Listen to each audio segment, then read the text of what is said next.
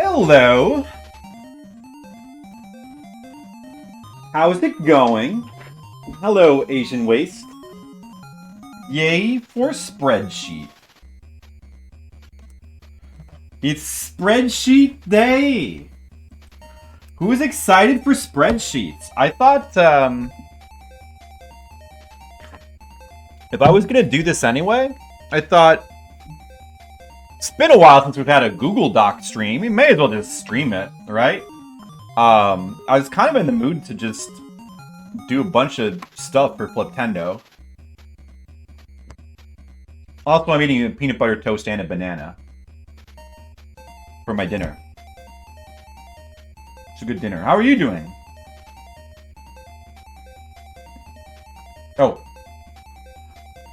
Let me put this on here. Yeah, that works. The official Fliptendo record. Apropos of what I'm doing. Alright! I feel like the camera is a bit just slightly high. Let me just adjust that. Adjust that a little bit. And now it's drifted to to that direction. More like here.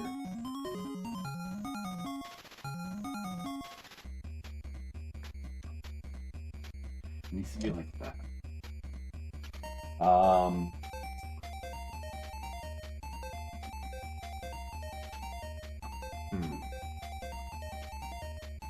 What? Why does this want to drift this direction? Now it's at an angle. It's at an angle before.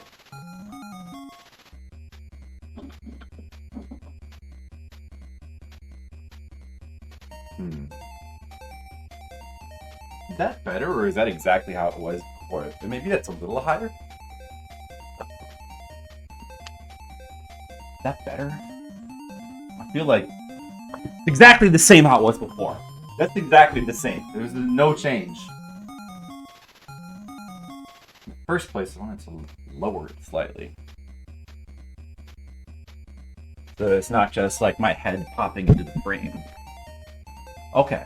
There. Just like a couple inches higher. That's good. That's what I wanted.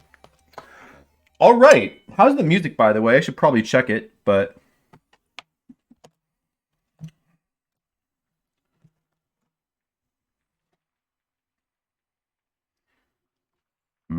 Twitch. I will check it.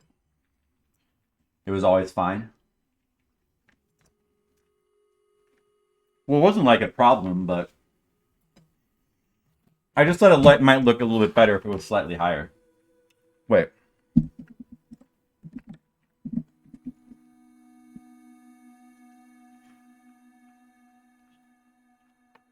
This is Minecraft music?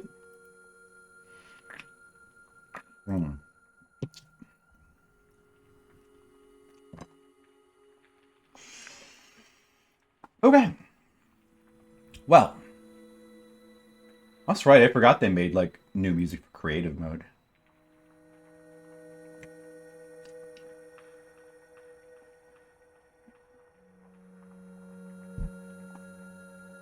Alright, so back to work. Alright, so here's what I've done so far. I did a little bit of this off stream. The guide formerly went up to 631. Chrontendo up to 642. Here's the thing, let me say this first off. I think a new Chrontendo episode came out just a couple days ago. I watched it. It was good, although these days Dr. Sparkle seems to like hate every game, which is understandable because honestly, like at this point, I can, as somebody who myself loves Famicom games, yet has played so many, I can understand how a person may get burned out, especially when there's like so many of these like repetitive games, but it's still a little disconcerting when he's like trashing like legitimate games like, you know, Codename Viper and etc, etc. Heavy Barrel. But yeah, so a Chrontendo episode just came out. So what episode was that again? Was that 55, I think? 56? Was it 50? It was 56. That was... So, hey Lamp Station, how's it going? Yeah, I believe it was 56. And that means... we're currently, as of game 600, we're currently just broke episode 40. I have up to 42, or I had up to 42 in the guide. We're only like 13 episodes away. I feel like I may as well just like enter all of those episodes in here. I don't know. I kind of want to see how many games would be left if we did everything. You know, the current. He does hate every game, like the hate on Dragon Quest IV over the last 2 episodes. Oh yeah, I thought the same thing. He did every game, yeah. And it's funny because if you go back to the early episodes, I feel like it wasn't like that. He was a lot more positive. I think.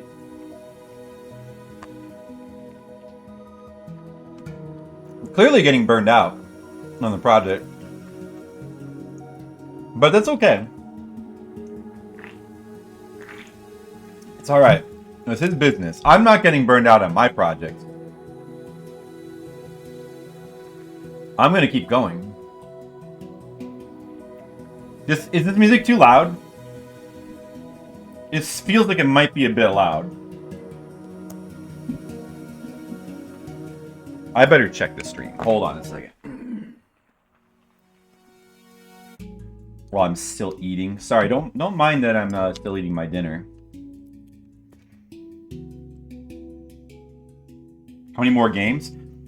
I don't know exactly. I kind of want to find out where he's at exactly, but I'm guessing he's in the 800s probably, which would mean he's a little over halfway, but still at least, well, probably still around like 600 to 700 more games to go.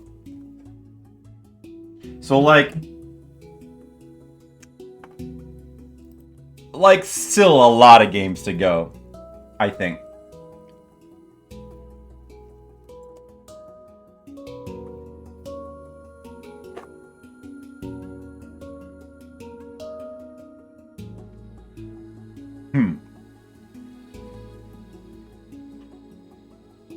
It doesn't seem that bad, the volume.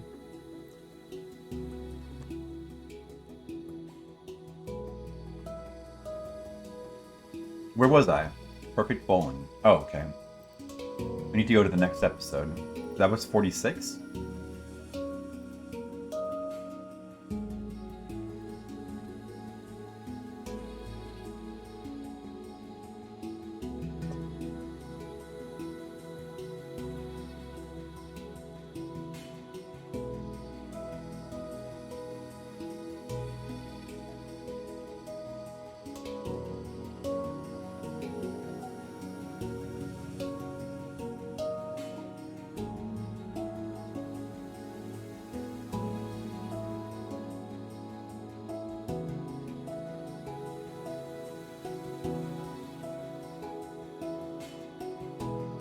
Get into the 700s.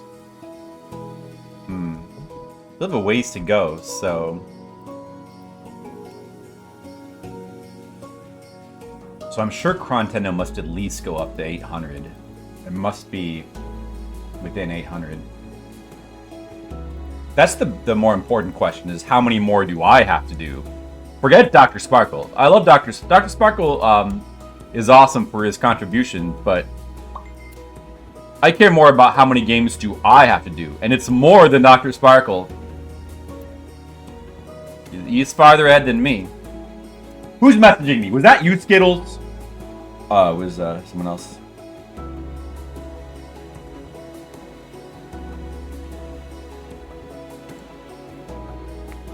That rhymes, Skittles. Good job.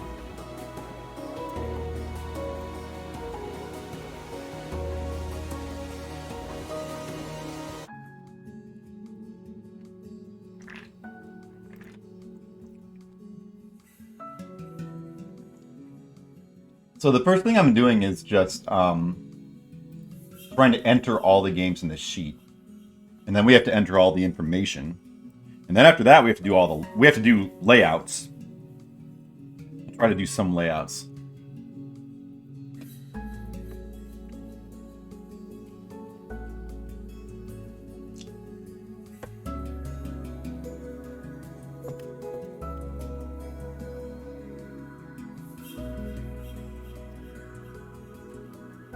Here's Cobra Triangle. Cobra Triangle. That one I'm going to have to try to beat. Here's Strider. That one I'll have fun beating. Here's Mother. That one I'll also have fun beating.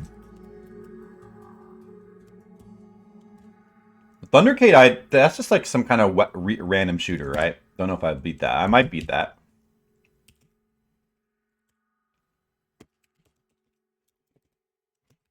Oh, and there's Splatterhouse Wanpaku Graffiti. I have beaten that on the stream before. At some point. It's not a hard game.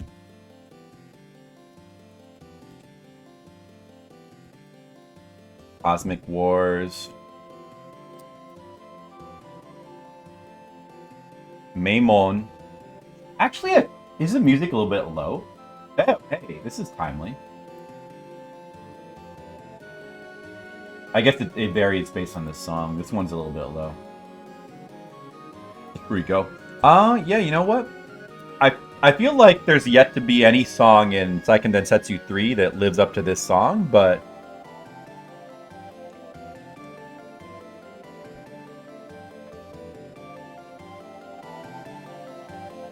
Why is this song so quiet? Dude, I'm turning it up to 100%.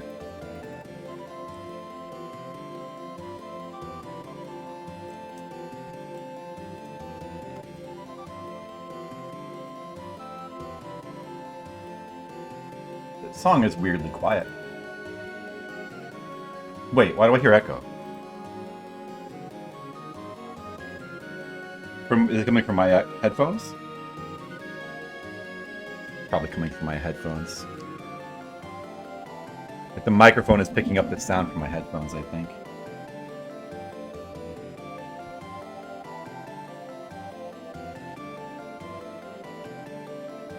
Let me just push it a little bit away.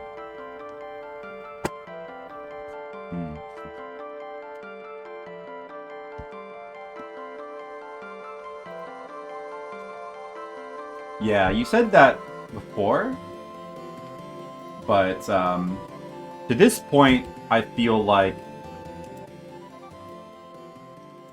the consistent enjoyableness is also won by Secret of Mana over, because, like, you know, the songs you hear most often, like the environment songs, have just been better so far in Secret of Mana.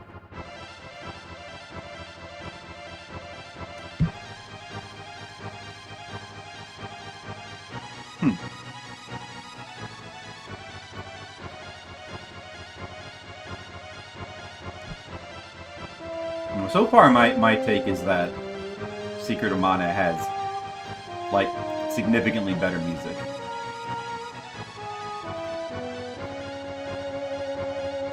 Like, Seiken Densetsu 3, the music is still good, but it's just noticeably a bit weaker.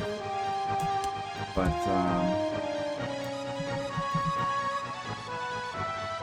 whoops, I entered that already. Oh, wait, hold on. I'm on... Where was I? Cosmic Wars, Maimon, Moeru, Daisan. Did I? Moeru Onisan. Circus Caper. I personally put the English title on the left. Magma.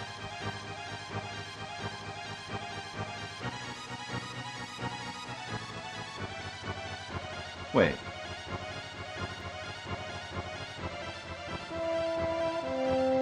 Where's that sound? Oh, it's coming... Oh! It's coming from these headphones. Oh, it's picking up the sound from the other... because I have two sets of headphones plugged in because of the splitter now. That's why it's picking up that sound. I see. I can just turn those down.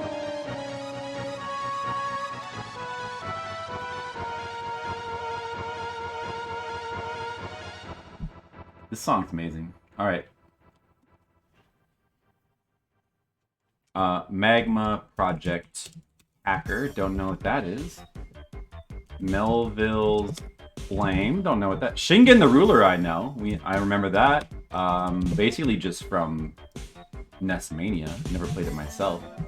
It was a memorable NES Mania game. Captain Ed. And that takes us to 709.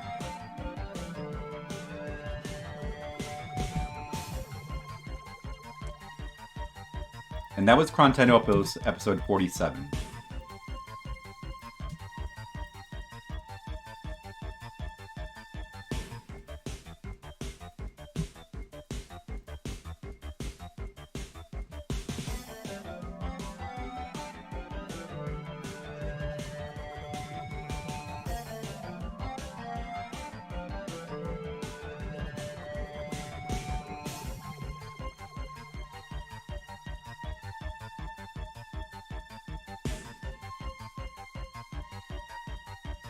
Oh, you have to keep these highlighted, I see.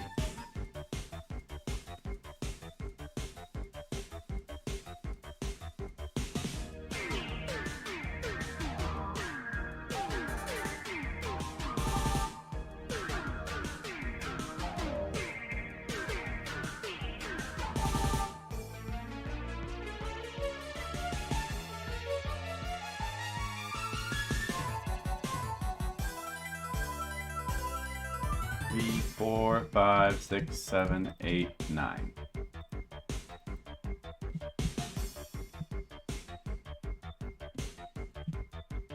Zero, 1, 2, 3, 4, 5, 6, 7, 8, 9.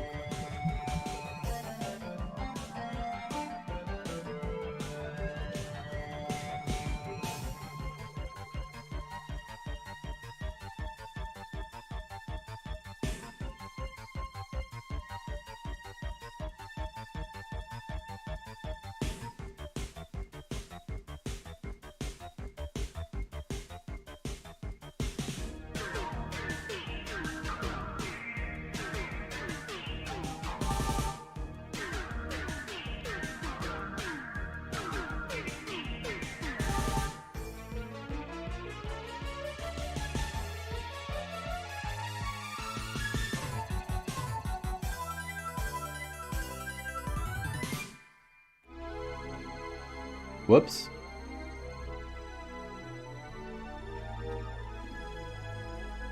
Okay, episode 48. A brief apology, probably for like how the long time between episodes. RoboCop. I actually played through that one when I was a kid. Racer, Mini, Yonku. I remember the last level being huge pain in RoboCop. Got the timer. Handcuff. Jordan. That's weird. I feel like the music level, even though I have it turned up to max, is still a bit low. Just turn up the desktop audio a little bit.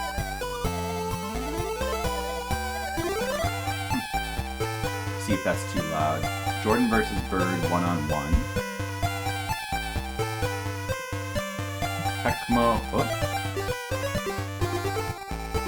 Tecmo Pro Wrestling. Idol Hakenden. Heard of that. Hani. Awa. Koji. No. Shogi. Shogi should have an EU in it, shouldn't it? Phenom 3. That could be too loud. That could be a bit loud. Let me turn that down. Okay, let's look at the 80% now. Marusa... No, oh no. Marusa's woman? Who's Marusa? Alright.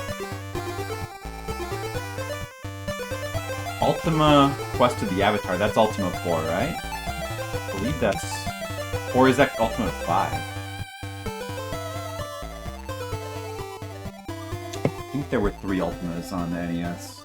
I'm not sure if that's 4 or 5. I think it's 4. Shuka Tyson. Then we have the Chrontendo Arcade Roundup for 1989. Kind of Hollywood Squares. Sesame Street's ABC.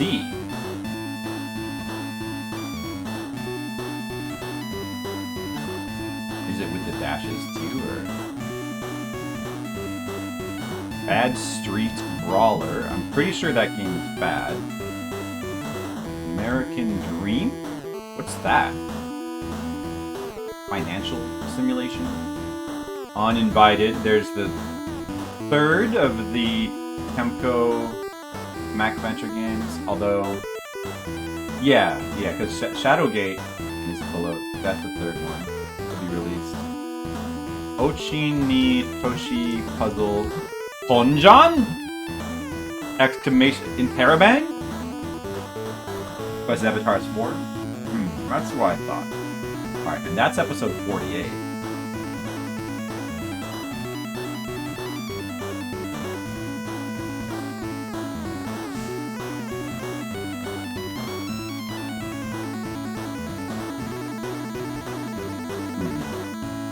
We're going to episode 55. I'm gonna need a lot more numbers then.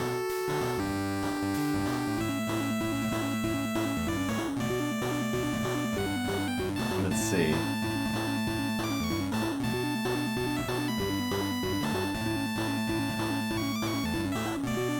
Let's just make it go to 800. You may as well.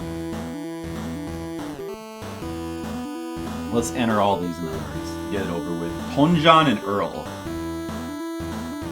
The crossover that never happens.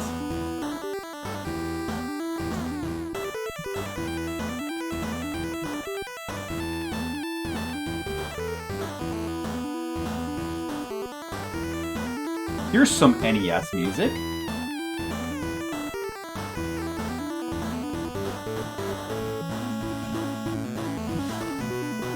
Some 50s.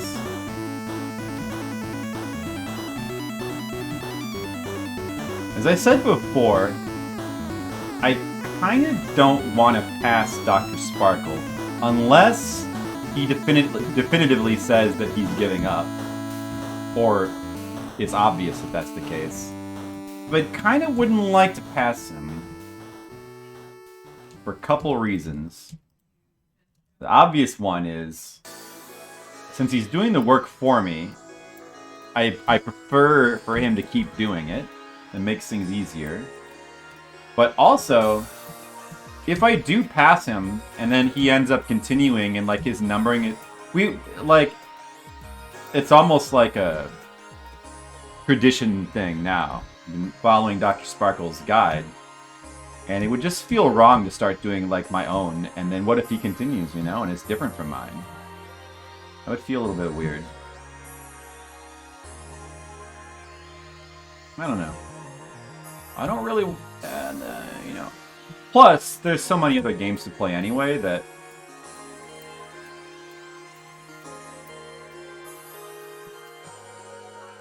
an excuse to play other games is not a bad thing. Maniac Mansion soundtrack is rocking. It is. It's one of the more amazing NES soundtracks, I think. That's why I can't even comprehend how there can be people who like the other versions better. I mean, there's groups. There's a group of people who prefer the PC version, you know, which I can kind of understand because it's the original one, or they just prefer different versions, or they don't like the NES music for some reason. But how can you not like that music? It's crazy to me. Episode 48, alright. Episode 49, I believe it goes up to 55. That should go up to, I don't know, I think it'll go up to 800, but we'll see. Oh, I have to enter some of these numbers.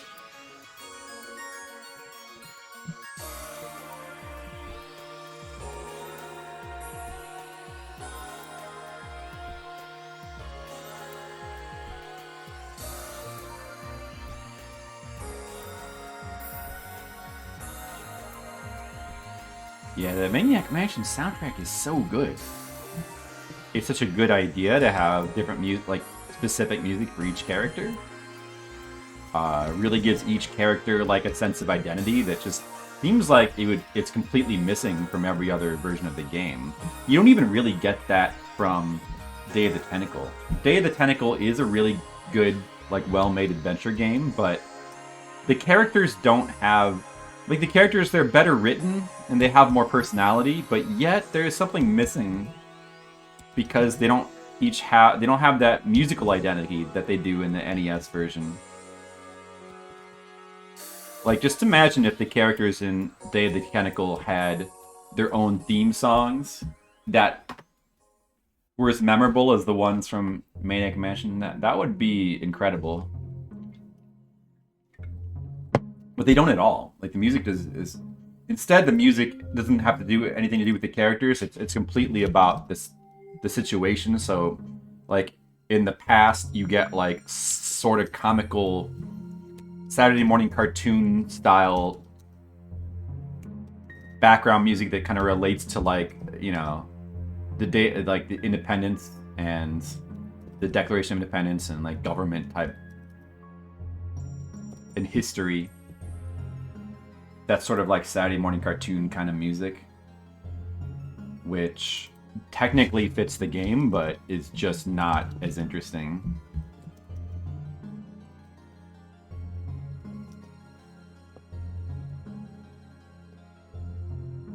Okay, let's see. I wonder if that's enough. Let's go with that for right now.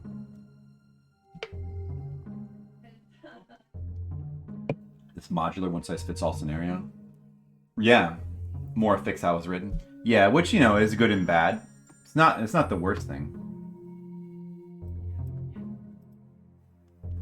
Okay. So we're on episode 49. Making some progress.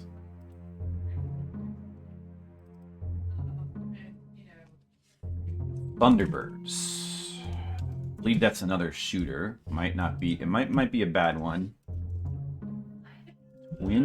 Third Twin Bee game? I believe it's probably more than the third.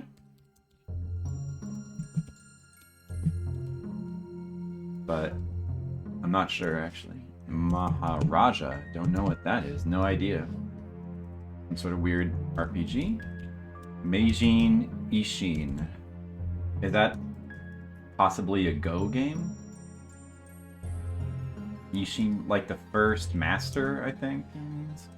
Back to the Future, there's a favorite of everybody. Who doesn't like that? NFL, yeah.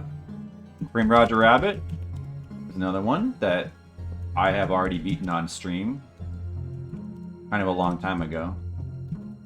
You could play through that again, maybe. DuckTales. I've done that on stream. Fester's Quest I played on stream and I never did finish. If we get back to it, I will finish it. Sky Shark, that's a game that I like. Very good. Poland. Little League Baseball / Koshin. Little League Baseball, what is it? Championship Series.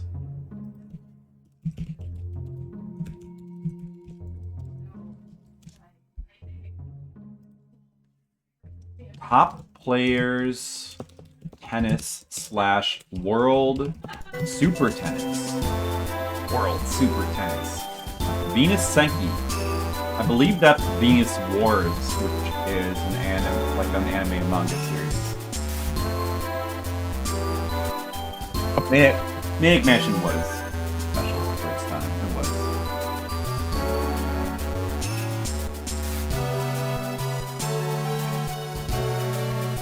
And there is something very cool about what it does that few other adventure games do. Famicom Mukashi Banashi. Oh, this song might be a bit loud. This might be a bit loud. Let's sing it down a little bit. Okay.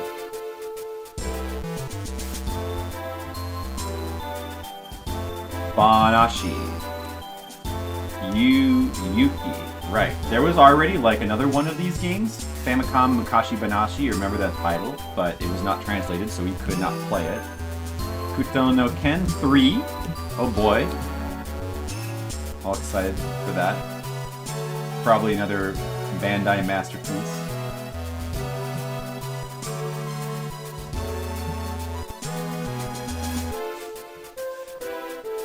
Okay, and that's episode 49.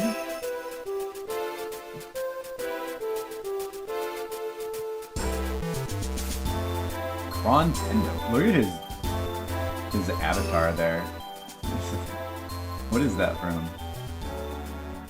Wolfman. Okay, episode 50. Here we go. Episode 50 starts with the 740th game. Yeah. I guess it is. It might not even go to 800 at this pace, especially since like the last couple episodes have been shorter. Maybe he doesn't even get to 800 yet. There could be even more games left than I thought. Maybe we may catch up to him. Like if we went at the same pace this year as we went last year, we probably would. We might even catch up to him this year if we had done that. So that's even more reason why we don't need to do that. Ketobi Warabe Ko, Softball, Tengoku. Oh, that's Dusty Diamonds, All-Star, Baseball.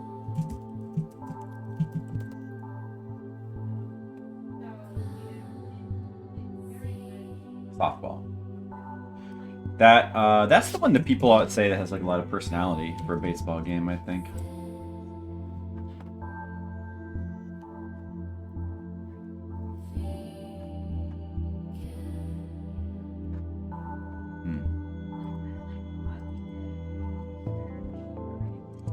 Tashiro Masashi no Princess ga Ippai. Isn't Ippai mean full? Tashiro, I spelled that wrong. Tashiro Masashi's princess is full? Is that what that means? Okay.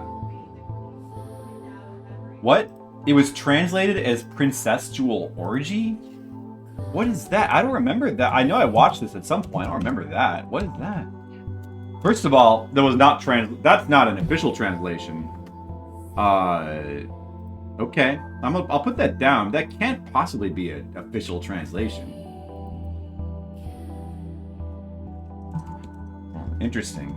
Baseball Simulator 1.000. Otherwise known as Shojin Ultra Baseball. Dragon Ball 3. Goku Den. That's like Goku's legend or something. Goku's chapter. I think Den is chapter. Like Goku's chapter. Every chapter is Goku's chapter. What? Major League. Mahjong Haikai. Twin Eagle. We just put in Twin Cobra and then now it's Twin Eagle. Jeopardy Junior Edition. Sure. Wheel of Fortune Junior Edition. For juniors.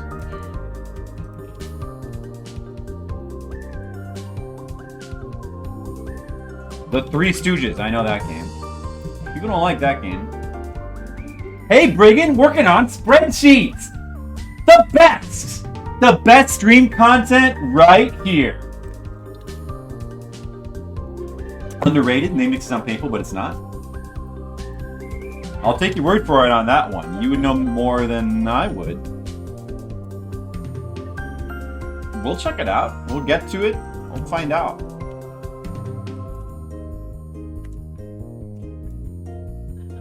There are kind of a lot of boring baseball games, though, for this system. Gozonji Yaki Kita Shin Dochu. Alright. Dungeon Magic. I remember that one from NES Mania. You know, I kind of like dungeon crawlers where you just get one character. Maybe I'll play that. That actually looked like it might have been fun. U.S. I like RPGs with where you play as only one character. Like, I kind of like that. I know this is kind of weird, but something about the simplicity of one character RPGs is kind of nice. Super Spike V-Ball. All right, that's episode 50.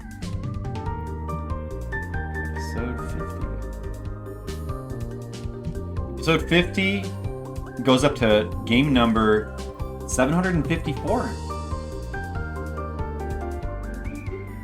Look at this.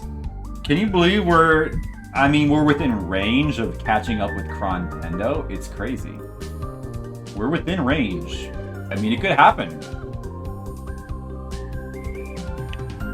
If it doesn't happen this year, it'll happen next year for sure. Unless he starts coming out with episodes like a lot faster. Which is possible. Geki Totsu Shiku Battle? Is that one with the like Hot Wheel cars or something? The radio controlled cars, I think.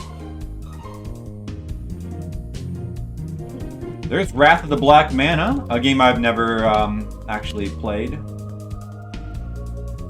Ninja Cop Saizo.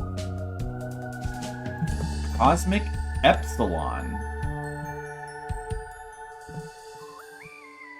Terao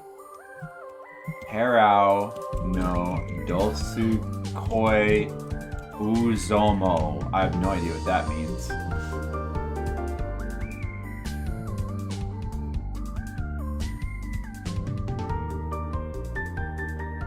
Rescue the Embassy mission? Pretty tough. You ran it. Crash Slays hate it. I'm not sure I knew who Crash Slays is. I think a lot of people don't like that game, but I think it does have fans. Lutter. Golf Ho Open. Okay. Square is Tom Sawyer. That's the RPG one.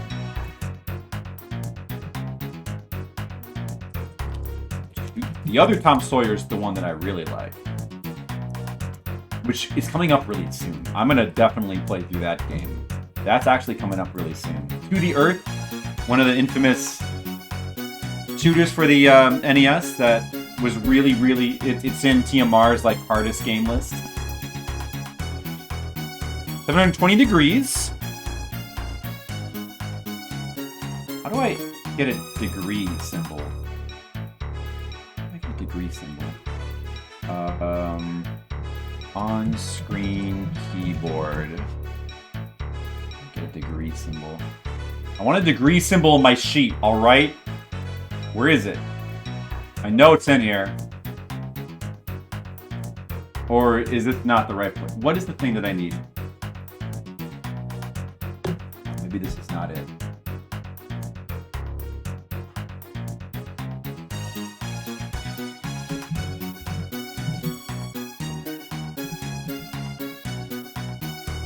Just copy it from the chat. Would that work? Oh, that works. Okay, I was just looking up how to do it. Thanks, Brian. You know how to do it better than I do, apparently. I know there's a way, but I forgot. All right. Tetris.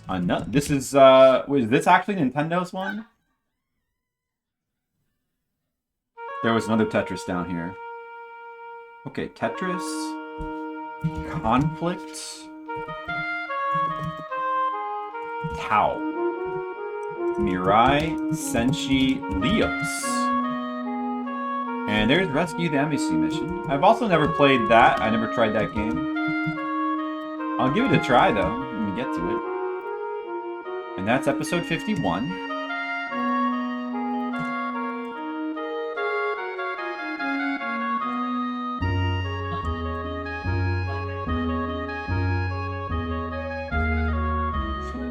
Run into Ranma Half, I can borrow that too. Hey, thank you. Is there a Ranma? I don't think there is a Ranma Half game for Famicom. I think the first ones were on Super Nintendo. I mean, there's Urusei Yatsura and Maisani Koku. But I think that the time of Ranma Half was a bit past Famicom. There's like at least 4 for Super Nintendo because there's 3 fighting games and I think there's at least 1 RPG. There might be more than that. There's at least 4 for Super Nintendo. You think Game Boy ones? The Game Boy was around long into the Super Famicom era. I think it was around for a long time, so it's surprising. But I'm not aware of one for the NES, maybe or the Famicom, but I might have missed it. And I don't think that there is one. Alright, episode 52. Maimon. Takonishi Oendan. Something. Osomatsu-kun. Back to Zami no Deppa. Sometimes you just gotta go back to Zami no Deppa. I think we've all been there. Shin Satomi Hakenden. Look at all these weird Japanese games that we're gonna have to play. Look at them. Ghost. That's the American. I don't even remember that game. There's a game called Ghost Hunter on the NES. I don't recall that at all. Not at all. I don't think I've ever even heard of that game. Ghost Hunter. Ido Chase HQ. I played that either. A bunch of Rama games. Yeah, there are. Like I said, there's at least 4. I know there's 3 fighting games and there's 1. One of the fighting games was brought over to America, but they Americanized it, took all the Rama characters out, and replaced them with like generic gangsters in like a post-apocalyptic warriors type world, and it's really bad. I think it's called Street Combat. That's the only one they quote brought out in some form. The others were not. They were thinking. I remember. Oh no, wait, no, that's not true. There was one that was brought out in America. The second one was brought out as a Ranma game because at the time, I think the anime was starting to gain a little bit of popularity, kind of. Although it was still relatively obscure, so I remember just thinking how lucky we were to get that at the time. But that game is a little bit awkward to play. It's not really a very good fighting game. The third one seems like the best one. That one did not come out. I think, yeah, you know what I'm thinking of? They were thinking about bringing the third game out as well, but it got canceled or something. It got canceled, they didn't end up bringing it out. So we got the first and second one. We only technically got the second one as a Ranma game. And I still don't know why they brought it out. I guess they were trying to... I don't think Ranma... I mean, obviously Ranma had some popularity. But it was... Anime at that time was still relatively obscure. It's not like it was on TV or anything. Far from it. Because it would have been difficult to put on TV. But it is a popular overall worldwide phenomenon. Just remember... Think about who knows about Ranma. Remember who occasionally sings Ranma theme song on their stream? That's right, the Mexican runner watched Ranma. So apparently they had Ranma on TV in Mexico. Which is pretty funny if you think about it. It was quite a worldwide phenomenon, but they didn't bring it out here. Probably because, you know, I don't know why. I guess I bet they probably brought it out in like Mexico and Italy and places where they'd be more able to handle its nudity, I guess.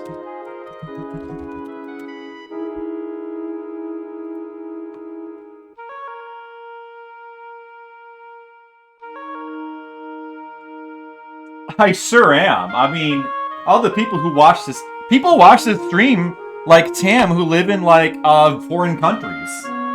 So I am technically I'm a worldwide phenomenon. I am watched by people in other countries. Various people. You know, it's not important how many, but some people. Make a good ramen game in the vein of Shenmue. Shenmue, huh? Because of the time thing? That would be interesting. Oh, it looks... Okay, so this is, what, episode 51? Okay, so we're gonna go well into 800 then. Shinsenden.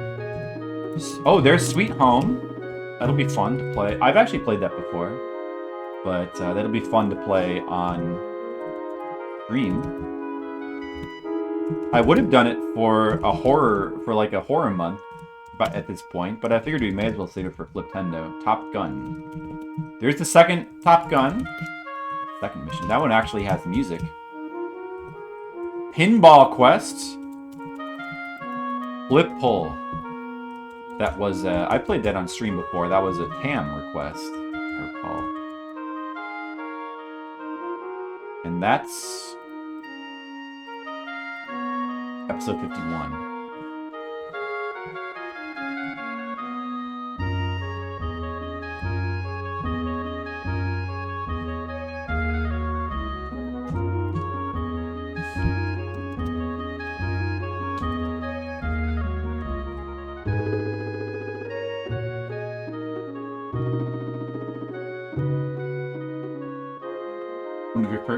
Yeah, it was kind of... Well, it was among one of the first animes that I got into.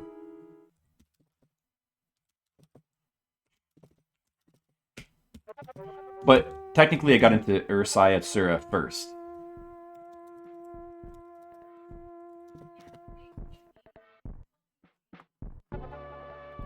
That's true. Very difficult to avoid these balls. It's a funny quote when you just kind of stick it in there with no context, huh?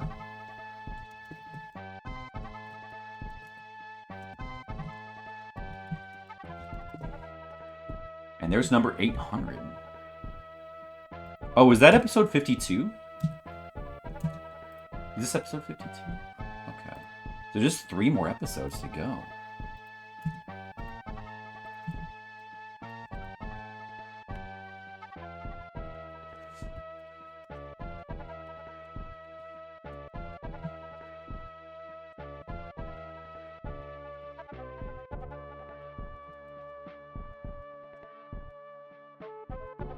Alright, episode 53.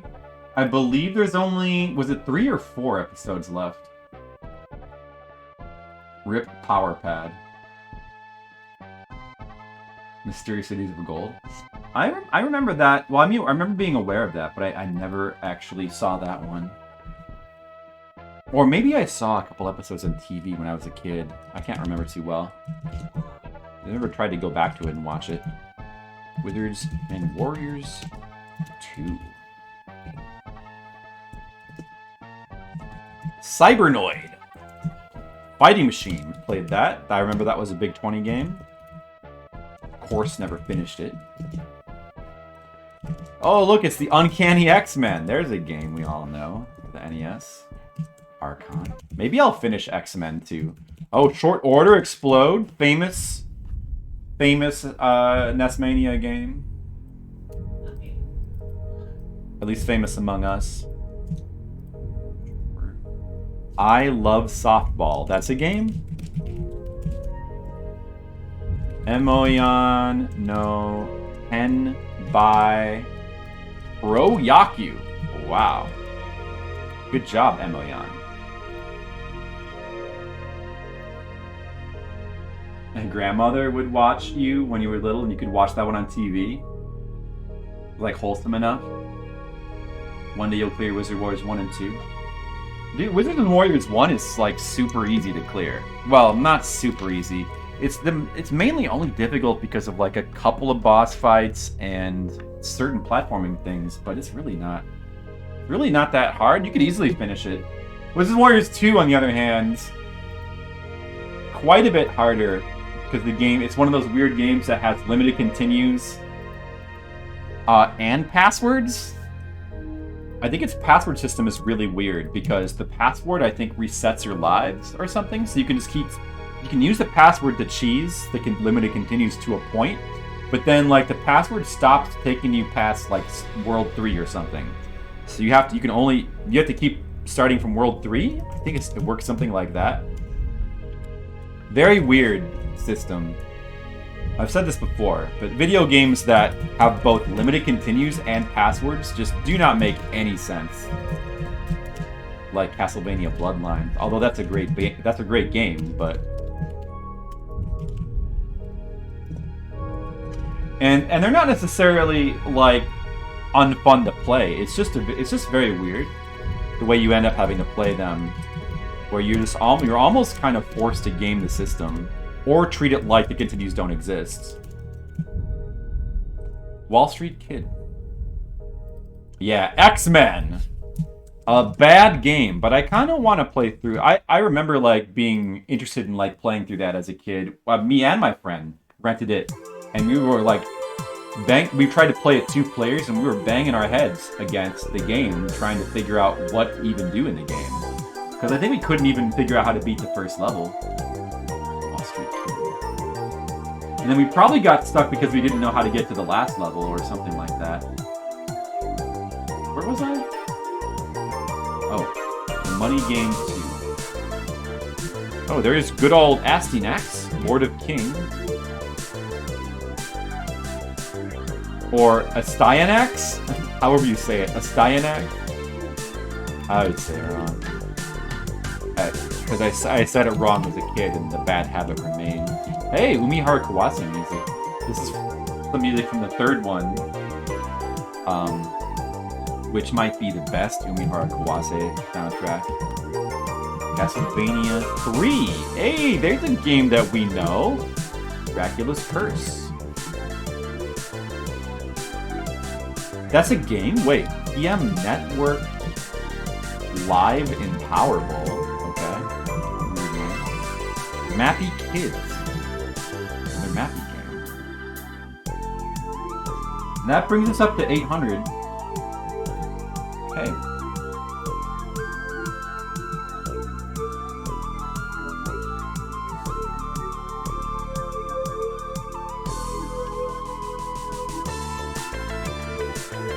So 54. This episode came out recently, didn't it? Oh, so 56 was the one that came out this week. 55 was 2 months ago, and this episode came out, where's the date?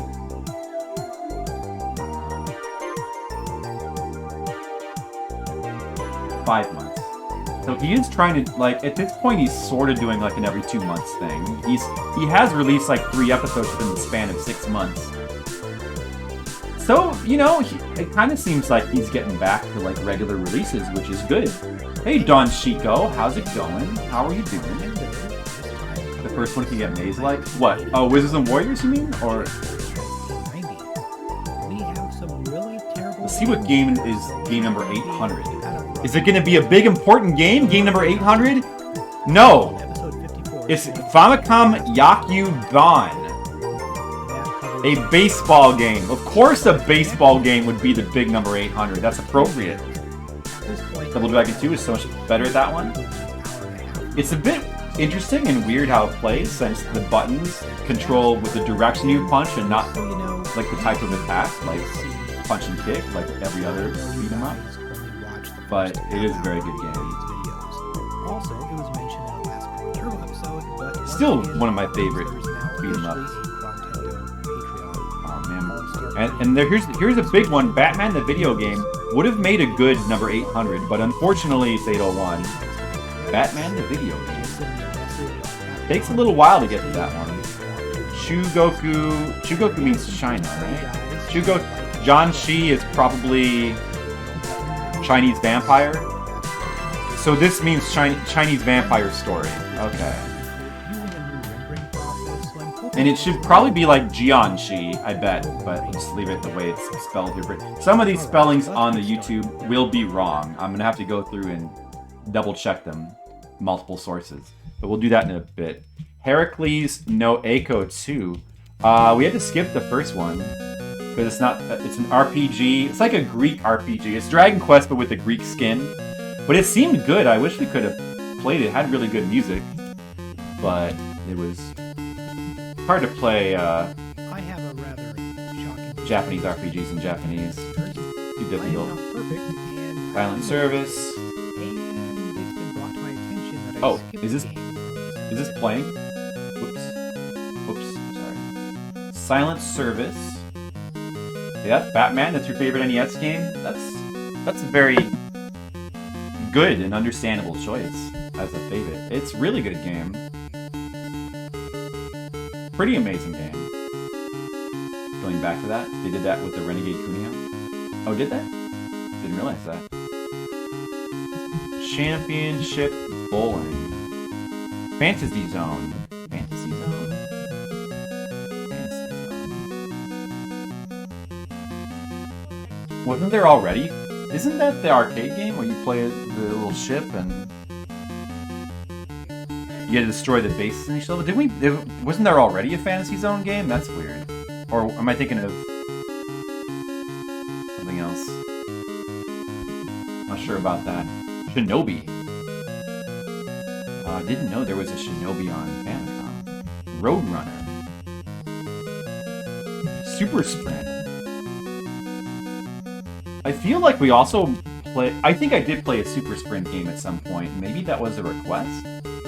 Hubin. I haven't played that one. Ganbare Goemon Gaiden. Ah, the Gaiden Goemon game. Some sort of like mini-game Goemon game. Kita Ogan Hitseru. I don't know what that means.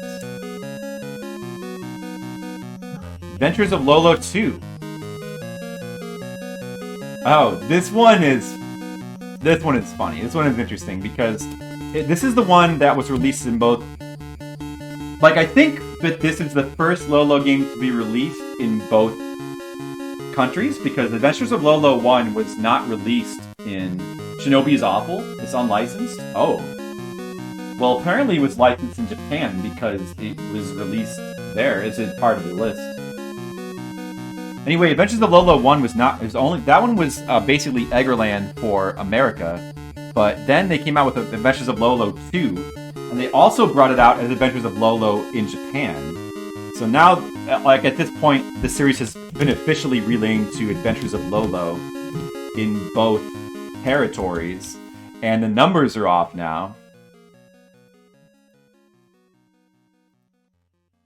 But it's odd because usually the numbering system is off in reverse. Usually it's America that misses titles and are behind in the numbers.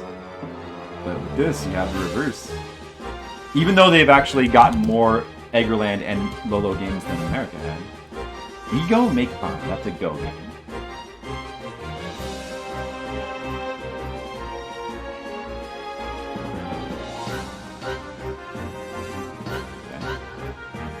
So that's episode 54. We have 2 more episodes to go. Let's see. How many more numbers will we need?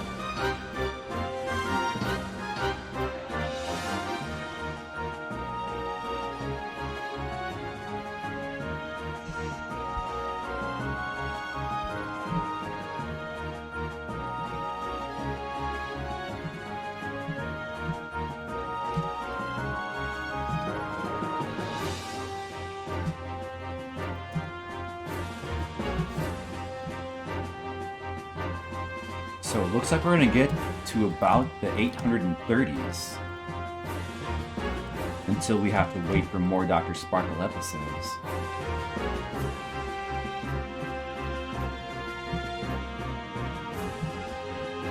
Of course, if we slow our pace down and Dr. Sparkle continues to release episodes like he has been, by the time we do get to 800, he might be around 900, which would definitely be good. That would be the hope.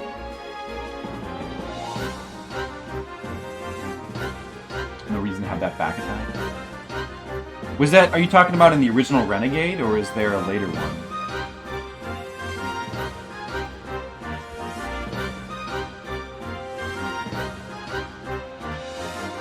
I would still like to play more of the Cuneo games. There's some on the Super Nintendo that look really cool, actually.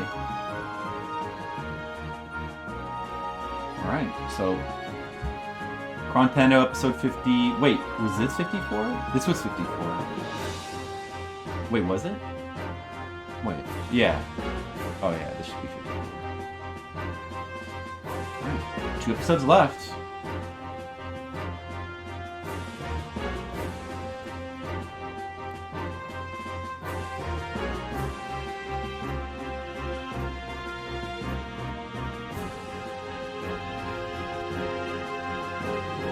back attack makes a lot of sense. Hello, Mr. Leo. Welcome to the Google Doc stream. We haven't done one of these in a while. Hope you're ready for some hardcore Google Doc editing. It's the only way. And hardcore song list listening. Chessmaster, Road Blasters, Infiltrator. Isn't Infiltrator the really bad one? Kings of the Beach, Cadillac. I think some of these games might be really bad. Super C. Known in Japan as Super Contra, apparently. Nobunaga no Yabo. Sengoku. Gunyu Den.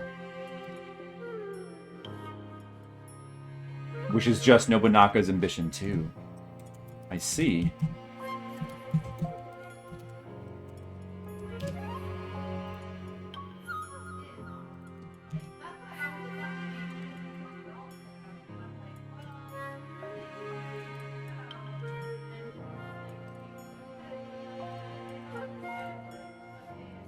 So an Infiltrator, you had it as a kid. It's bad, you remember it vividly. Is that like another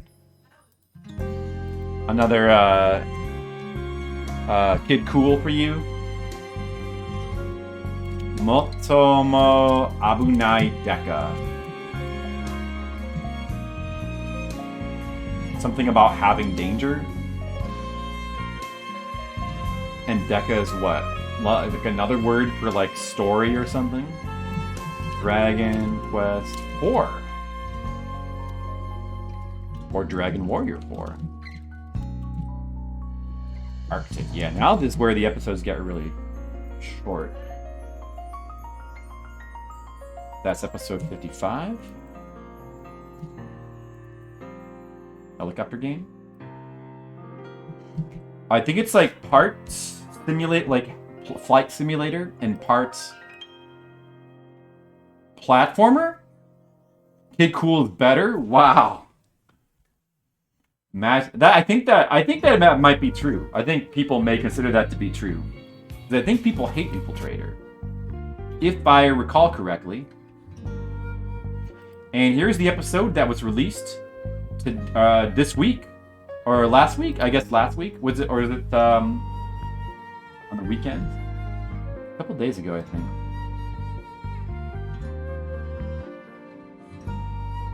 David Crane's A Boy and His Blob? Is that the official title? Well, I'm just calling it A Boy and His Blob. Hiteretsu Dai Yaka. Dead Fox Ningen Keiki. Codename Viper.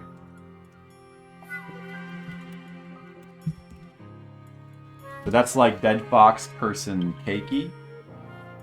Cake? A person cake? Like a cake made out of a person. Part Bad Stealth game too. Yeah. I'm sure even with the manual it's hard to figure out. Yeah, Codename Viper. People like that game except for Dr. Sparkle. Dr. Sparkle is like trashing it. He's really getting a bit bitter.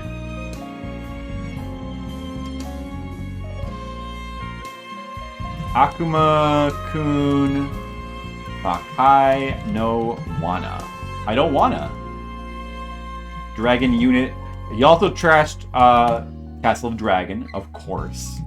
A lot of people do. But I think I agree with Apollo, and I think I actually like that game. It actually seems pretty cool. And I do want to play through that. I've never finished that game. Dash Galaxy in the Alien Asylum. Destination Earthstar. And there's another one that was notable, had a notable presence in Netsmania. I remember that being a big pain. Whoops. Nishimura Kyotaro Mystery. Super Express. Satsujin Jiken. Something about a train murder mystery. Okay. Probably won't be playing that. President no Sentaku. Does that mean like the president's laundry? I guess it's a different meaning for the word Sentaku there. Probably doesn't mean his laundry. I want to play a game called The President's Laundry. Were you able to get anywhere in Ginga Densho? Is that, you're talking about... Is that Ginga Densho... Is that the Space Odyssey one? Or is that a different one? Wait. No, I think it's not. Ginga Densho. Oh, it is Ginga Densho Galaxy Odyssey? That one? Yeah, I beat it. I beat the game. I used a guide, but I did beat it. And I actually liked it. That's the one that's like part shooter and then part Zelda. It's like Guardian Legend in reverse because the exploration parts are the shooter. And then the equivalent of corridors are like Zelda things, Zelda rooms you explore. Like reverse Guardian Legends. I did. It's a very like janky and not well-made game.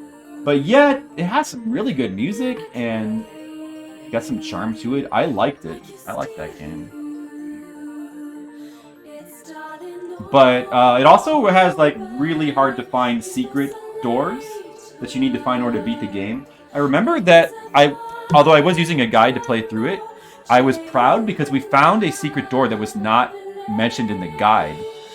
So even the guide and GameFAQs, we were able to find something that they didn't find. And I emailed them to like let them know to put in their guide, but they never responded. Heavy barrel. Okay. That's the last one. That's the last one right there. There we go. So now we have all the games for the rest of Chrontendo entered into here. So it looks like, as of right now, my Project Fliptendo Heavy Barrel's pretty bad. I don't know. You think it's... I think that I liked it as a kid. I think that nowadays people don't really regard it that highly anymore. It seems alright. I know it has flaws, but I think... I don't know. I haven't played it in a long time. I'm gonna play it again. Lucas chapter.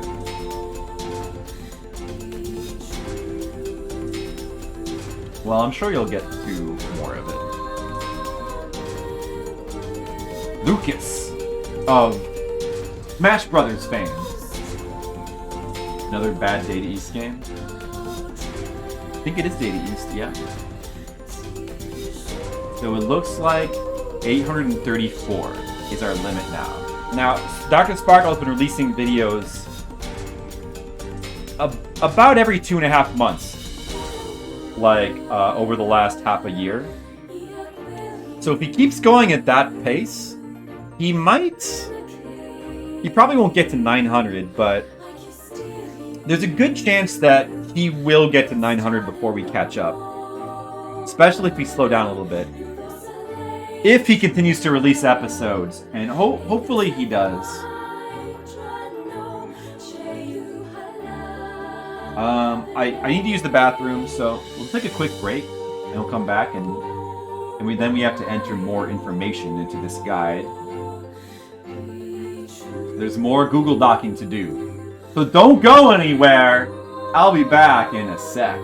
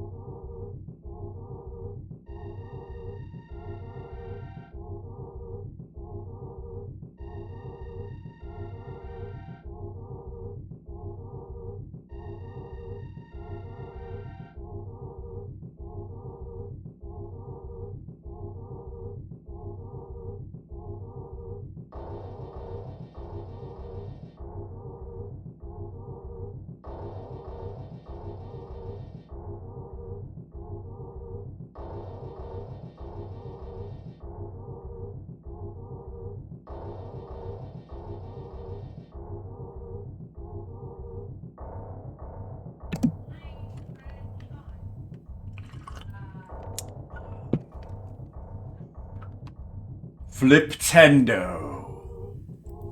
Fliptendo. The legacy of Fliptendo continues. Project.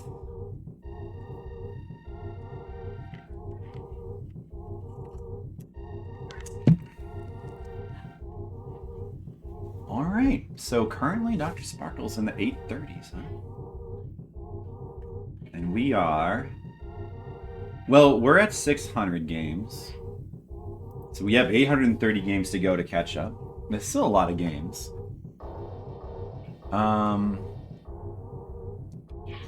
Next, let's enter the dates and developer information. Let's see. Put this over here. When do I plan to return? I don't know. I thought about doing it soon. Probably pretty soon. Maybe this month. Maybe next month. Kind of depends. But probably next month at the latest.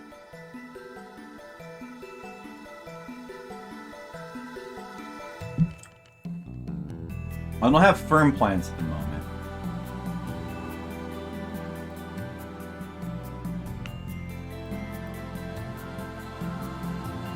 Right, so this is episode 43. We need to go back to episode 43.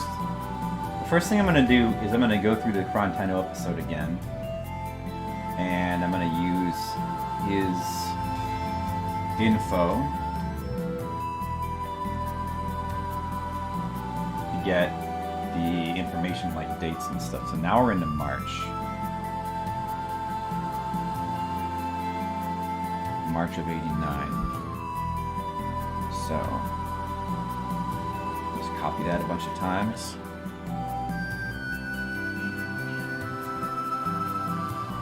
By the way, look, this is a really long episode. Look at the size of this episode. It's crazy. It's like 43? 20 episodes or something? How is that so long? Alright, so SD Gundam World. This is Human for Bandai. I remember that SD Gundam Gachapon Senshi, or whatever it was called, that was one of the really early, like, Fire Emblem style strategy games.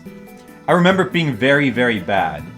Like, really slow. Like, the loading time, some of the worst loading times of, like, a computer, like, AI-controlled character, where you have to sometimes wait many minutes for your turn to come back, for the computer just to be done. And, really repetitive music, like, just bad-looking game. Visually, boring. Chrontendo provide developer and publisher. Yeah, they do. See, look. See, this stuff is at the beginning of every episode or every game. They give you developer, publisher, and the release date.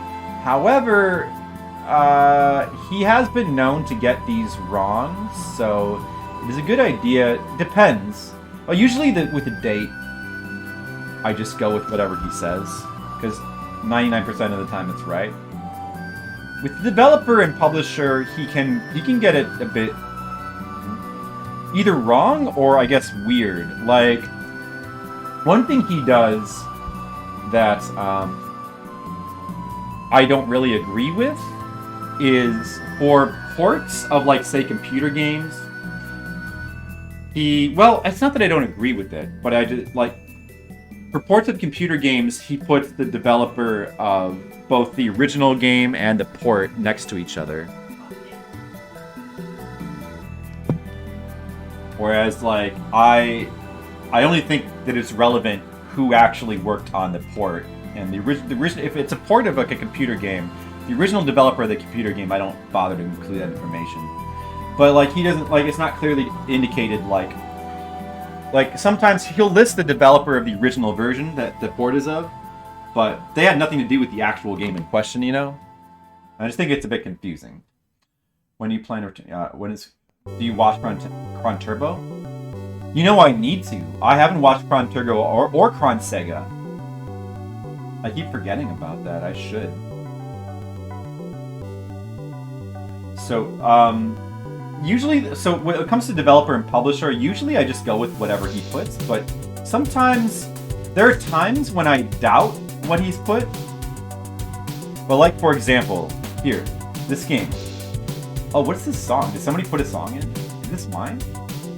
Rhyme Star. Oh, that's one of the new ones I put in. That's good. That's good. Whoops. So for this one, he has Tosei and Bandai. If it's something like this, where it's like Tosei and Bandai, and like it's very common pairing to have Human and Bandai or Tosei and Bandai together. Like they made games for each other all the time, so there's nothing suspicious about that. So I just usually go with that. That's probably right. No need to check it.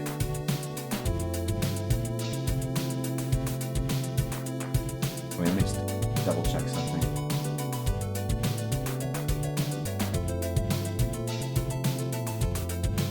Oh, is this Famicom Disk System? Oh, this one is the Famicom Disk System game. I need to put that in there for the Gachapon one. So I don't bother to like double check all of these, but some of them I will. Depending. Or if it's like something like where he puts Bandai as the developer and publisher, like I think that Bandai never developed their own games. I think they always farmed it out. Certain developers at this time were very notorious for farming out games. So if he puts them as their own developer, I get suspicious and I want to check it. Home Data. The Home Data and Namco is a pairing that has gone together before, so that seems normal. Alright. Jesus! Oh, listen to the title of this game. Jesus. Kyofu no Biomonster. Oh, that's another thing. With some of these Japanese titles, he sometimes gets it wrong. I should probably at least check the title with... The Wikipedia list is actually pretty reliable. Like, it's about as reliable as Chrontendo is. So if they both agree, then pretty much there's a 100% chance it's right. If one of them disagrees with the other, then just have to go for like a third or fourth opinion. But let's see. There's a separate list of Famicom Disk System games, Famicom games, and NES games, and you can sort them in release date, which is great. So, like, my go-to for like just information about release date is Wikipedia. Yeah, this is what I would probably have to use if I were going to make the list myself. Although actually sorting through it is kind of a pain. Hey, Radon. They are super retro for sure. There are times there are times when definitive publisher information isn't available. Some of this stuff might be assumptions. In here, there are a few that I have question marks on, like this Family Trainer game. Sometimes it'll say like Bandai developed it, but I just doubt that's the case, so I put question marks. Sometimes there's just no information about the developer. It's pretty rare though, like 99% of these have information. Like this Bandai game, no developer information. It's probably one of their, standard companies. Like it could be Tosei. It could be, some of these other ones like Systems Sakata or Shoei Systems. It probably is. But since they use various companies, it's hard to know for sure. Yeah, if you scroll through here, there are a couple that have question marks.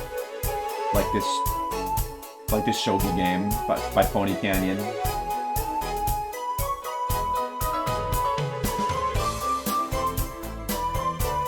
But overall, there's very thorough information on the Wikipedias.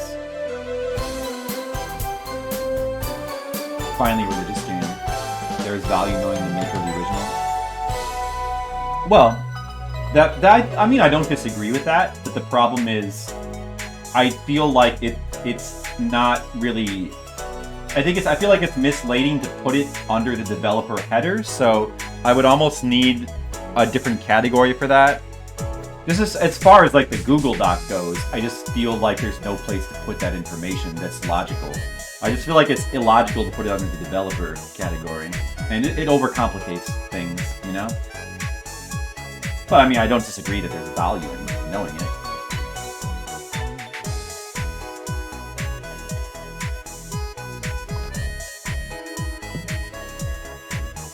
It is worth noting.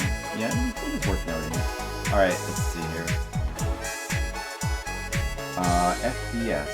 So we're in 1989, and this game is Gundam World. That should be... There it is, SD Gundam World. Gachapon Senshi, Scramble Wars, Map Collection. Although they have it... Wait.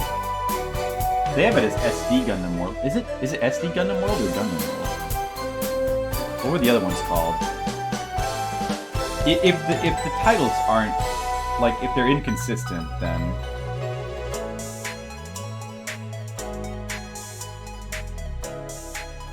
Like, that's called SD Gundam World. And the original one is called SD Gundam World, Gachapon Senshi Scramble Wars. And then you have SD Gundam World 2, Gachapon Senshi 2, Capsule Senki.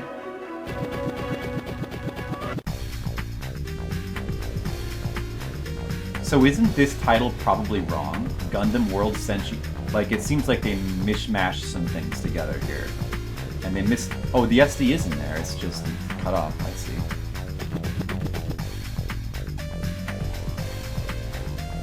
But I'm going to follow the Wikipedia here, and I'm going to put the colon here, and I'm going to put the dash here.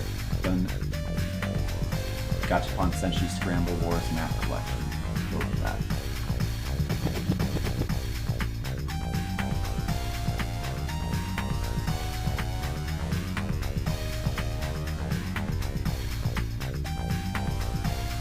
If for the sake of simplicity, that's fine, but I would dispute if you felt like information themes are misleading. Well, specifically, I think what's misleading is putting them in the developer category, or like smashing all that information into the, like, I feel like it needs to have its own category, like original developer, you know? Like, but yet I don't feel like I want to have a, if I were going to include it, I would want to have a separate category, but you know, I feel like it would just be a bit overcomplicated. Like, there's already, you only need so much information here. You can always find this information elsewhere. For the sake of the guide, you only need so much. I like having the developer and the publisher, but...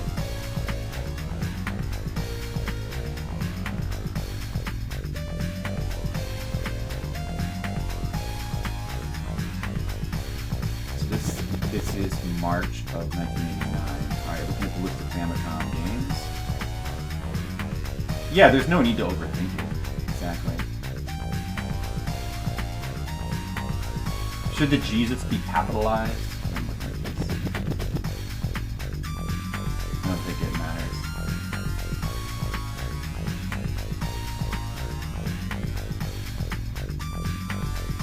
Jesus video game. Looking for Wikipedia. This is based on a computer game. There's a computer game called Jesus. But I think it's not what you think. Like, if Jesus is the name of the space station. It was named after Jesus. It's by Enix. It looks pretty cool, actually, the Famicom version.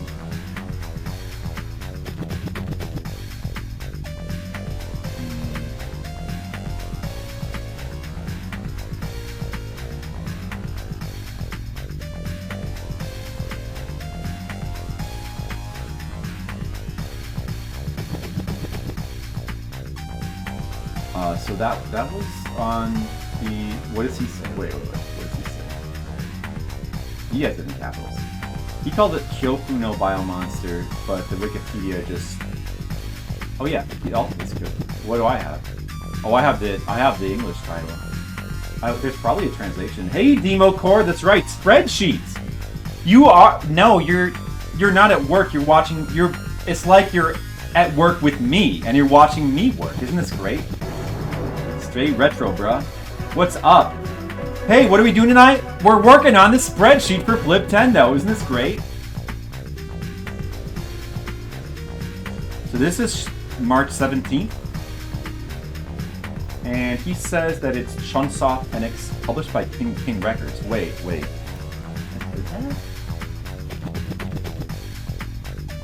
Chunsoft. Chunsoft was renamed as NX later, right? Do I put Chunsoft or did I put NX? Chunsoft.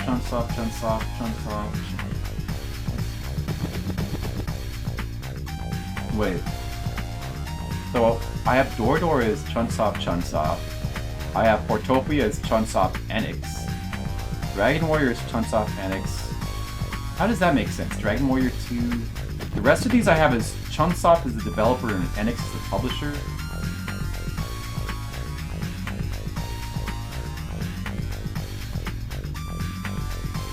Although Dr. Sparkle confusingly has Chunsoft and /NX as the developer.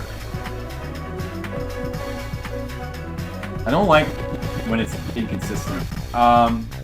What can you do to help? You can just hang around and listen to the music, I guess. Or whatever, I don't know. Get a cup of coffee for yourself. Decaf coffee. Working. Uh-oh.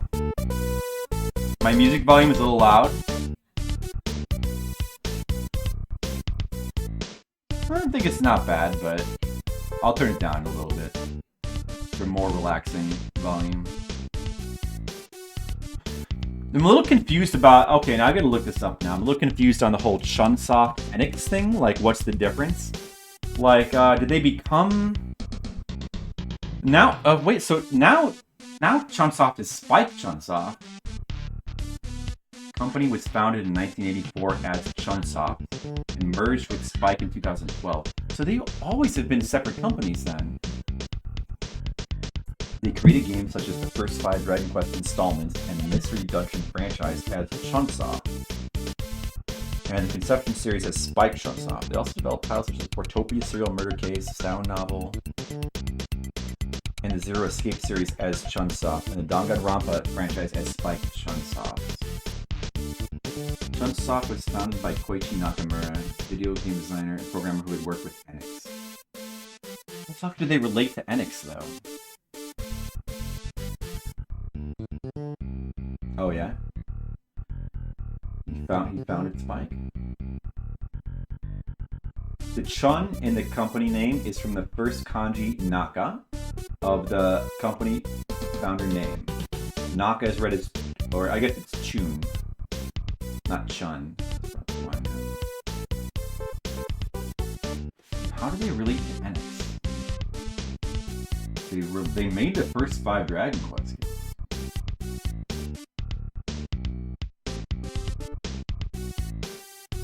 Chunsoft, published and or developed. Sort by release date. Wait. That's not a complete list. Oh, here we go. Door. Portopia. Dragon Quest 1, 2, 3, 4. Famicom Jump. Tetris 2 plus Bomb Blitz. What about Jesus Dreadful Biomonster? What about that? That's not in here.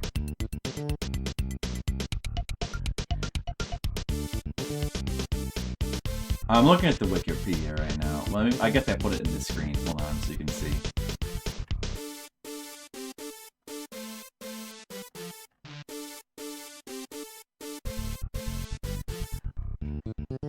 Why is Jesus not mentioned in here? Where's Jesus? Where is it? It's not even mentioned in this article. That's odd. List of NX games.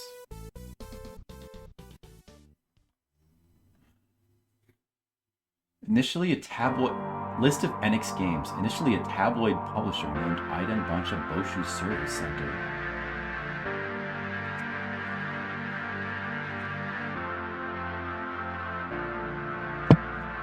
NX moved into traditional publishing for video game consoles in 1995 began with ports of 2 of its more successful games. Door and Protopia 3 Murder Case. But wait, Chunsoft made those games. From that point forward, NX served as a publisher for... I guess they published them. Then I should have NX as the publisher for Door as well, shouldn't I?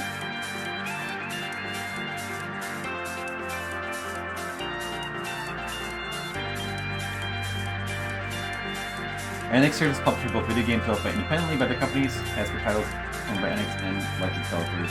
National Dragon Quest series constantly developed primarily by Chunsoft. Some of the games, Dragon Quest 7, have sold millions of copies. The series as a whole has...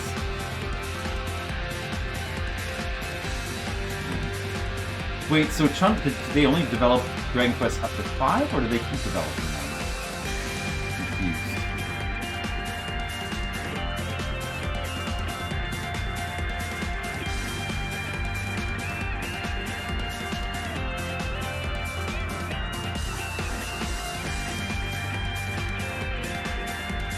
Cooperated heavily with NX. Oh yeah, that's definitely true, but...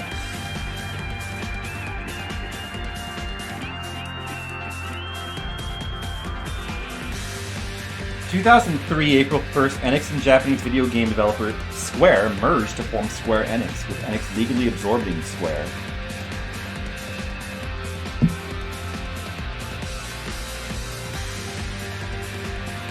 Dude, that was an April Fool's. Only one game, King Arthur and Knights of Justice, was not released in Japan at all.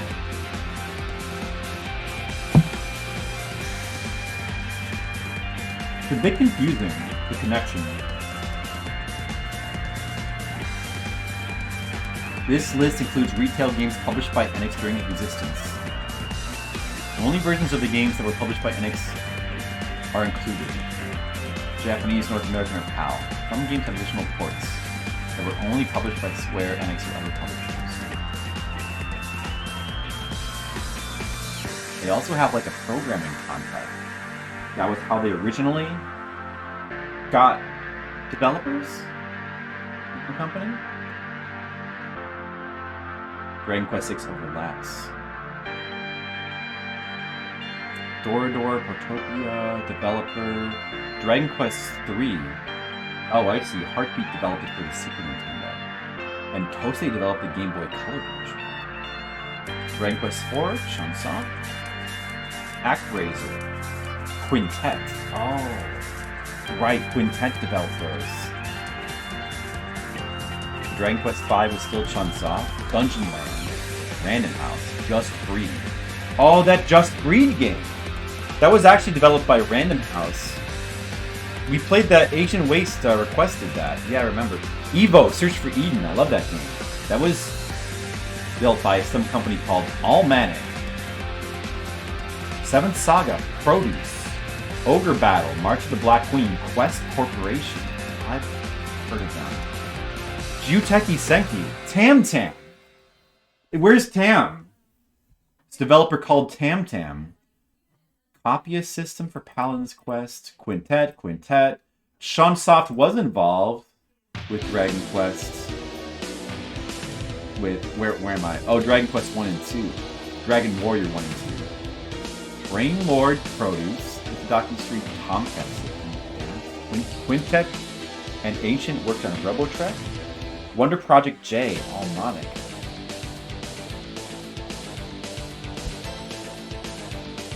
Where's Dragon Quest 6? Dragon Quest 6 was Heartbeat. So Heartbeat became the official... They replaced Chunsoft. So Chunsoft did only work on the first 5. Star Ocean Second Story, Tri-Ace.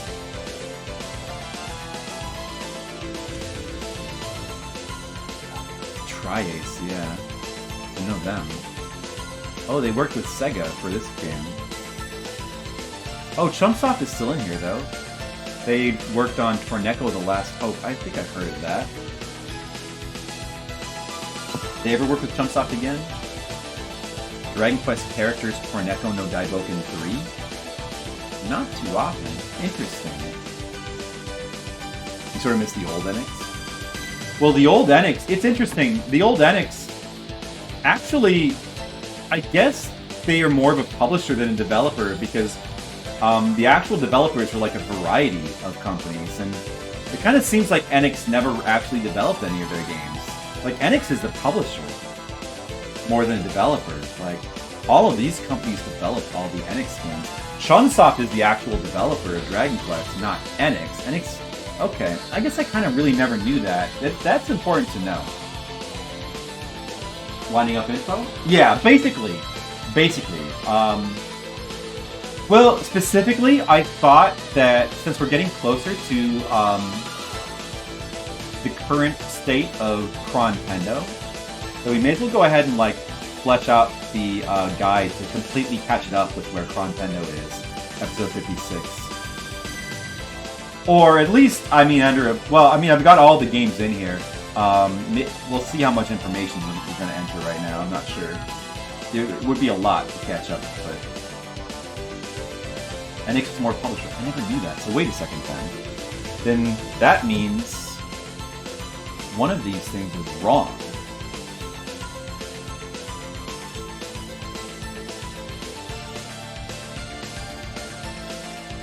Door was published by Enix, wasn't it that? I mean, it says so right here. So in the Wikipedia article, oh wait, this is for the... Well, they have Enix as both the developer and the publisher. But maybe...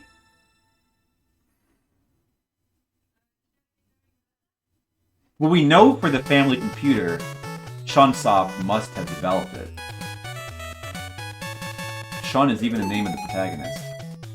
So is this kind of wrong? Unless Enix developed it for some of the other computer systems, but that doesn't seem like it would be right either. They have Chunsoft as the developer here, and I bet if I look up Chunsoft, it'll be listed there. Why is Jesus not listed here? Where's Jesus? See, I'm still... Okay, hold on. So this should be Chunsoft Enix, not Chunsoft. Like, that was wrong. Wrong information from Dr. Sparkle. Right? Should be Chunsoft Enix.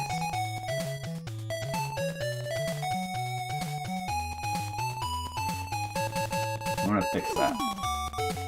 You learned something. I learned something too. When they merged with Square. From the sound of the article, it sounded like the merge was more Enix absorbing Square, but I guess well, I mean, they still released both Dragon Quest and Final Fantasy games. Like, would be inaccurate. Well, yeah, but also it's also that a lot of this stuff is just confusing, and people try to get this stuff right, but well, I mean, it's not just Wikipedia. Like, Dr. Sparkle doesn't get like he has information that's like not this. Some of it is inaccurate too. I don't. GameFAQs is also a good source for developer information. Strategy Wiki. There's a bunch of websites you can go to, and from what I've seen, there is no such thing as a website that has 100% accurate info. Like, there's no such thing. You have to look at multiple sources, try to make it your best guess as to what the real truth is. Door was on Game Center CX, yeah. Oh, Looney Tunes? Did you put that in, Mr. Leo? Good job. Alright, so then Jesus... So what about Jesus? The Jesus name was not listed there. Why not? Hold on.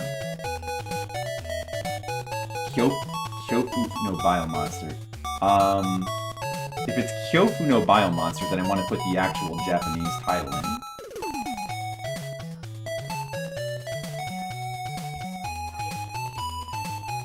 Kyofu no Biomonster.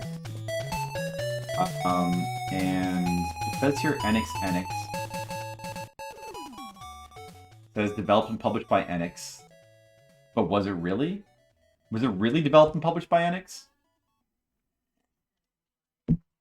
I don't know.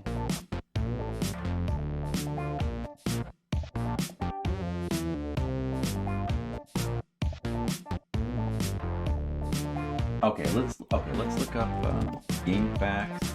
Captain Kirk is climbing a mountain. Oh, Why I is know he this climbing song. a mountain?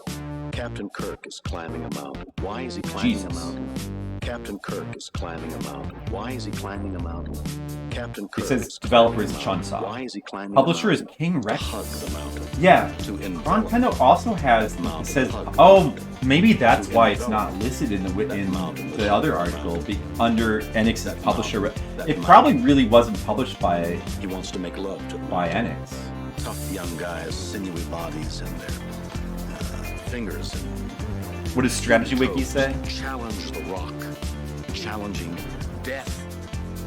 Why do I climb the mountain? Enix Chunsoft. Because I'm in love. So I'm gonna put, for consistency's sake, I suspect that the There is developer a is passionate just affair Chunsoft. going on between the I'm gonna put Kirk Chunsoft and the developer. I guess it must be King Records. It must not be Enix. This is not listed in their bio. that illusion. That seems to be the case. Some of the most sensational And that's what everybody says. men who not only climb, are voracious, Hug the mountain. fleeting, and Hardcore 101 has better developer info for Jesus. and that's Do they? putting me on the mountain. The problem, though, is Hardcore Gaming 101 is far from like a complete listing of all Captain games. Kirk is Like, climbing is it a even in there? mountain. Why is he climbing a Do they mountain? even have Jesus? Captain Kirk is climbing a mountain. Why is he climbing a mountain? This is Captain not it. Kirk is climbing a Is mountain. this it? This is Hold not it, it. please. Hug the mountain. Envelop that mountain with hug the mountain. To envelop that mountain with hug the mountain. No, That that's not the mountain. same. That mountain. No, the Jesus scheme is He not wants to on make love Hardcore to 101. Doesn't seem like. And the Alright, climb so I mean, is I think that going. this is. So, I mean, if I wanted to be. Like, if I wanted to go along with what where no the man majority has of gone people before. say, I should put Chunsoft /Enix. But, like, did Enix really develop this game? It seems like Chunsoft at those times was developing all of Enix's games, and they're not really developers. So I'm just going to put Chunsoft. Why do I climb the mountain? I think that's Because I'm in probably closer to the truth. Purple Jesus cover was a thing of beauty. Yeah. Rolling Thunder. Alright, let's move on. That's enough time spent on Chunsoft and Enix. I was just getting a little bit confused because it seemed to be some confusing information there about Chunsoft and Enix and like what the difference is. But now I feel like I understand it a little bit better. So this is also the 17th.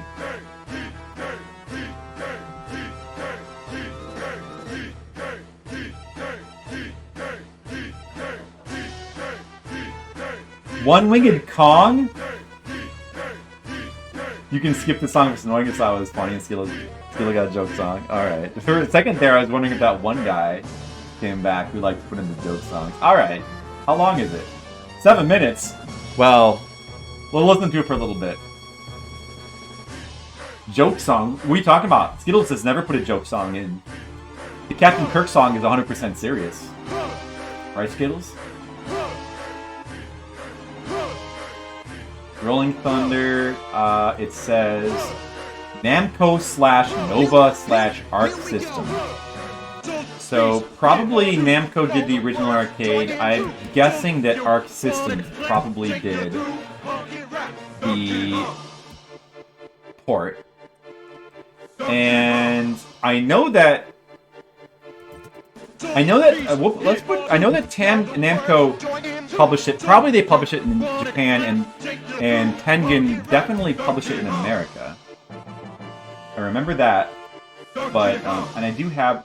There are times when there's different publishers in Japan and America. I'm trying to put them both in here. Oh, I guess the American one should go on the left. I want to make sure I just keep it consistent. So it should be Tengen Namco. It's gonna hurt. So he's here for you. Know the words, join him too. So you All right, very funny song. We gave it 2 minutes. Thank you, Mr. Leo, for your joke song.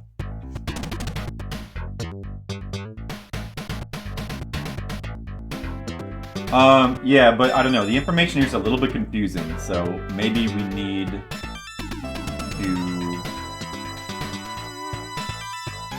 try to look a little bit further, double check this. Rolling Thunder. Namco developed the arcade game. Publisher. Atari games. That really means Tengen though, right? Incomplete information here, I think. Let me just see if it has Arc Systems. Is it here? No.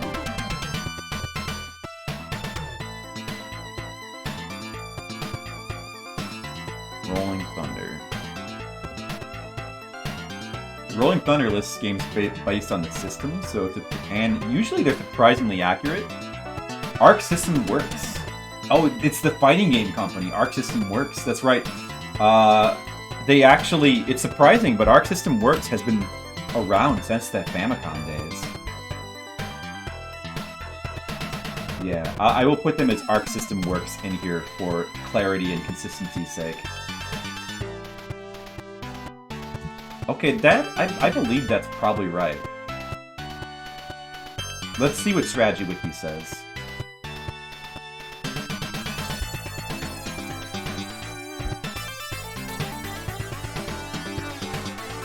It just says Namco. Oh, it doesn't, this is for the arcade.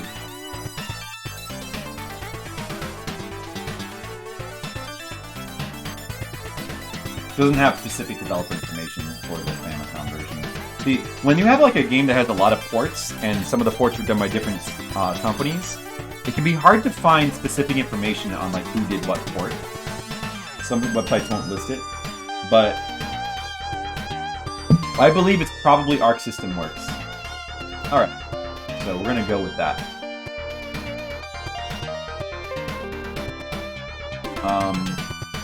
And also, Rolling Thunder that was actually released in America, but it's unlicensed. That's technically one of Tengen's unlicensed games, so I think it didn't count for NES Mania.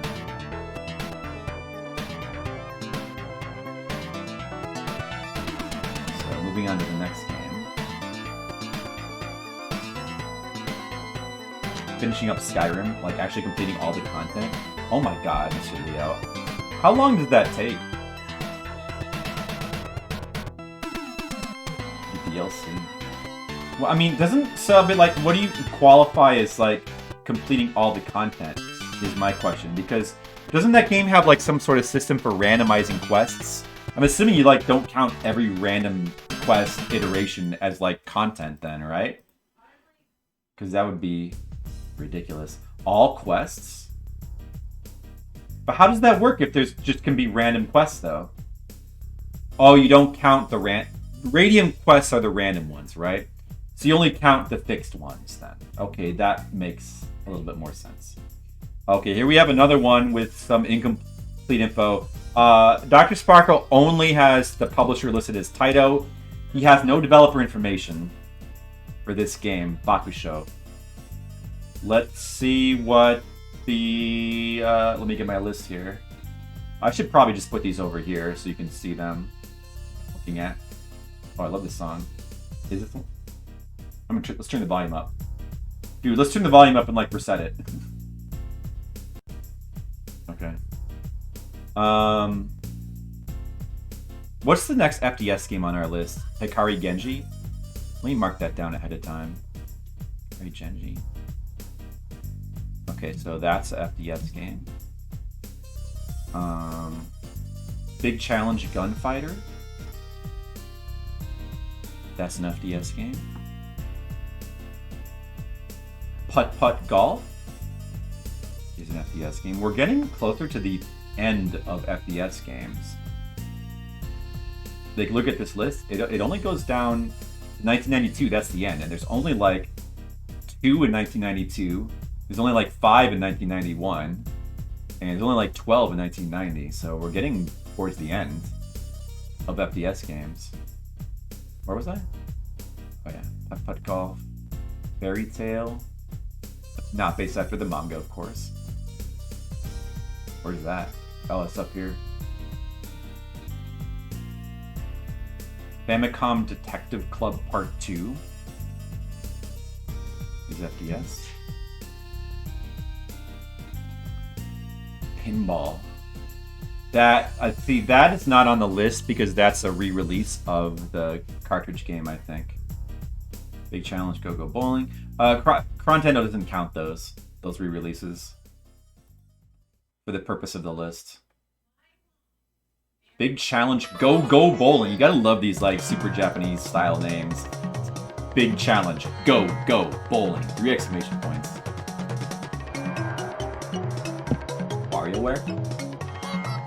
I only played the Wii one, but it was really fun. I like to play some more of those. The DS one? Yeah, I bet it did. I mean, I really like the Wii one.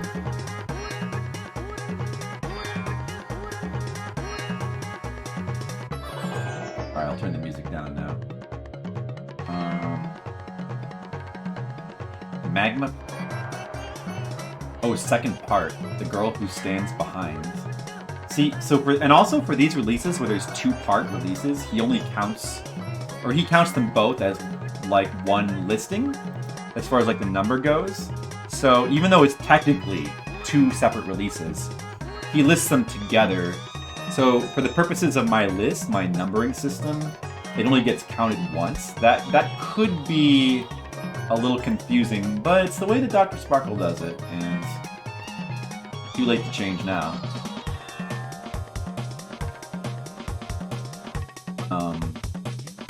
Magma Project Hacker, 1999, August. Oh, I don't have the dates in here anyway.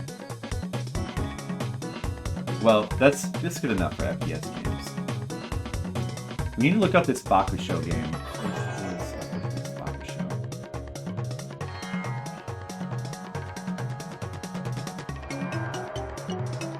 No developer information. What? Listed title games? That's not good. Maybe GameFAQs has information about Bakusho.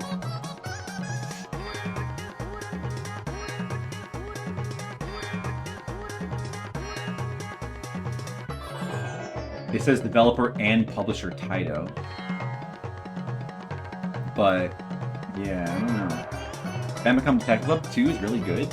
The first one looked really good as well. We just couldn't play it because it had no translation. Does the second one have a translation? Oh, they have...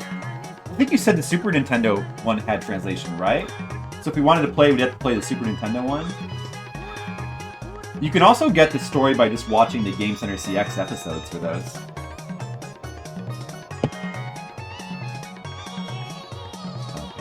What about Strategy Wiki? Oh, it looks like this might be one of the ones that just is unknown. We could just put Taito. This also says Taito developed it. But it kind of sounds like they're just guessing. It's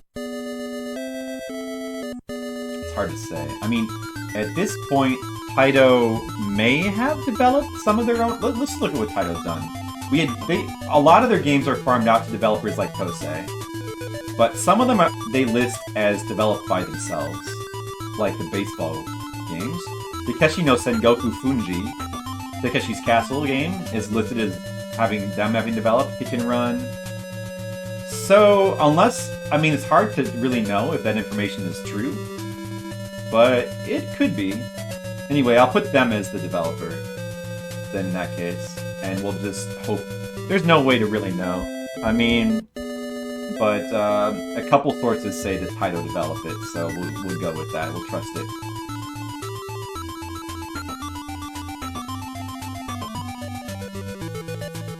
Train tunnels. You met a guy at a hot spring. Sexual shenanigans are implied. Except more of that kind of stuff. Went a bit too far. One of the reasons I learned a PSI spell called porn.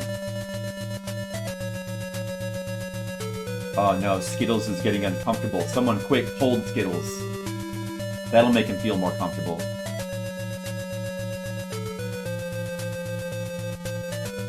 World Games.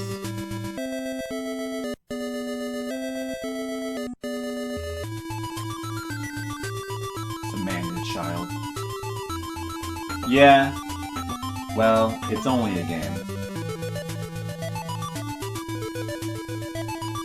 Software Creations.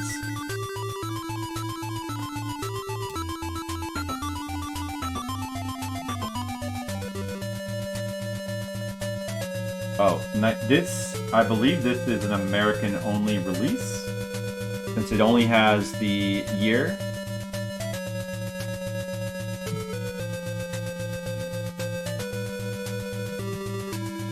Software creation slash rare.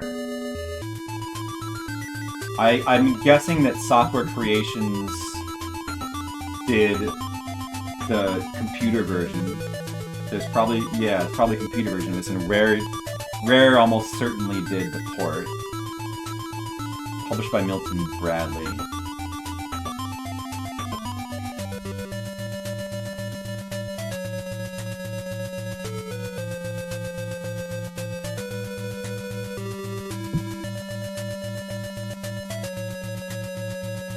So that will be on the list of American games then.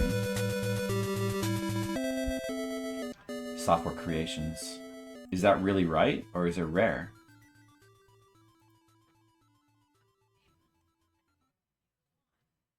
Epic's K-Byte developers. Does this say? Oh, and ported by Software Creations on behalf of producer Rare. What? The NES version is released by and ported by Software Creations on behalf of producer Rare. That's a weird way to put it if it was released by Milton Bradley. Doesn't make sense.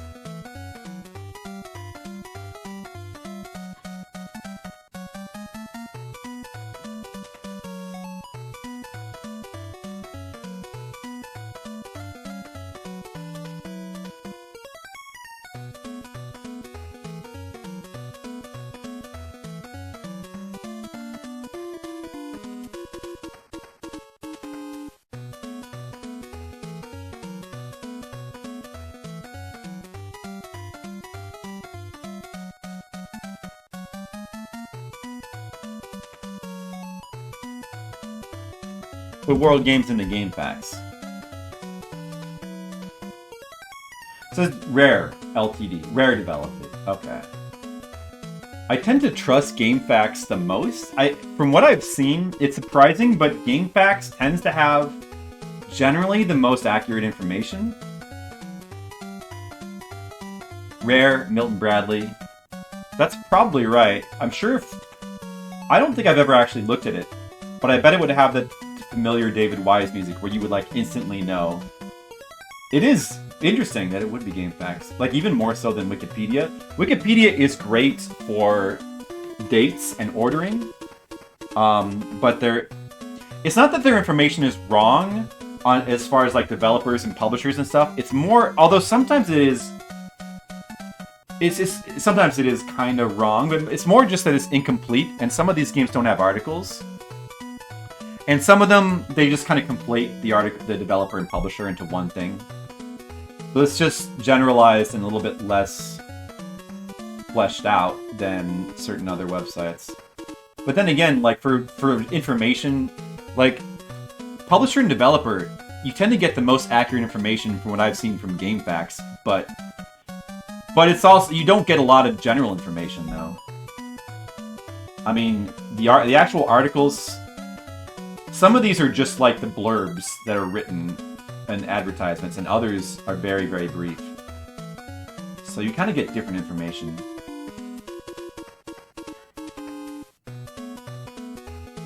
GameFAQs is really old. It is pretty amazing. Okay. So anyway, yeah. Marble Madness. I think that's American only as well. Like, that's not Japanese, right? World Games. Marble Madness. Developed by Atari, Rare. Oh, wait, so Rare did work on Marble Madness. Or did they?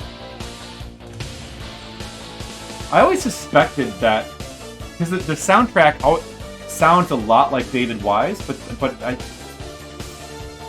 I remember reading that it wasn't him. But it might be his version of the Atari songs? I gotta look this one up too. Marble Madness. Let's check into Marble Madness. Wait a second, did we do that already? I thought I remembered doing that already. Oh, that must not have been for Fliptendo. I think I have beaten Marble Madness, but that was before Fliptendo, wasn't it?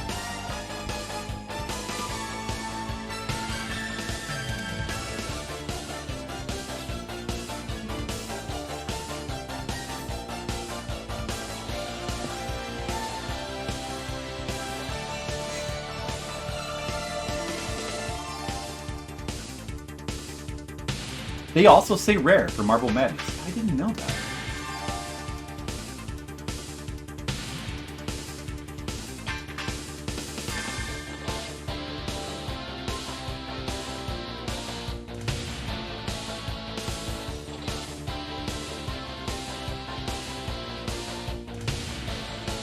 Designed by Mark Cerny. For the name before. Developer. Atari, rare for the NES. Okay. So this is definitely rare then, and Milton Bradley published it. Right? Yeah. Okay. But that would also be a US only game as well, right?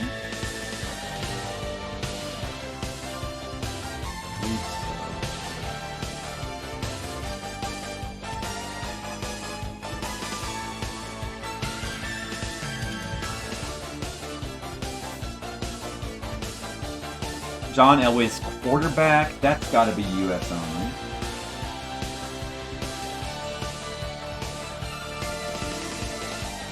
It says here Leland/Rare, probably Rare. These are all by Rare, wow. Probably Leland is the computer version. I'm sure there's a computer version or something. This is produced by TradeWest, or published by TradeWest.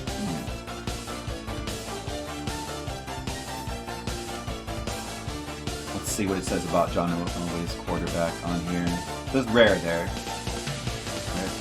Developer Leland Corporation. Wait, Leland? Video game. Platform. So there was a computer and an arcade, multiple computer versions. Apple, Commodore, Amstrad. Probably Leland did those, and Rare did the NES one. I'm sure. Let's check. Check what GameFAQs says. John Elway's quarterback. Wait, so did John Elway have his own quarterback? Oh, is this from Sonic? Oh, somebody else put this in. I don't have this. It's a good one. Well, I don't have that one on my playlist. It was Rare and TradeWest. Okay. Yeah, it's Rare. Again.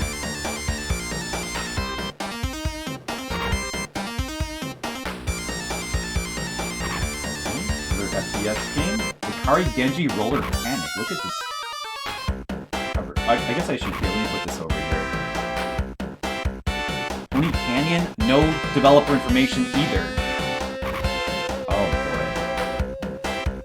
Just can't, you know, if it's something, I like when it's just like Capcom or Konami, because then you always know it's, they're the developer and the publisher, and it's like, you don't, it's easy to know the truth. It's always the same. The Demon Souls debate again? If you have to escape the force fate, and you said nay. What? What about Demon Souls? What number are we going to tonight? I don't know. We could go all the way to 830 because that's how much has been released from Chrontendo. But that might take a long time. I don't know, we'll see. I haven't even made any layouts yet. I have to decide if I want to make some layouts too. Yeah, so what was the date? March 20th? Alright. Let's see if we can find some developer information. It could exist. Ikari Genji. Wait, is that the name of the... Wait. Oh, so that's a colon? Ikari Genji Roller... What kind of game is this? Is this based on some sort of, like, boy group? I guess so. The boy group game? That could be interesting.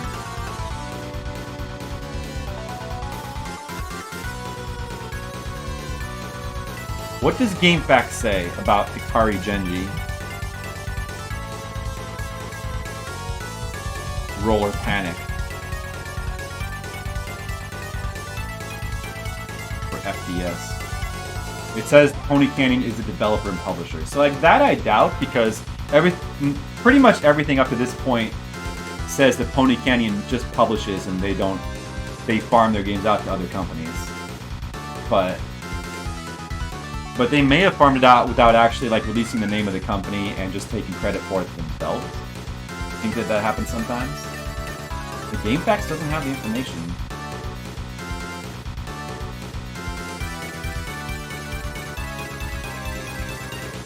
Oh, the battle music from SMP If. Man, I really need to play Shin Megami Tensei If one of these days.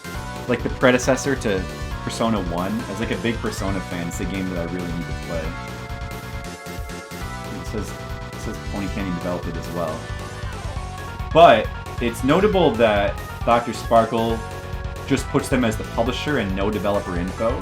Like me, suspicious that the developer is probably not Pony Canyon and is probably just simply unknown. I guess nobody knows what it is. Let me just double check what Pony Canyon is. Have they ever developed a game according to the info I have? Probably a double, graphic research, Marionette, Perry Laboratory, Lucasfilm, Skyton Arts. They farm their games out to a different company like every single game. Utopia Planning, Marionette again, Atelier Double, Jose, Micronics. They like farm their game out to every like shadow company that exists in Japan at the time. Compile, Micronics. So there's no way they developed this game. There's no way. I'm gonna put question marks. I agree with Dr. Sparkle in that I don't believe. This is what I mean. Like some places, some wikis will just if it's like kind of unknown, they'll just kind of automatically give credit to them as the developer.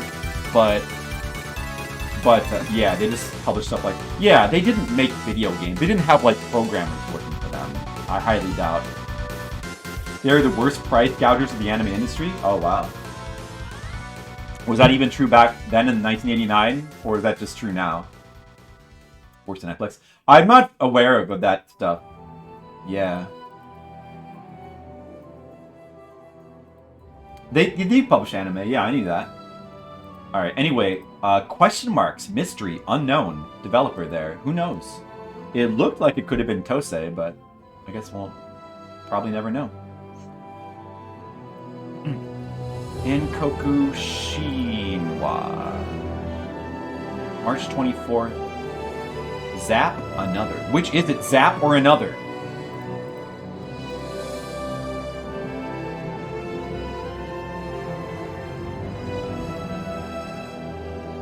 Icewind Dale soundtrack.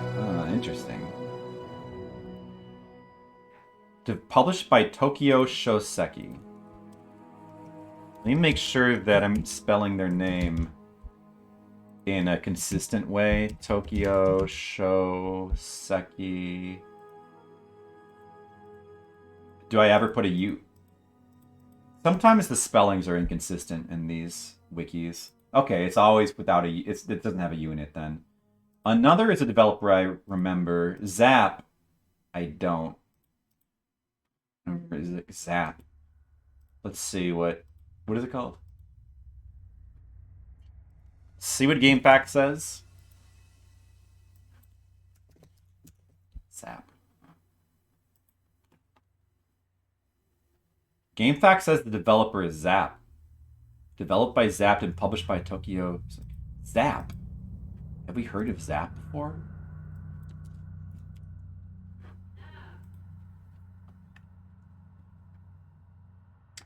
Strategy Wiki also says Zap. I wonder why Dr. Sparkle has another in here.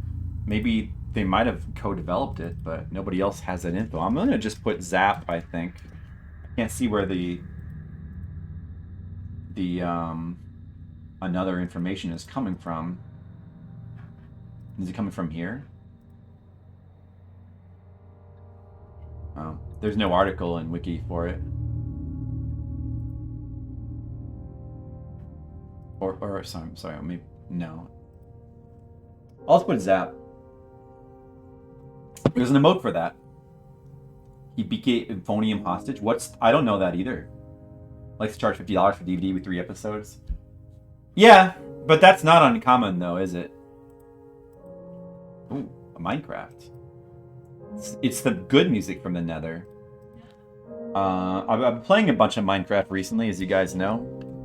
And I found out that they like there's new music in the game that for the first time is not done by that one dude, C148, and it's the first time I actually don't like the new music in Minecraft.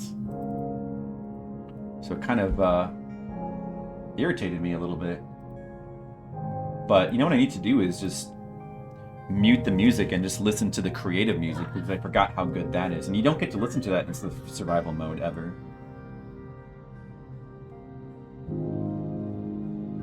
I've heard the music in Minecraft so much anyway. I can just play my own music at this point. Family Pinball. Kid Artman. Well, hold on. Before that, I forgot what I wanted to do. I want to see if Zap is mentioned anywhere else. They're not mentioned. So this is the first, as far as we know, the first time they developed a game. This Ankoko Shinwa one. I wonder what that's all about. It's probably bad.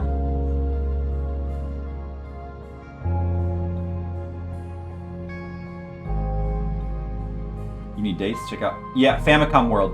Right. Let's talk about Famicom World.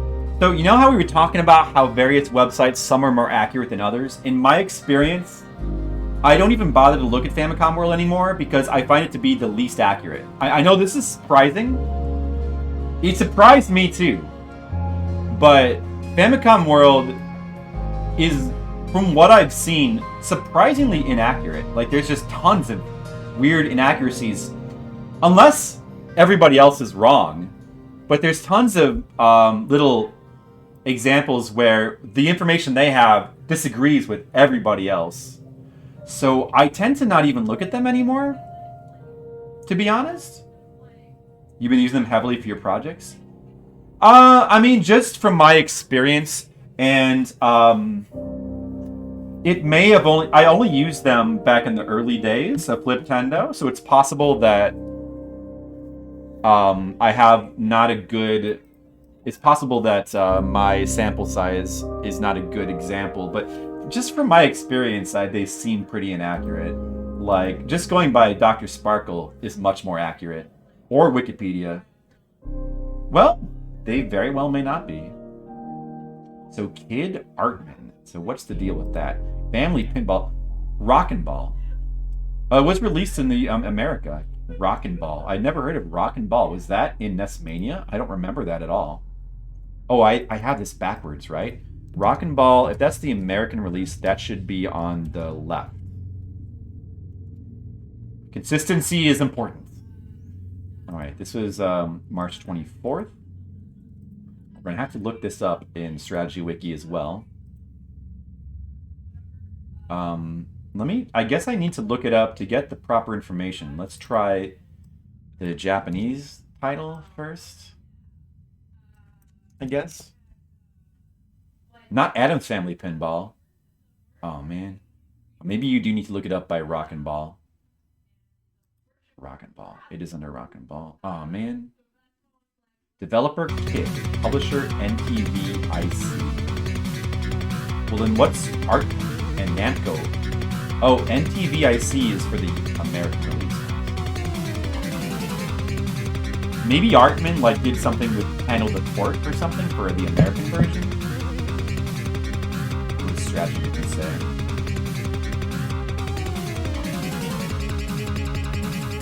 Kid Artman. That should be, yeah, just put them together. That'd be a good company name. Base, what? No, this is wrong. Oh, let me try Rockin' Ball. Enough with that. Interesting song. Elemental Mask. I've never seen that.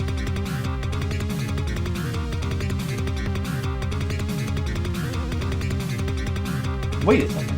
Rockin' Ball released in Japan as Family Pinball? Oh, no. For a second I thought maybe Rockin' Ball came first. But... No. It was released in 1990 in America. It released first in Japan, so... Originally a Japanese game. What is this? Japanese version gave players option to choose from several Namco mascots. They were replaced by non-specific fictional human characters in the North American version.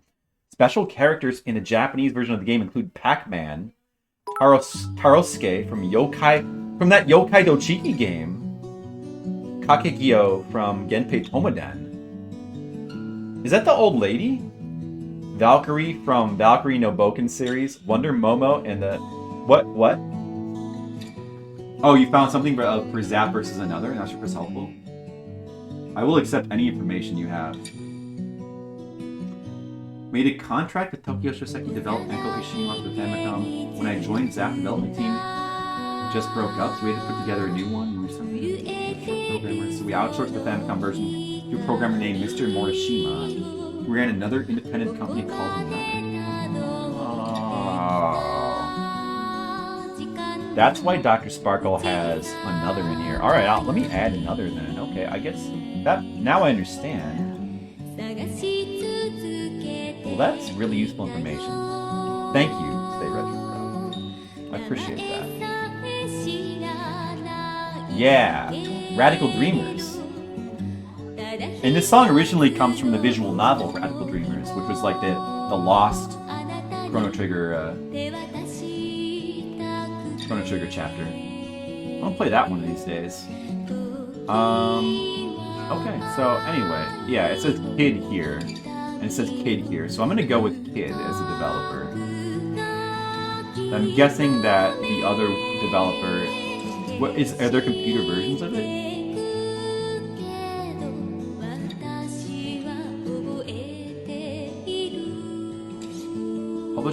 Japan published... So it's published in Japan as Namco. So I need to put, let me start by putting Kid there. The publisher should be... you know what? Let me just keep this over here, because then that way I don't have to keep switching back and forth. At least for the video, so I can see what the title is.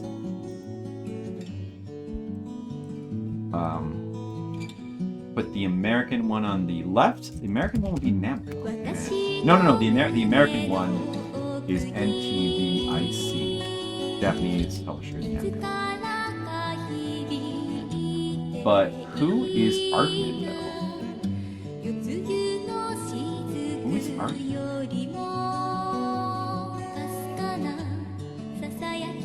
They probably were the company that worked on Americanizing it as Rock and Ball, right? Maybe we can find information somewhere. Rock and Ball. Let's try typing in Rock and Ball and Artman. Does Namco that Artman? But what is this?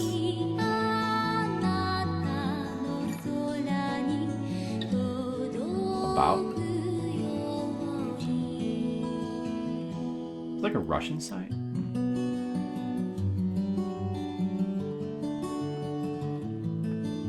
Do they mention Artman here? Do the Artman. Remember that famous dance, the Artman, that Bart did? Kind of boring? I'm gonna try it anyway, though, but the music is so good, at least. Mr. Leo liked it. Game Developer Research Institute. They developed the Deep, and their listings are the Deep for the arcade, Family Pinball, and it says here, developer question mark, colon, Kid. And Death Brigade from the Super Nintendo, and that's it? Who is Artman? Alright, let's put Kid / Artman, like Dr. Sparkle does. Alright, moving on to the next one.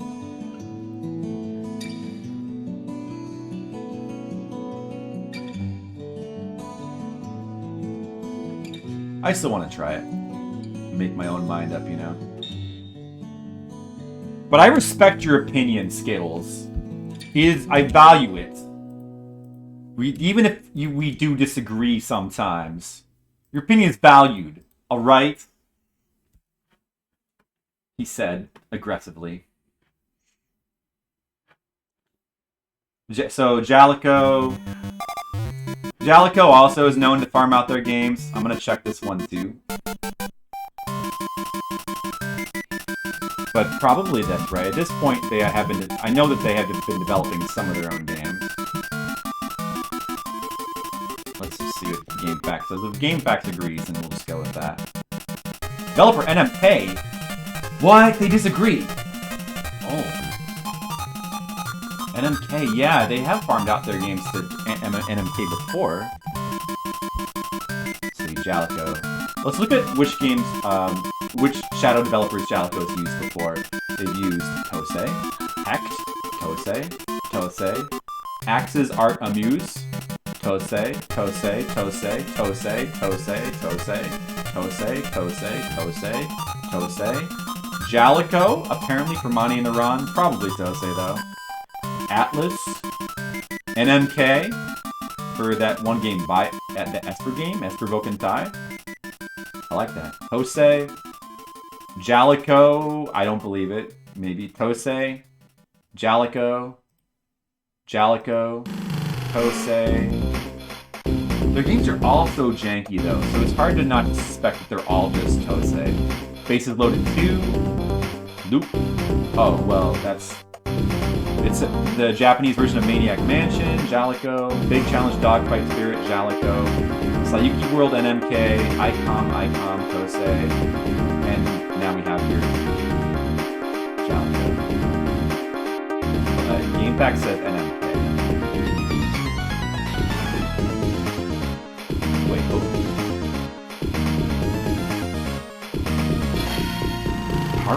why does it say Haro's Quest?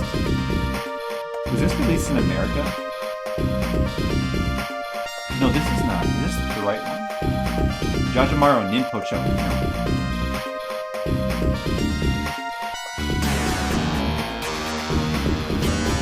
A role by Galaxy. This says developer Galaxy. It was scheduled for North American release under the name Haro's Quest, but it was never released. Oh. That's why they have it as Haro's Quest. Okay, let me put that as Haro's Quest unreleased. So that information is in here. Unreleased.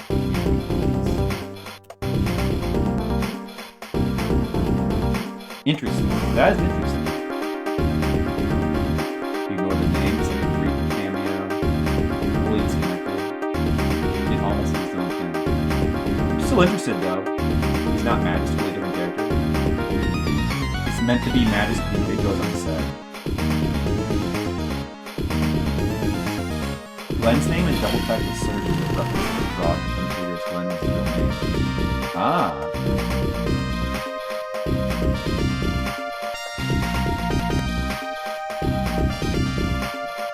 Alright, not a lot of info here, but I'm gonna go with GameFAQs. NMK sounds more believable. It could have been Jalico, but I really suspect that even the couple that are listed as Jalico by everyone, it's probably still shadow developed by somebody like NMK.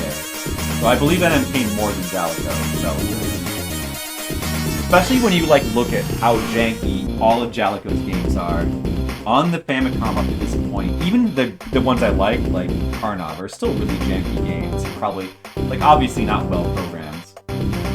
Alright, Big Challenge Gunfighter. Is that yes?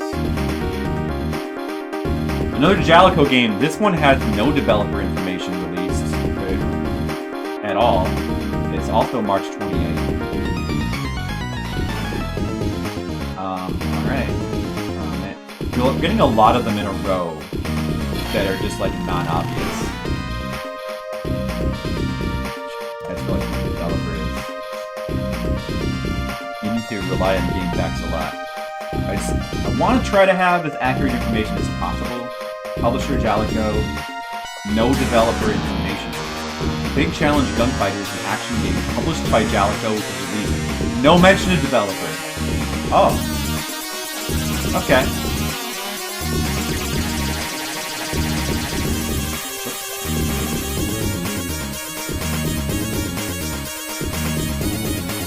Developer Jalico. Publisher not even mentioned. Yeah. Big Challenge Gunfighter. I don't trust Strategy Wiki the most.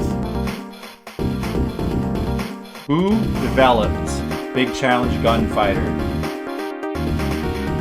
Come on. Giant Bomb. Do you have anything for me? You say Jalico? The third in Jalico's Big Challenge series of games. Who developed the first two Big Challenge games? Of curiosity.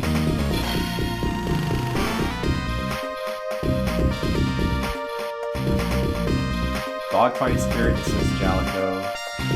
Judo Sen, the judo game, it says Tosei. Well... Chrontendo says... Chrontendo and GameFAQs both don't list the developer, though. Should we just leave it as question mark?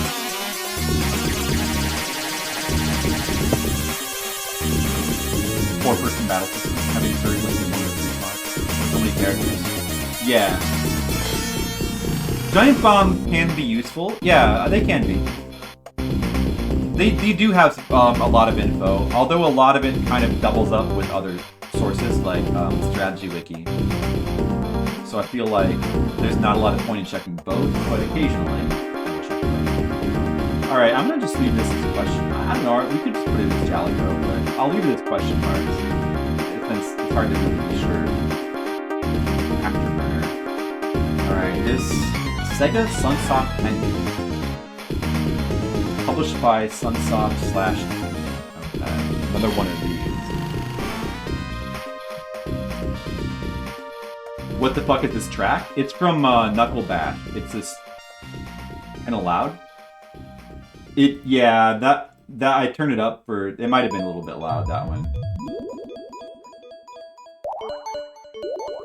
I don't think I was mumbling. Sorry. I'm inconsistent. They do. So I had turned it up before, and I didn't notice that it was loud. I don't think it was that bad though. All right, Afterburner. I'm gonna look this one up too.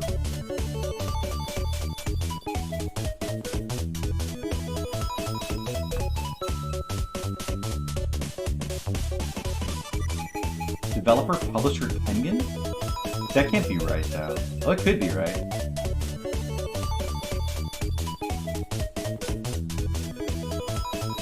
Oh.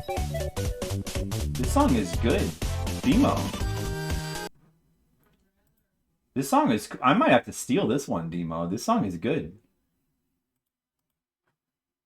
I'm going to steal that one. I like this song. A lot. I like that one a lot.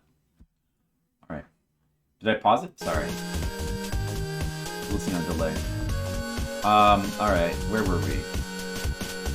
More confusing information about Afterburner because there's like multiple developers, multiple ports. Strategy Wiki says, well, they just have the arcade version listed. An unlicensed port to the NES was done by Tengen. Or maybe Tengen actually did do the NES port.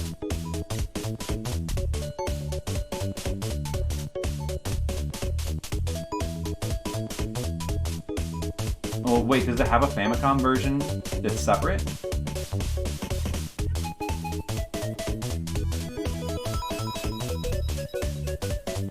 It's gotta have a Famicom version.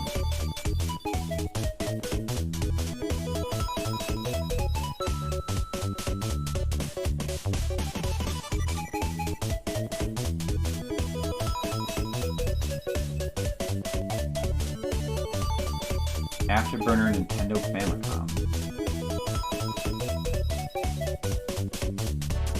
They rule? I never played Ristar. I should probably try it. This was converted by Sunsoft.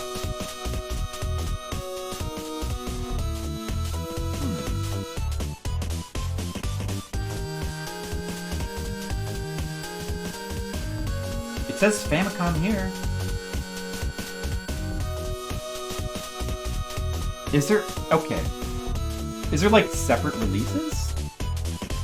Like what happened with Fantasy Zone, where Tengen did a version, and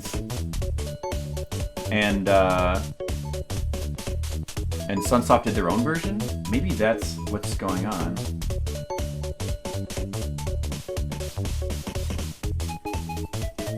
Let me look at my list of games here.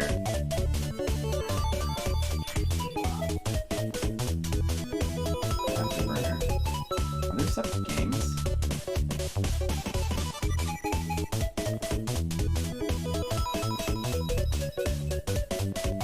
Afterburner Tengen. I only have the Afterburner Tengen game in my list of games.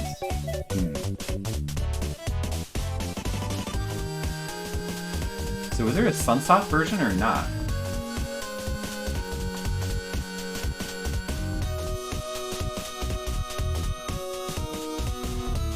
Conversions. Games. Blah blah blah blah blah blah blah. 264 is 2 versions.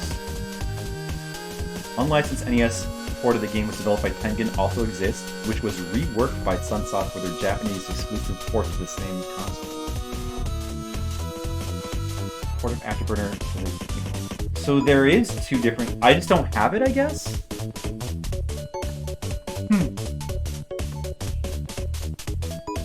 Because Dr. Sparkle has both the Sunsoft and Tengen version listed. But does he gonna... That's weird. So, like, I think he actually lists Fantasy Zone twice in his Chrontendo listing of games. So he has Fantasy Zone... I think he has Fantasy Zone by Sunsoft and then Tengen. Although we kind of... When we did... I didn't realize at the time, so we kind of covered both. When I did cover Fantasy Zone back then.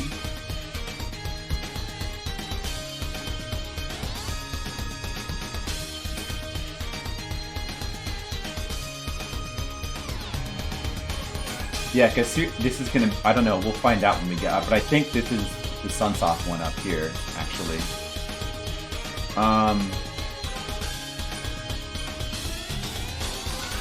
So is that, like... Is that the case here as well? With this game? I can't tell.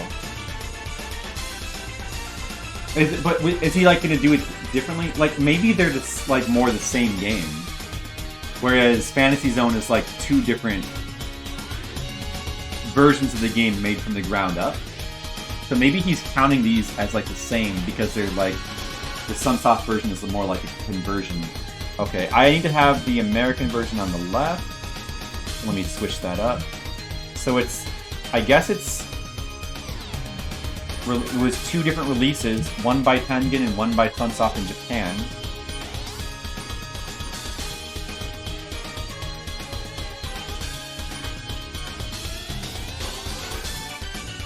Afterburner listed here?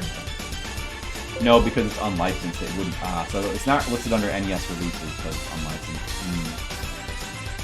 Dude, this song is good too. Oh, Gradius 4. Yeah, Gradius 4 is really nice music. I never played Gradius 4. Okay. That was another confusing one. Alright, we'll just go with that then for our information. Dr. Sparkle has... Well, he lists Sega as well, since the original developer of the arcade game. Putt Putt Golf.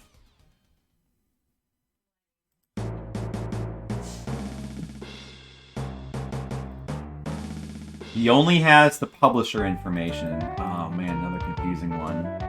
It's Pack-In Video, but it seems like Pack-In Video did develop their own games, though, so they might have developed it.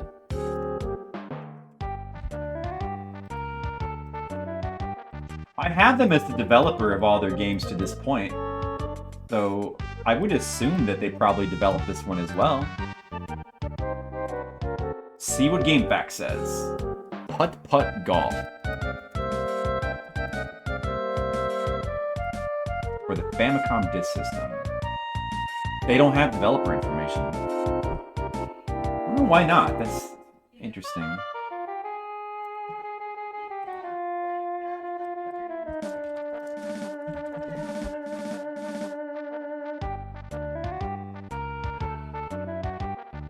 Mini golf, is that the same thing?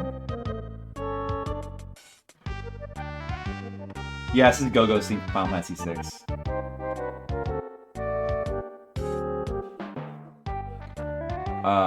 This is not the same game. Okay.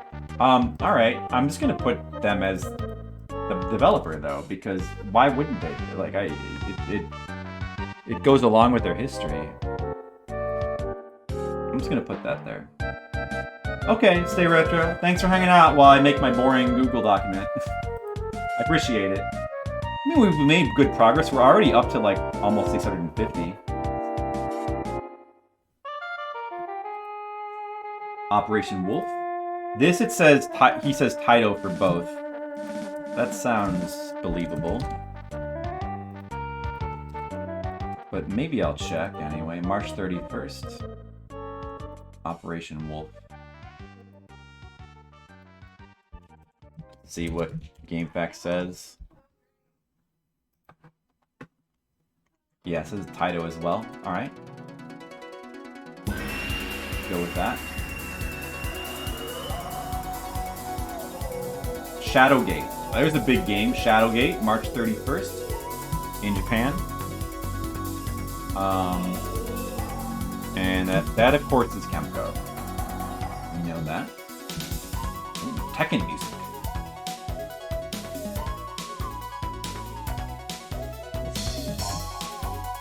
Home Run Nighter Pennant League. Data East. He only has publisher. He doesn't have developer. Yeah, I believe they would have farmed it out to somebody. Is it just unknown? Let's see what GameFAQs says for Home Run Nighter Pennant League. You gotta love these like long Japanese titles for games. Long and convoluted. They say developer and publisher are Data East. Dude, I love this song. It is, yeah. I mean, I don't know. I thought this is not the most exciting stream content, obviously. You have putt-putt golf? Yeah, sure. Sure, check it out. Although, a lot of times, you're not going to get the right info, even from the game itself. Like, they don't list Micronics in their credits, like the Capcom ones. A lot of times, you won't actually get that information from the game itself, but it doesn't hurt to look. See, Giant Bomb has it as Data East. All right, I'll just put Data East as both, since they're, at least according to some sources, they have developed a few games in house. Maybe only says Pack and Video. Yeah. Well, I believe it would be Pack and Video. According to all the information I have, they've developed all their games so far. They may have used a shadow developer, and maybe just nobody knows about it. Matsumoto Toru, no. Their very lengthy Japanese title.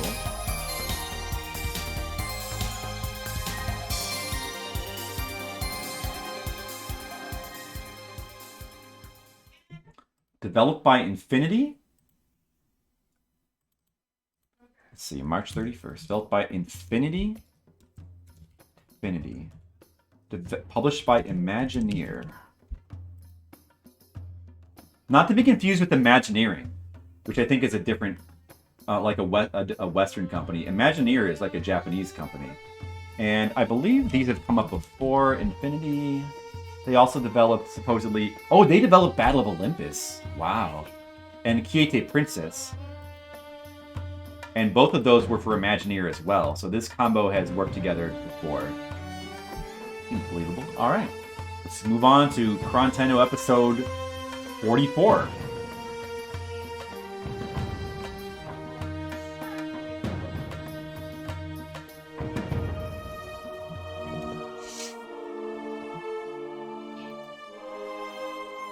It's kind of a long process, actually, I don't know if you guys realize, but it actually takes a while to enter all this information in here if you're trying to get it to be as accurate as possible. And I also have to go through and see which of these have translations, too. We may as well put down which ones we plan to beat. Let's take a look here real quick. Jesus. If that has a translation, I definitely would like to beat that. The Jesus game, because it looked interesting in the video. Rolling Thunder, maybe, depending on how hard it is. The arcade game is super hard, though. Marble at Madness, I have beaten before on stream. I'll put already beaten. But it's not that hard to play through it again. It's short, so I might do it again real quick. Not sure about these. Maybe Taro's Quest. It'd be interesting to play through the prototype, maybe. Maybe Operation Wolf, not familiar. Shadowgate for sure we will beat.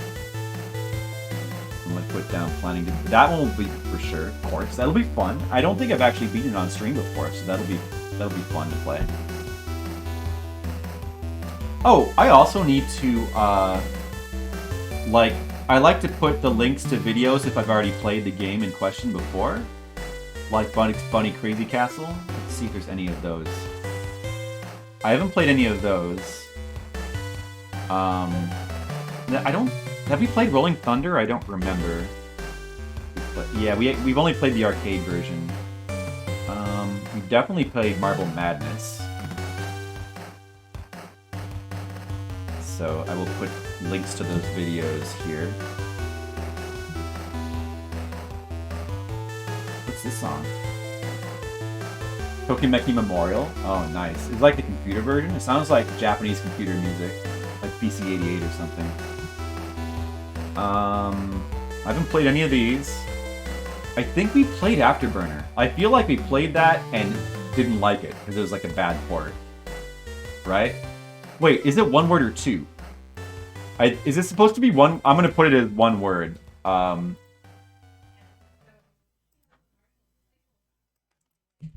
Is Afterburner one word or two? Is it 2 words? Oh, it is 2 words? I had it wrong in there? Oh, okay. Never mind. I guess I was right the first time. Well, I must get the title right.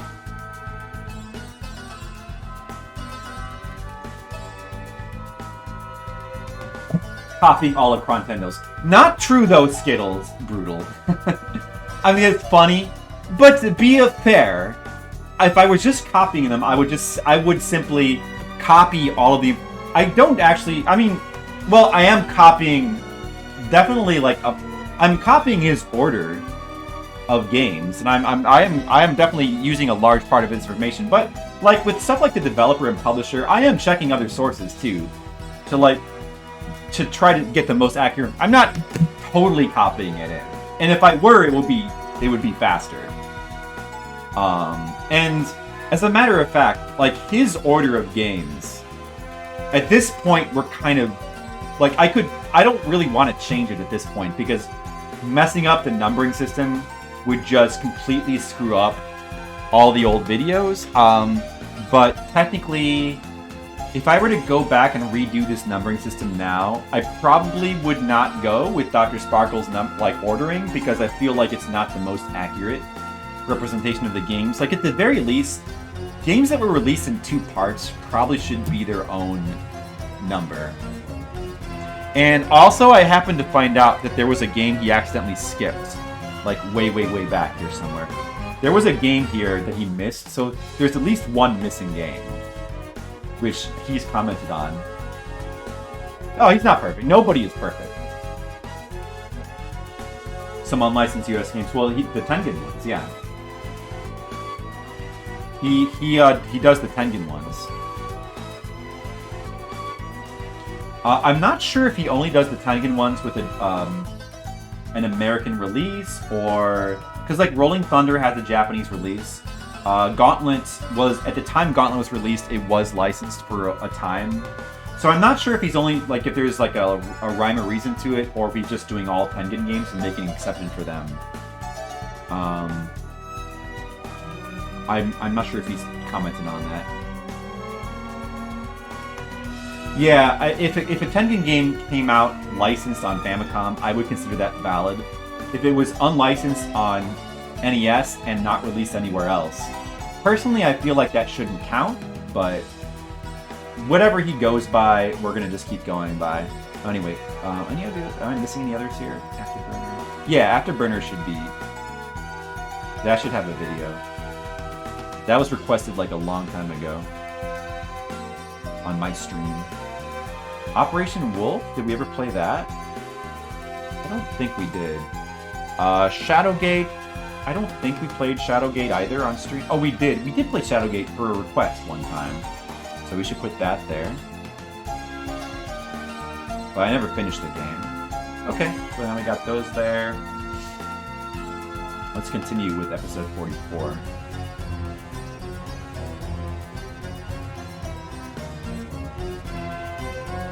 Actually, I'm going to take another quick break, use the bathroom real quick, and I'll be right back. So don't go away. There's more exciting Google Doc action coming up.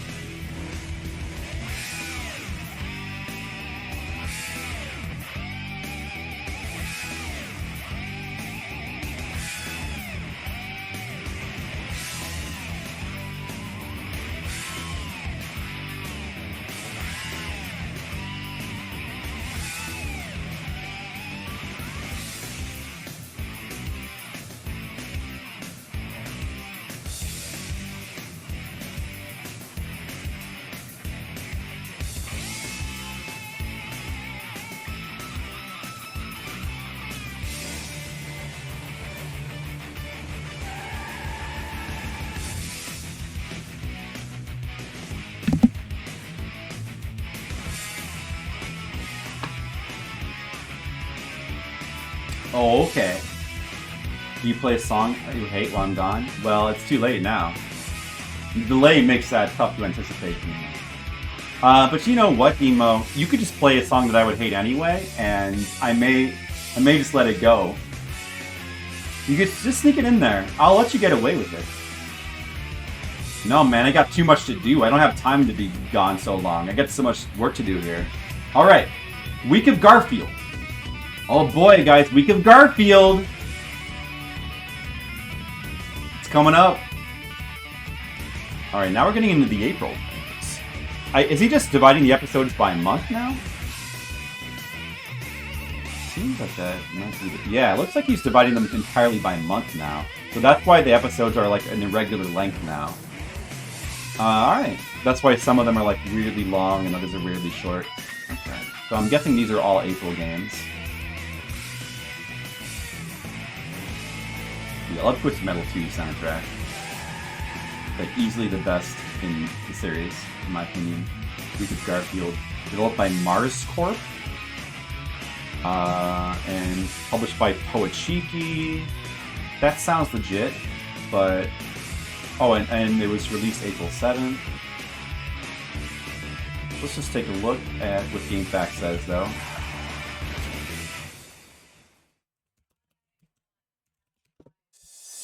Yakuza Like a Dragon. Would I hate that, though? Why do you think I would hate Yakuza music? Is it something weird about it? Yeah, they say the same thing. Although they have Toachiki spelled out as 2 words. And Dr. Sparkle has it as 1 word. Let me see, I don't really care which it... There's no way to probably know what it's actually supposed to be. But let me just see, as long as it's consistent in my thing. Okay, usually I seem to have it as 2 words. It looks like and that's probably because Dr. Sparkle just forgot. But I'm guessing it's supposed to... Oh, that's why. It's this kind of music, like this kind of EDM kind of music, huh? I'll give it a chance, though. Let's listen to it for a second. I think Toachiki should be 2 words, then? I think Dr. Sparkle might have made a mistake there. Alright, Week of Garfield. Dragon Spirit.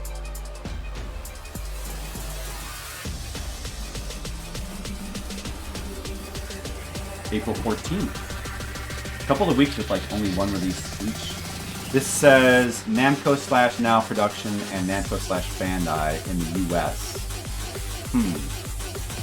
Probably Namco did the arcade and Now Production did the home version. So I guess, and the publisher, I guess, should be Bandai in the US and Namco in Japan. Text, the game facts. This is the one that's a shooter where you play as a dragon? Is that right? Yeah. This slaps. Very good boss music. Oh.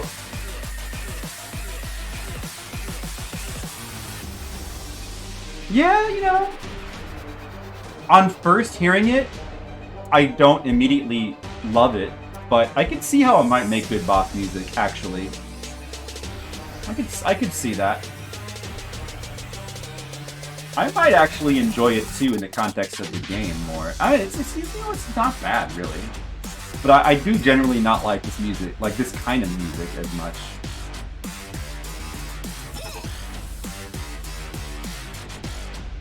Although there has been like some EDM music that I have liked in the past. I think I just got tired of it very quickly though. Now Production and Bandai.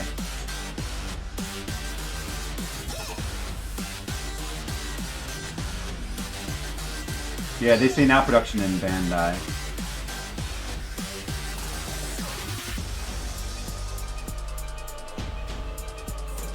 Alright. Well, so probably, and Namco in Japan released it? Alright.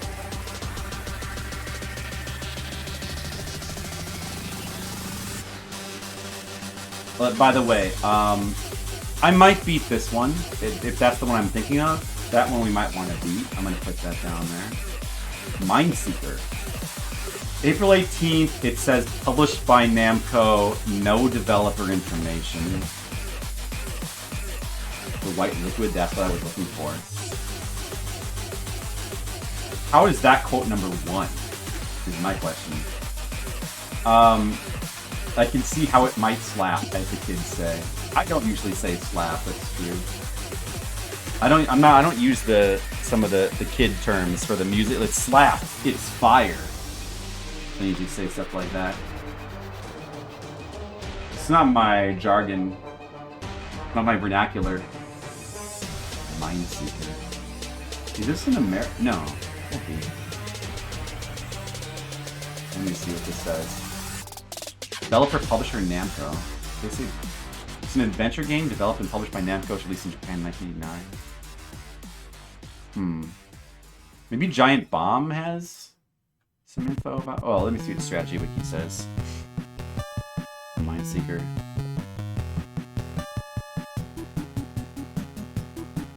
See, I didn't hate that. Dima.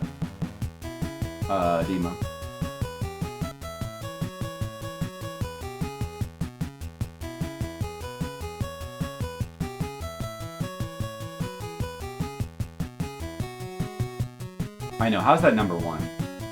It doesn't have a strategy wiki. Okay, what about Giant Bomb? Mindseeker.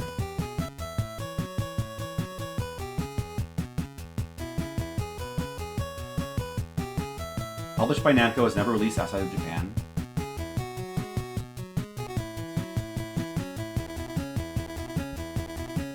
Similar to Uri Geller.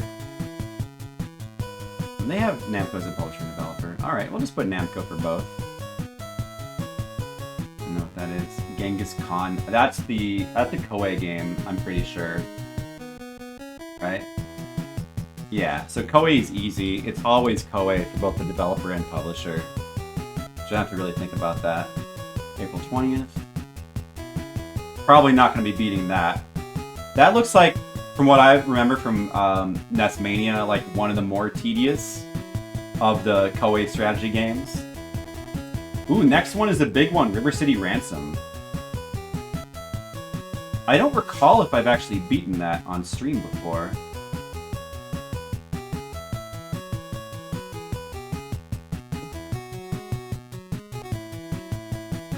I gotta have the Japanese name in here, though. Downtown Neketsu Monogatari. April 25th. This one I'll beat for sure. I think I've played that in the stream before. I'm pretty sure I have. Developed by Technos Japan? Do I have them as Technos Japan or just Technos? I do have them as Technos Japan in previous iterations. Okay, then check Technos Japan. And published by Technos Japan / Infogrames. I'm guessing Infogrames would have been in the US.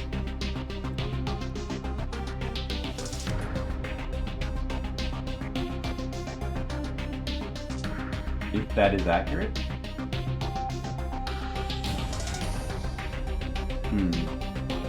Yeah, that's what the thick. That's thick is what the kids say. They say that's lit fam, exactly. You're 33. You're a kid.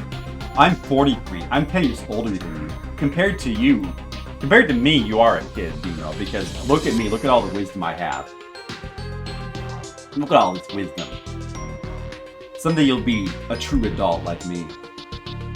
And that'll be pretty great.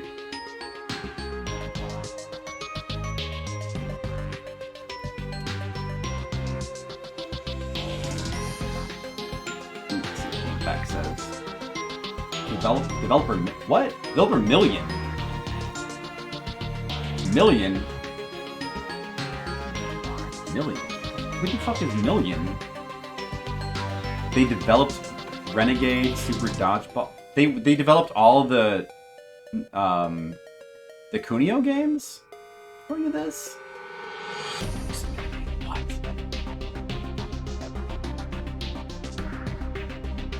This information is truly a giant bomb. That can't be right.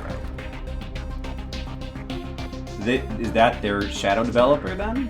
Million? This says Technos Japan.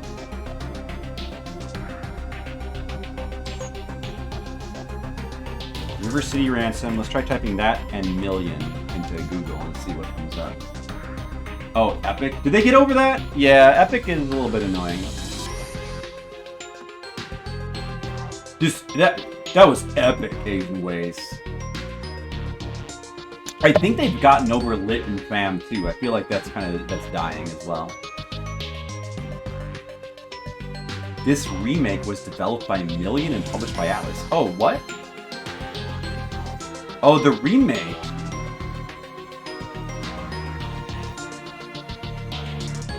Oh, so they're getting the remake for Game Boy Advance.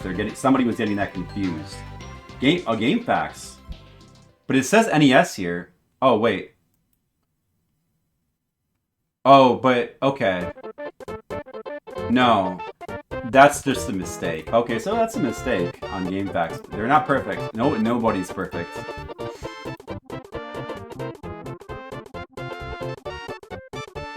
It's Technos Japan. What about the publisher, though? Does anybody else say Infogrames? Like, this doesn't say that. Where's Infogrames coming from?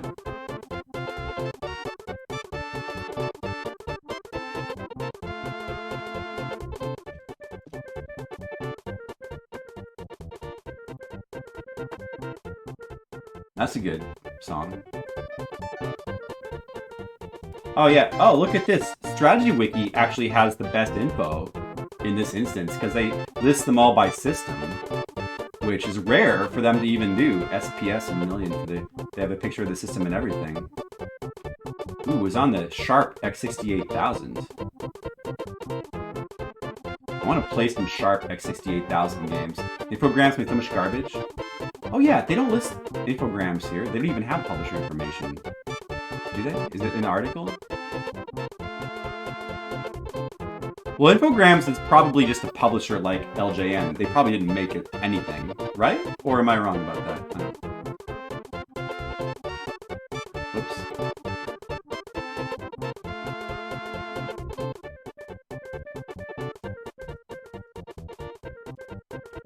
Giant bomb.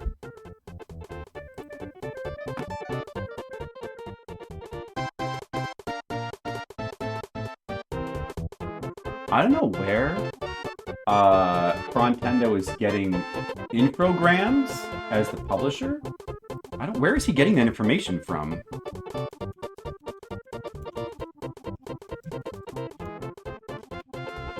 he getting that from?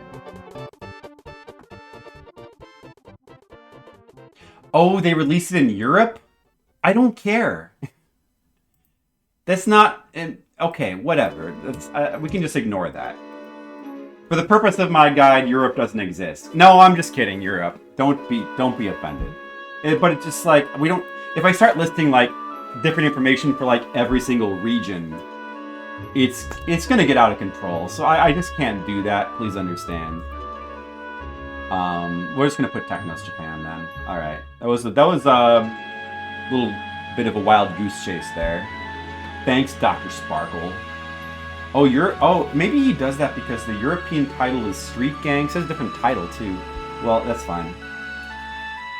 All the PAL exclusive NES games, too.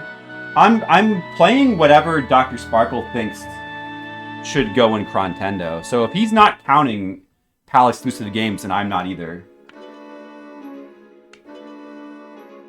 But I agree. He should be counting them, though. I don't know if he's not. What would be the first one? Like, according by date, do you know? Infogrames is French. Oh, that's right, they are the French company. Yeah. Well, I agree. But if Dr. Sparkle doesn't count them in his list, we have like a conflict. But I would think that he would, though. I don't know. I mean, is there any way to look up what they are? PAL exclusive NES games. Let's look at a list of them. Like, we could find out if there's one before March of 1989, then we could find out right away. If they listen by date. But they don't. What? PAL exclusive titles. Aussie Rules Footy, Banana Prince, Crackout, Devil World. Well, so some of these are not PAL exclusive though. Like Devil World has a Japanese release. Like I think that this list is it's counting exclusive as not released in America. Like PAL and Japan, but not in. So if it has a Japanese release, then I'm 100% confident that it would count as Chrontendo. But are there any that are PAL only and not in Japan? Well, they listed here as PAL. It's listed in this list. Wait. Or is there a different list? Australia? Spain? Dude. Look at all these Australian games. Narc Australian release. That doesn't count. That's just an Australian version. Maybe it's a different version. Pac-Man, Raid 2020 Pyramid, RBI. How is RBI Baseball? I don't get Super Sprint, Tubin. Those are already released in America. Like, how is that exclusive? What are they counting as? Oh, Chiller though. It was not released in America or Japan. It was released in Australia, huh? 4-in-1 Fun Pack? Is that licensed? What? These games? Wow. A lot of these were released in America. Police Man, I've never heard of. Wookie Man. Sachin. Oh, all the Chinese games. I wonder if he's counting the Chinese games. There's like a lot of Chinese games that are unique. And I feel like those should count too, but I don't know if you'd be... These aren't listed by date, so it's hard to actually tell without doing a lot of work right now. It's definitive NES PAL exclusive list. If you... Man, I need it listed by date. No. This is... Okay, like some of these, like Crackout, Devil World. Some of these have Japanese releases. Hammer and Harry. I'm only interested in the games that are PAL exclusive only and don't have Japanese releases. New Ghostbusters 2. That's a Japanese game, right? Which Smurfs? Oh yeah, Smurfs. That should count. What is Smurfs? Only the PAL release?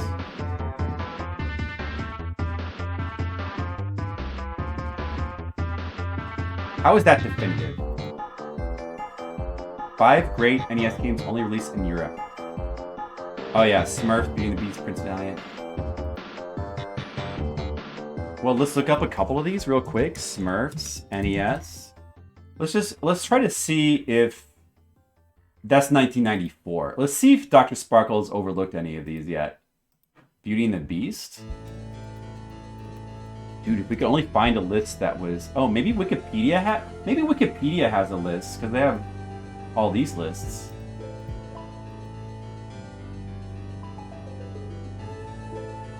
Wikipedia. PAL... Because I need to have them listed by date, or I'm not going to be able to figure it out right now. Unless you want to, like, look at each game, like, individually for me.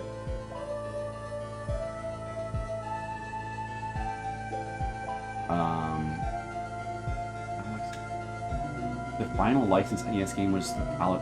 Okay, this article just bunches all the PAL games together, I think. Yeah, it does. Oh, but you can sort them by date, though.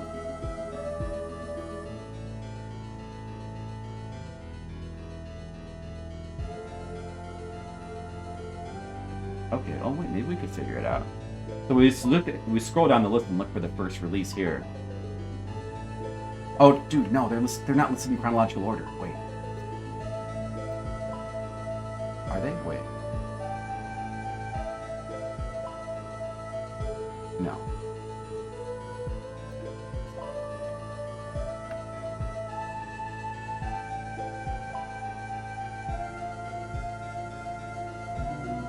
That doesn't work. Oh, I gotta sort them here in this category. Okay, will that work then?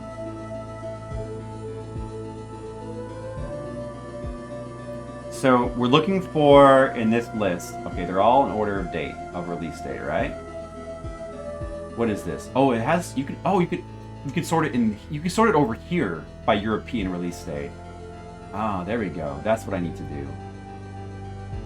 That's the easiest way to do it.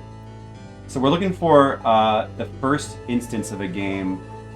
Ah, here we go. La Chevaliers des Zodiac. Oh, but that... Chevaliers. The Chevaliers, Sen, thank you. That was released in Japan, though. This doesn't have the Japanese release date side by side, but I happen to know that doesn't count. Okay. One that's not released, Devil World, doesn't count. The release in Japan doesn't count. New Ghostbusters 2. I'm pretty sure that was released in Japan. Let me just check. This is nice. This is already like way beyond where Dr. Sparkle is at.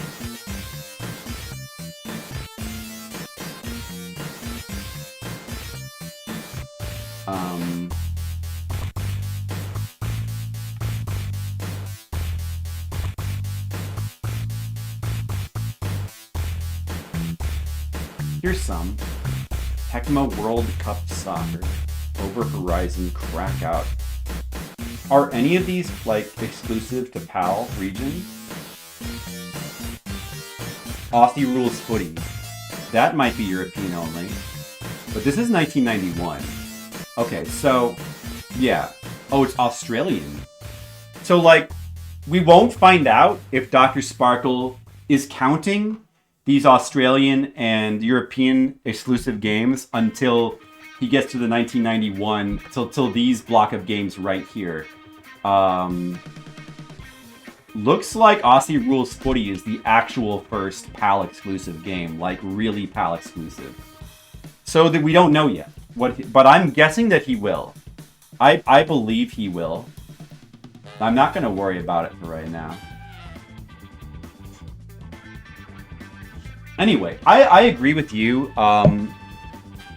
if I were Dr. Sparkle, I would count them because they're unique games. I don't know about the Chinese ones though. That's a tougher one, but probably. Anyway, well, whatever. That's enough of that rabbit hole. Let's go back to like getting work done. Oh, there's Devilman.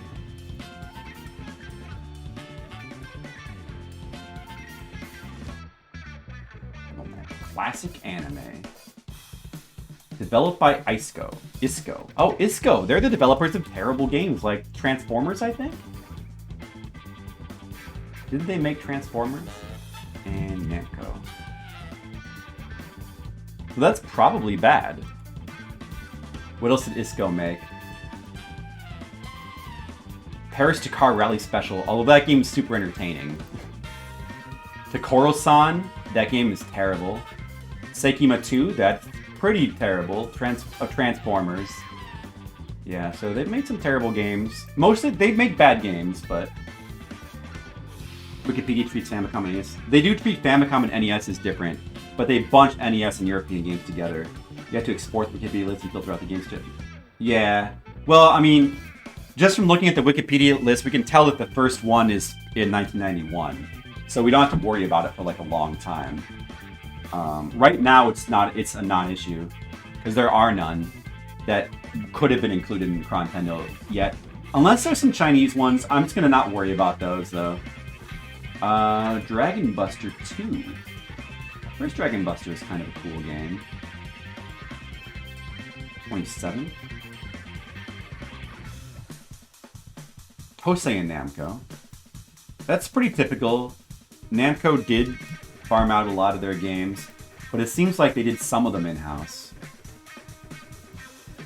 Taboo, 6 cents. So this should be American-only release. You can tell the American-only releases, it's like a dead giveaway by the date, because American releases on the NES, they did not keep any kind of records on release information, so the best anybody has by the month.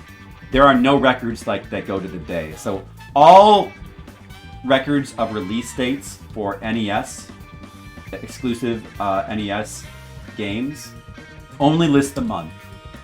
They do not have day information, unlike with America. So if it has question marks for the day, then it's almost certainly, I mean, it's always an American-only game. At least to this point. It always has been. That's Taboo. We all know that one by Rare. If something burns in the neighborhood, who are you going to call? The firefighters? Adventures of Lolo. That also should be a American-only release because that's the one that was made specifically for America. It's like a beginner's Lolo game consisting of like old puzzles and new puzzles that are like all beginner-friendly. And it was only released in America. That's why Adventures of Lolo 2 was released in Japan as Adventures of Lolo 1. And this, of course, is HAL Laboratory. We all know that.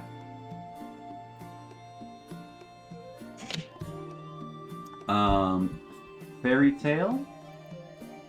Not based on the manga. Wait, Holy Diver. I'm not there yet.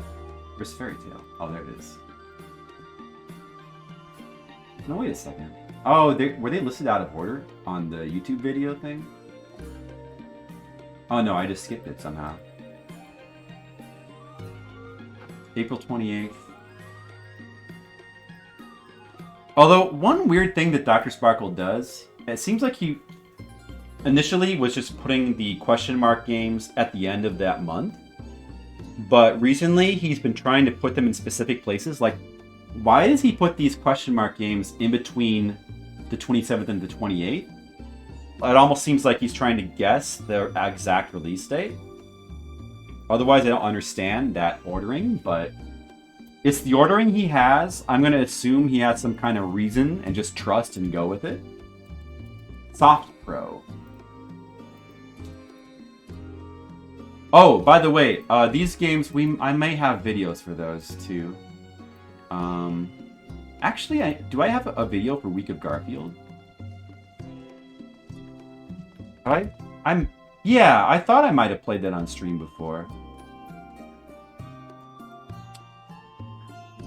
Wasn't that should be a request stream, shouldn't it?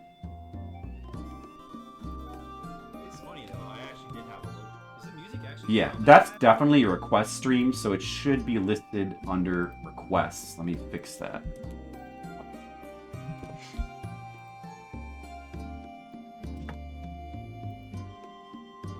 Garfield. Yeah, we got a video for that. Dragon Spirits. I might have played that. No, I didn't. Okay. Not listed. Genghis Khan, no. River City Ransom, I definitely played. We did a request for that one time. I think that was not that long ago that we did that. Actually, wasn't that a subscriber request? Huh.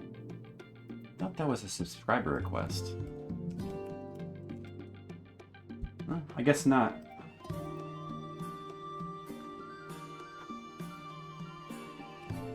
Dude, I love the song. I love the music from the original Final Fantasy XIV release. Oh, I have that there already? Okay. Taboo? Did we do Taboo ever? Was that a request? No. Adventures of Lolo, I know we did beat that on stream. Way back, I think long before Fliptendo, we beat that game. And Holy Diver, never tried on stream. Okay. Fairy Tail. This is an FDS game. Better answer than Dragon Buster. Oh, that I get it now. Next stream, Flip does his taxes. Oh, I do need to do my taxes. That's a good idea. Skills with the good ideas. Yeah. Do they have a tax? Do they have a tax category in Twitch? I think they should. You guys can help me, like, make sure that I have get all my deductions. Can do our taxes while we listen to retro game music. All right, IREM. It says IREM Satan. What? Oh, that's a joke. Dr. Sparkle has the developer as IREM/Satan, unconfirmed. And it took me like 5 seconds. I was like, wait, there's a developer called Satan? Oh, that's a joke. TurboTax 64? That's one of my favorite N64 games. You'll need my social security number? Sure, do you need my credit card number too, Skittles? Holy Diver. A Holy Diver, I'm gonna beat that game. That's one I've been wanting to play and beat for a long time. We gotta do that. Yeah.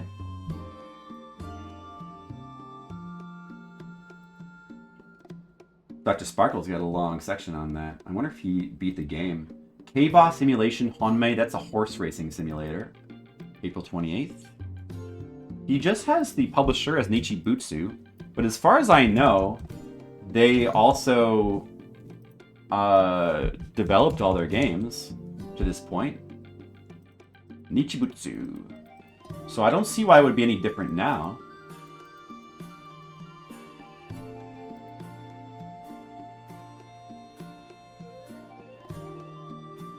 Huh.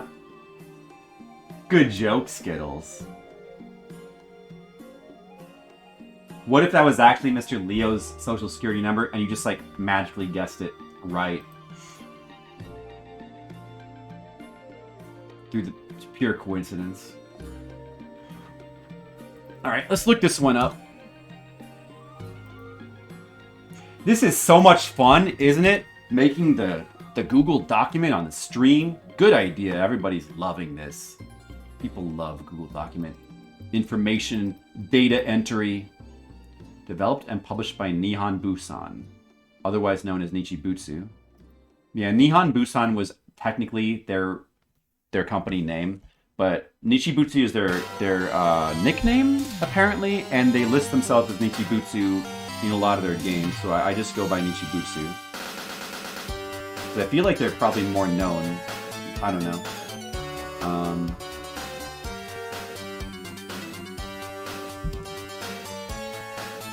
Is this song too loud? probably fine. Alright, everybody says Mitsubishi developed it. I suspect they probably did. Alright, that's episode 44. Now we are as far as game number 663. Let's go on to episode 45. Oh, that's Leo's? Okay, fair enough. The song is awesome.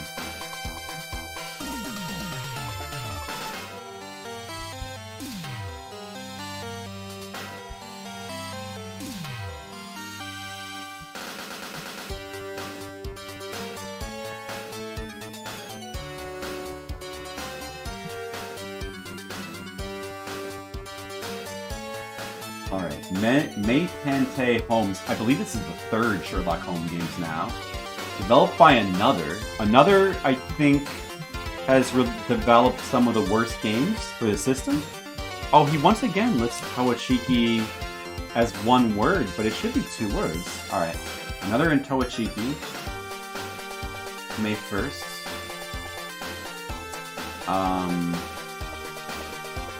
I'll just check anyway. Wait. M-Kara... Can that really be the name? M-Kara no Chosencho. M-Kara? What does that even mean?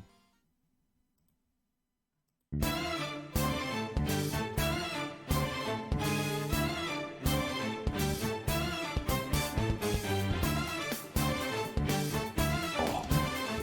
That song.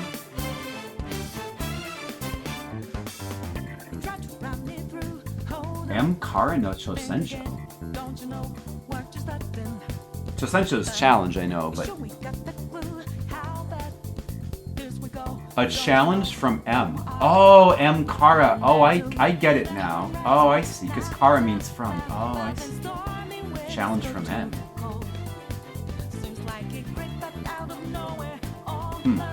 Okay.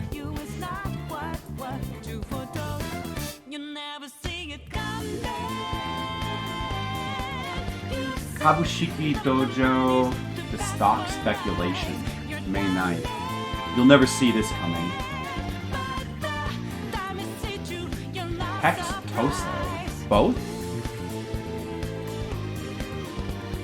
Alright, I'm just gonna put that in there, I guess. Published by Hex. Oh, they publish games too sometimes, huh?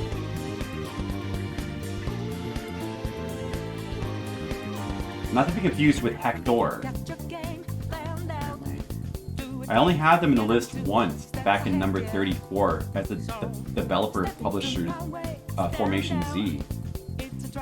I'm gonna check that one. See what GameFAQ says.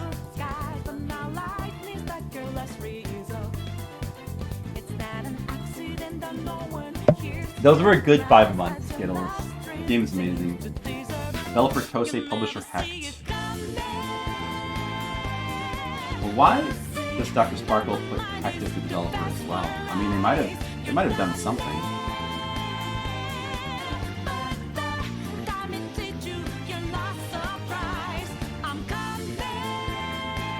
Giant Bomb also lists Hecht as a developer as well.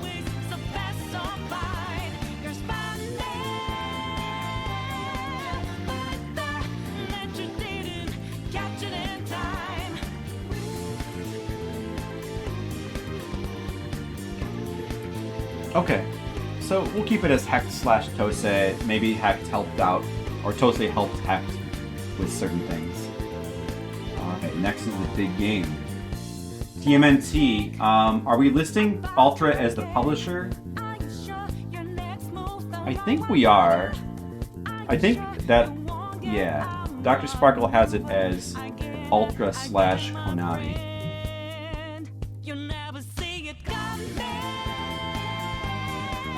Yeah, we have Hubert as Ultra Games. Oh, is it? Wait, it should be Ultra or Ultra Games?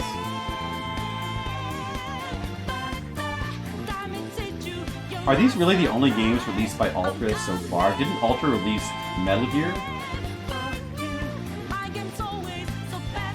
I feel like this is inconsistent.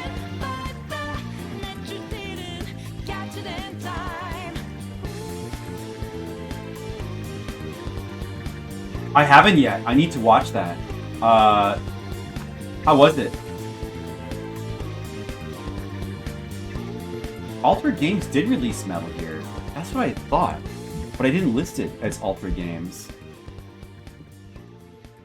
I just have it as Konami. But that is Altered Games. It should be Altered Games. We'll just put Ultra. Ultra/Konami. Oh, so early tonight? Alright.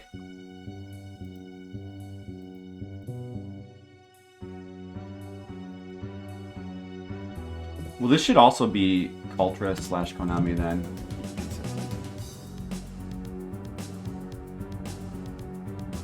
What else did they release? Skewbert, Silent Service, anything that we've already done? Oh, these have the date. Silent Service was 1985? What? Wait, no. That's not right.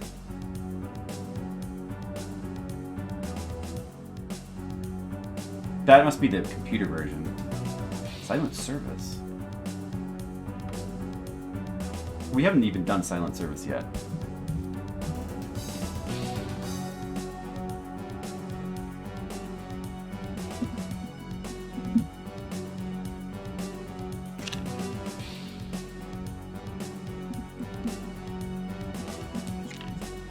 That's number 800. Okay, that date must be wrong. That's weird. Kings of the Beach, that's coming up. What else? Skate or Die. Oh yeah, we just did Skate or Die. Then that should also be listed as Ultra. Okay, well, you know what? I want to have... I feel like that should be recorded in here. Stay side first. No, well, I'm not... The order that I have them listed in doesn't have anything to do with what was released first. I'm just going with American on the left, Japanese on the right. And it's the same when there's like different names for the game as well. Like I'm doing it that way always so that it's consistent, so that it's not confusing. So that if you're looking through the guide, you always know which one is the Japanese and which one is the American. This is an interesting song. What is this? Duke Nukem 3D. Oh, nice. I like the music. I like that guy's music. Bobby Prince, right? Okay. Anything else that we missed? Gyrus. Is Gyrus released by Ultra?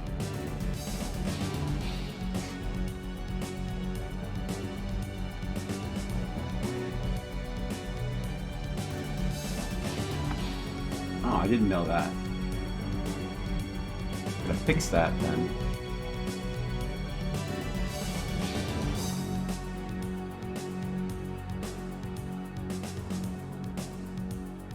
What else? Quarth, Ultra Golf, Defender of the Crown. We haven't quite got to that yet. Ski or Die, Blades of Steel. We've done that already. Ultra/Konami. I mean, we could just put Konami because we all know that Ultra is Konami, but I don't know. I like to have that in there. Anything else that I missed? By multiple people? That was not Robert Prince? Oh, okay. Well, I don't know the other guy. But Robert Prince did all the music for like Doom and Wolfenstein. I love those soundtracks. Castlevania 3. That was Ultra Games? Road Fighter. Road Fighter was Ultra Games? Wait, Road Fighter had a Japanese release? I mean, American release? No, it didn't. Wait, okay, well this list is starting to go off the rails. I guess that's it then. Kid Nicky. That's not right, is it? This is published by Data East. Okay, alright, whatever. Alright, so hopefully that's all of them. Does anybody know of any other Ultra game that we've done already that is not listed as Ultra Games? If you do, it'd be great if you could let me know. Hopefully that's all of them. Alright. So, Teenage Mutant Ninja Turtles.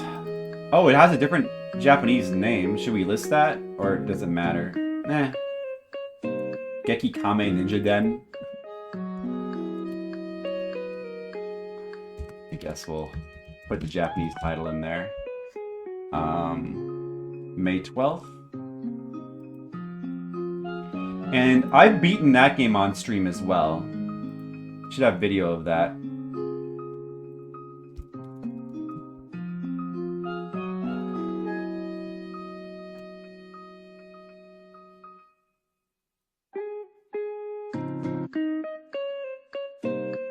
There's that.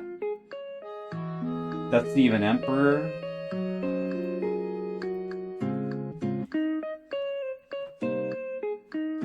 Tenchi O Krao. Oh yeah, that's the Capcom like RPG, like sort of strategy RPG or military RPG. Yeah, that game looks pretty cool. May 19th. Baseball Stars. SNK.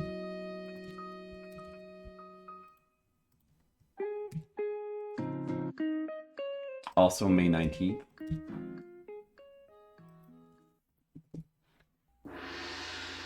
Famicom Tante Club 2, Detective Club 2. It says Nintendo / Tosei. Alright.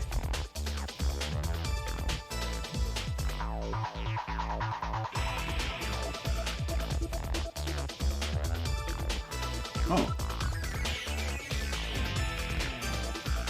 Oh, this song.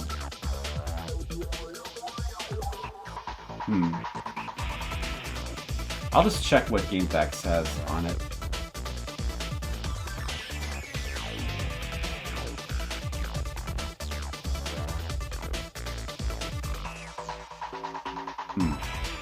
Okay.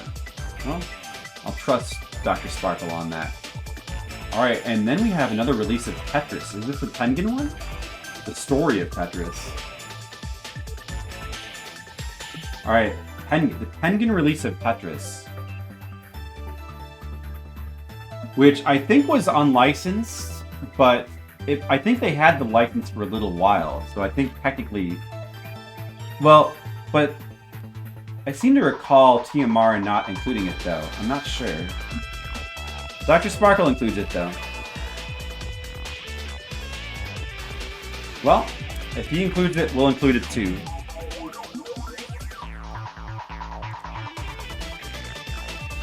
That's an easy one. Tetris. Tengen. It's just Tengen.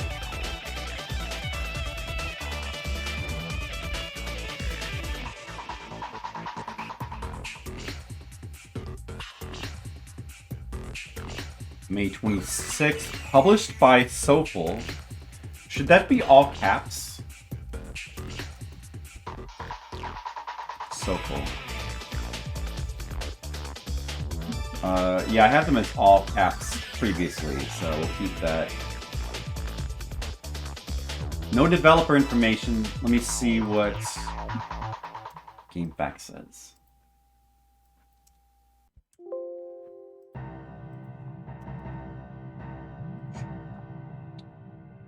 It says developer and publisher is both Soful. Well, it has been in the past. Yeah. It always is in the past, so... I guess Dr. Sparkle just leaves it blank if he's like has questions or is not sure, but since they're always listed as being their own developer in the past, we'll just continue with that information. Little Ninja Brothers.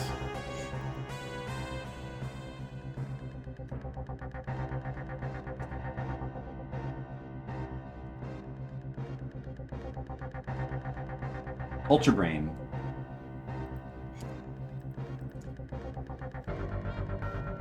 Oh, this is in the remastered version? Oh. No wonder it sounds different. Culture Brain.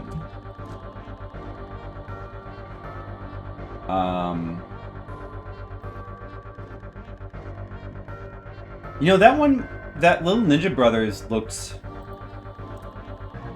pretty interesting. That's one I might want to play through. Any of these other ones? Oh, Destiny of the Emperor I probably want to play through and beat as well. I've already beaten Teenage Mutant Ninja Turtles. I might beat it again though, because it's fun. Let's put that down. What is this game? Cover looks interesting. LaSalle Ishi no Child's Quest, published by Namco. No developer information. Wait, June 20. Oh, now we're in June suddenly.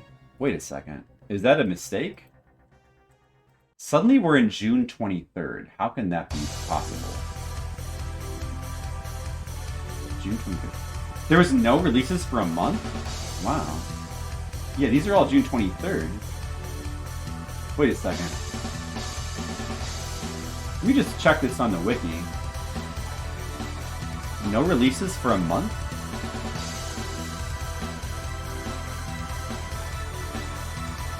Final Fantasy VII to PC. PC was not fully ready for digitized music. He ported the OST to general MIDI and optimized for... Yeah. I think I remember that, yeah. They did a really good job? Oh. Expected the opposite.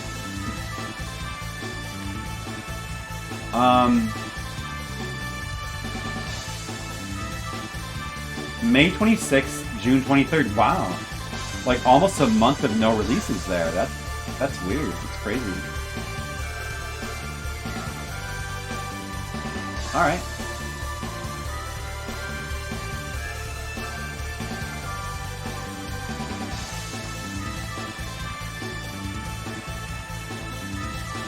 Alright, so this is called the Sal Ishino Child Quest. I can't wait to find out what that's about.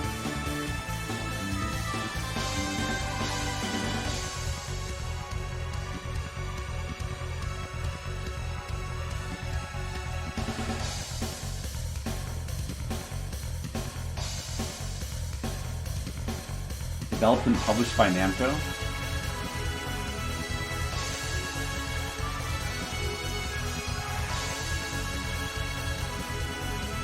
Developed and published by Namco. Oh wait, I'm looking at the same thing.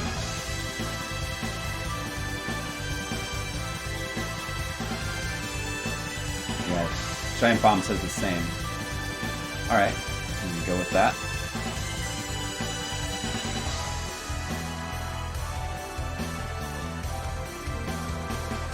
Big Challenge Go Go Bowling. Published by Jalico, developer unknown.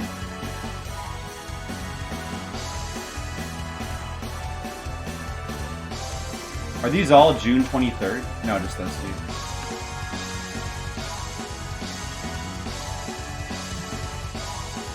It might have been Jalico themselves that developed that one.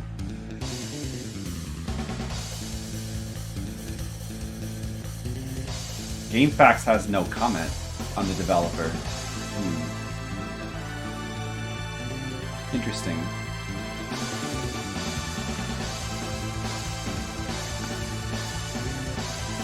Strategy Wiki doesn't have a page.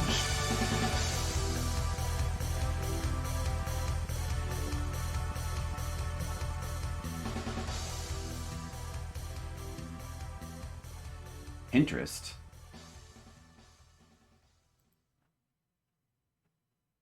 Giant Bomb doesn't seem to have a page either. Alright. I'm gonna leave it as question mark, I guess? For that one. It could have been Jalico that developed it. It could have been like NMK or somebody like that. Hard to know. Ooh, is this the TurboGrafx version of this song? Alright. A Human Bandai game. Haven't had one of those in a while. SD. Oh, because it's just SD Gundam again. This is just like a It's like the same game, but just like with more maps, I think.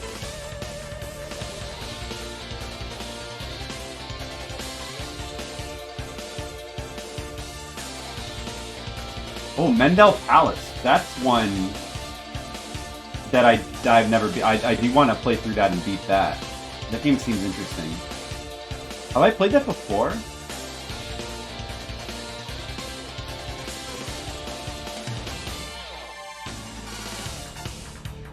Guess not.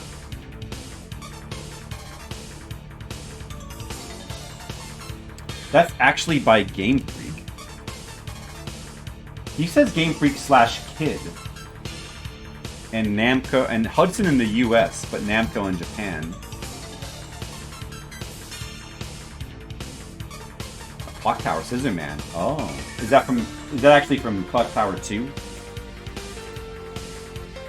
Hudson / Namco. Game Freak / Kid? Wait, June 27th? But wasn't there a 25th game?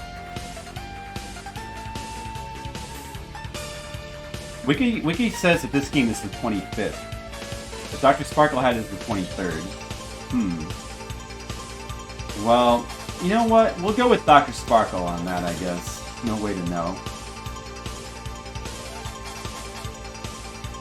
I could look it up on GameFAQs, I guess.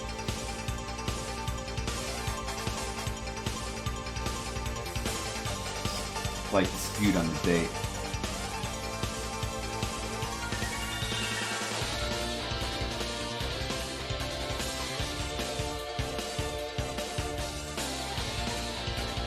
GameFAQs also says the 23rd, so I'm going to trust Dr. Sparkle.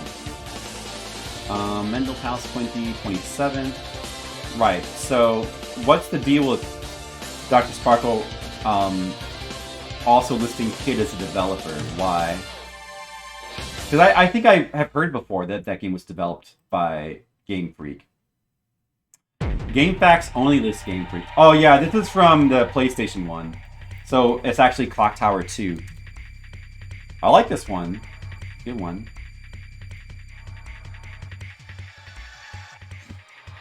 Wikipedia has only Game Freak, doesn't mention Kid.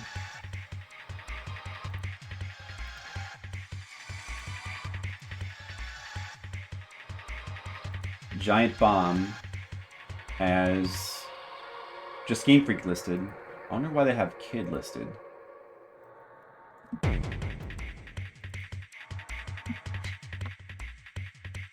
Maybe Kid is associated with Game Freak somehow?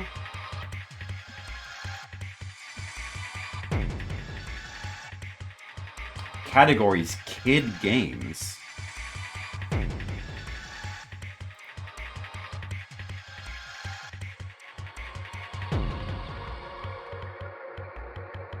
Does Game Freak and Kid, the developer Kid, have anything to do with each other?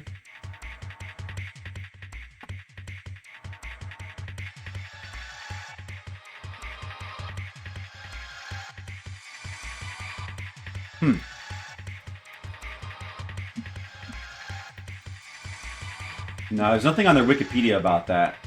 Okay, I don't know why. No, I'm gonna just ignore that then, I think. I wonder what the deal is with that, though. Maybe Kid helped with the programming. Prisoners of War.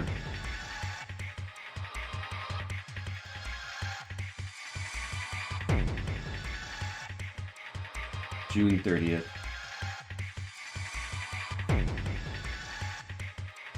Another SNK game. By this point, SNK was doing their own in-house developing. They're past the Ikari Warriors Micronix days. Murder Club. River Hill Soft. And Seta. Seta I've seen before. River Hill Soft, that might be the first time I've seen their name. We've seen Seta before. Yeah, Seta has... Wait, should it be all caps? I have it as all caps in the past. Let's keep it in all caps.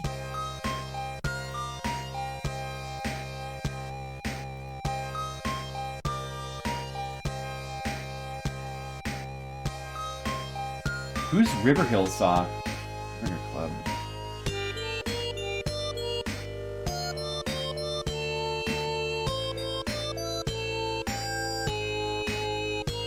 River Hill Soft, all one word. They mostly did NEC, PC 88, 98 games. Oh, interesting. Like... Oh, they worked on the JB Harold games.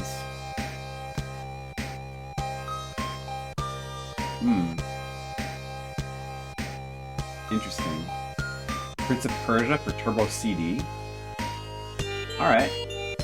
That's their first mention in Famicom World. Alright, that takes care of episode 45. Now we're up to game number 678. How far do we want to go? Let's try to push on to 700, I guess? Maybe?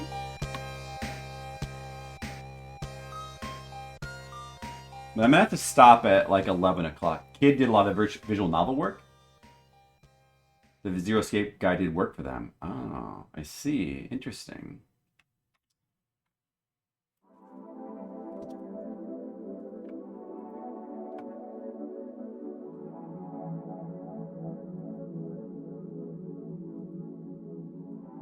Alright, Airwolf. Alright, so now we're into... Oh, it's still June, huh? Still June games.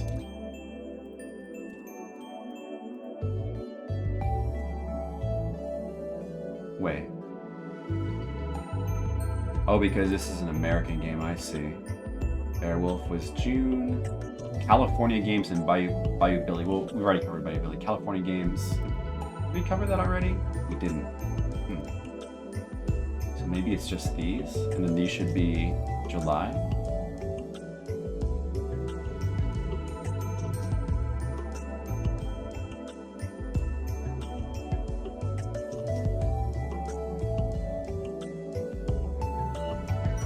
They did Burai Fighter? You don't feel so bad? Why? I think I like Burai Fighter, but I don't think I've played it very much. So, this is Beam Software and Acclaim. That sounds legit. I think that's a terrible game, but Beam Software would eventually go on to make Shadowrun, so they're okay by me.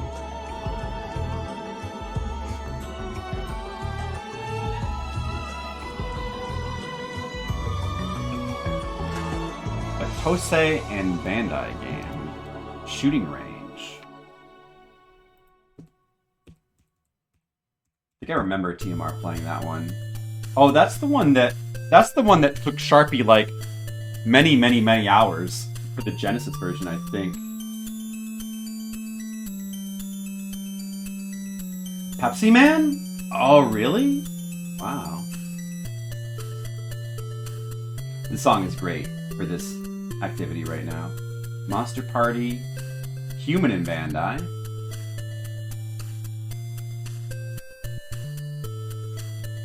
So, wait a second though. These are US games.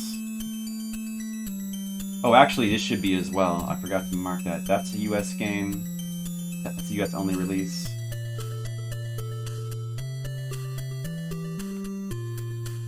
Did I miss anything else? These should all be... Is Monster Party US only?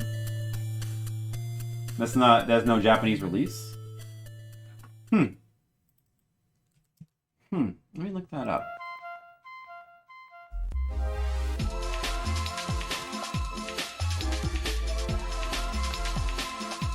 Unreleased games. Parody World Monster Party. So they planned to release it in Japan, but they never got around to it, huh? Interesting. Interesting.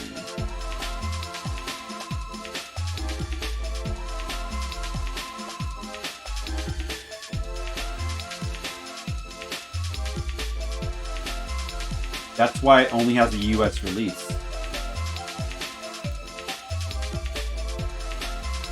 And Human developed that game, I did not know that. Sara Uchikoshi got his start making 3D work for Pepsi Man? Oh, really? It's a soulless art. What are you talking about? Pepsi Man is a work of art. It's a beautiful work of art that is amazing. As far as I'm concerned. Alright, so this is Rare. California Games. NES version. And another one by Milton Bradley. Rare did a lot of work for Milton Bradley.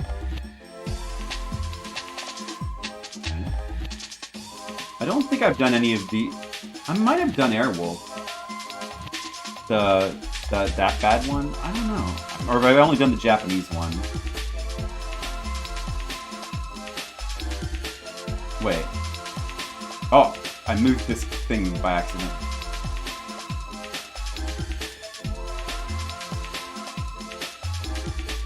Why is Airwolf not in here? Could be.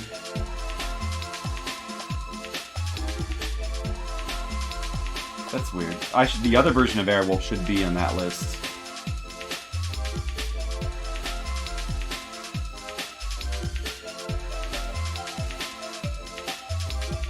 I must have missed it. But Akira is here.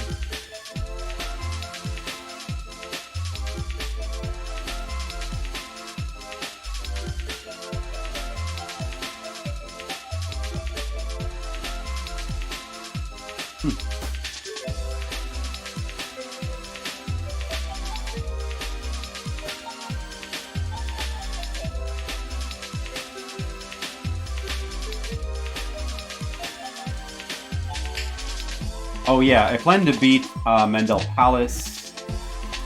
Ow, probably. Not sure about these. Not Airwolf. Definitely Monster Party. Yeah, I plan to beat all those. Gagging. But imagine having your first project where you tasked with displaying Pepsi logo as a prominent texture. Make the logo bigger.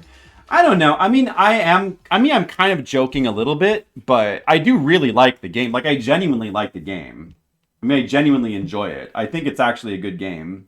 But yeah, I mean, I get your point.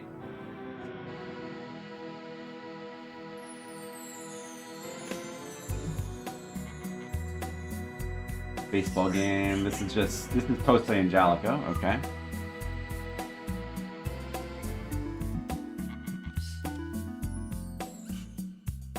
July 13th.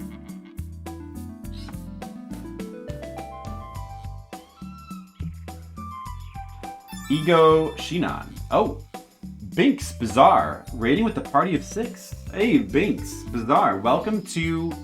I hope you like Google Documents. Because that's what we're doing. Hey, thanks for the Binks raid. I'm just working on... I don't know if you know, but I'm guessing you probably do. Hey, Fozdar. I have a project called Fliptendo, which I do sometimes. And it's where we're trying to play every Famicom and NES game in chronological order. Currently, we've played 600 games, the first 600. And at the moment, I'm just working on the Google document for the project. That's all we're doing, and listening to, like, retro music. Hey, Binks. Hey, Mindgrifter. Spreadsheets! It's so exciting. Well, you come to the right place. We also have, like, song requests happening, so, you know, it's not too boring, maybe. Well, thank you. Welcome. Alright. July 14th. Hecht and Hecht. Hecht developed this game. Let's check this one at GameFAQs to see if that's correct. Correct information. They list Ego Shinan without the dash, though. But the cover does have the dash, so it's fine. Yeah, they agree. Okay, so it's Hecht. What were you up to there, Binks? What were you playing? Dragon Ninja. Oh, it's called Dragon Ninja in Japan. Okay. Interesting. Did you guys know that Bad Dudes is called Dragon Ninja in Japan? I didn't know that. Data East, supposedly they developed it too. Let's see if GameFAQs agrees.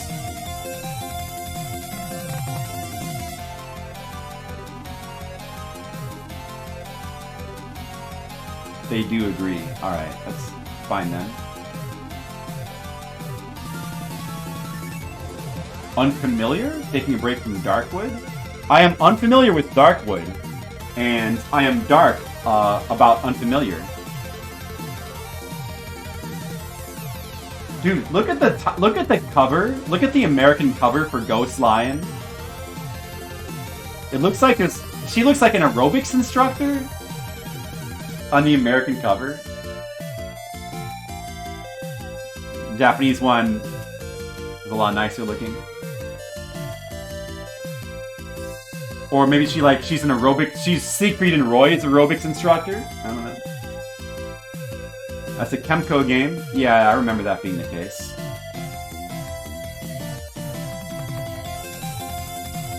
That one, I would like to play through that one. That one seems cool. So I think we'll plan to beat that. Maybe we'll beat Bad Dudes as well. Maybe. I don't know. Probably. I think I've played Bad Dudes on stream before. I'm pretty sure. Yeah, I thought so. I've taken a request for that at one point.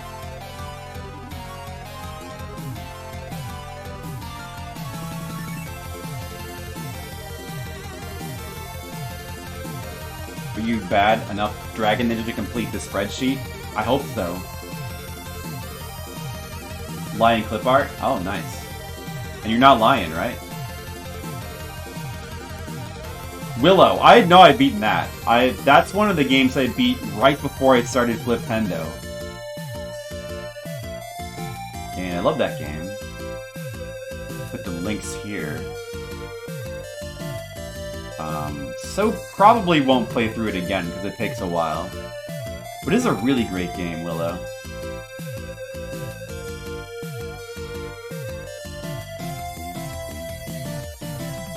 Capcom.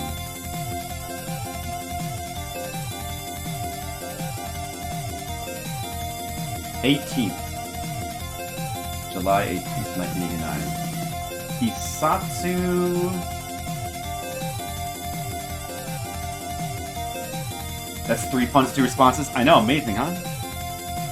It's the kind of quality you can expect from this content of this stream.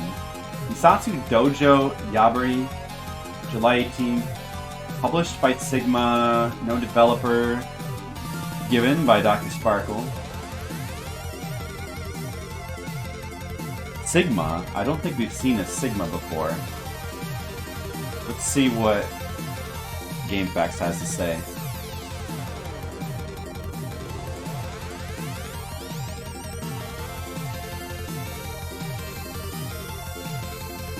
They don't list a developer either. Does anybody else have any opinions about the developer? Maybe nobody knows. Giant Bomb? They say the developer is Sigma as well. This was Sigma Entertainment Incorporated. Wait, is it Sigma Entertainment Incorporated? Their first Famicom game. Previously, they'd only worked on arcade games. Well, they probably developed it, right? Hard to say. Let's put their full name there. I'll just put them as a developer. Apparently you play as Witch's Cat Familiar, and you get materials to make goofy things for the cat. They chill indie game. Darkwood survival horror game. Oh, survival horror. Is that like for PC? I like older survival horror games a lot. See, another baseball game. You can feel free to put in some song requests if you like.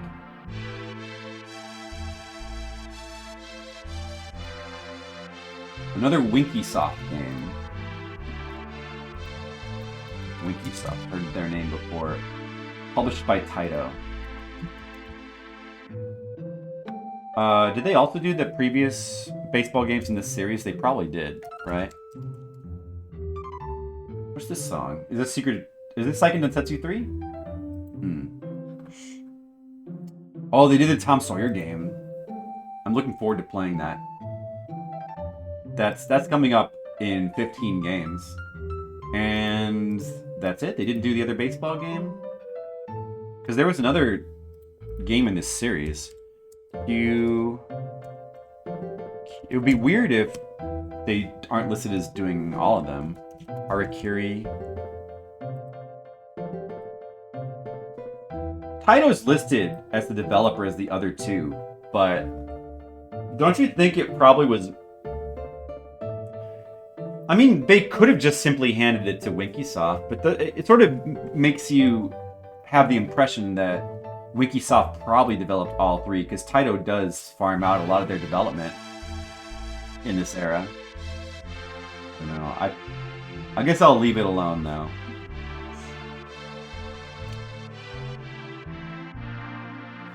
Alright. Next. Henkai Ichi Bushi Keru Naguru. Game Studio. Game Studio. They've done a bunch of stuff. Probably for Namco.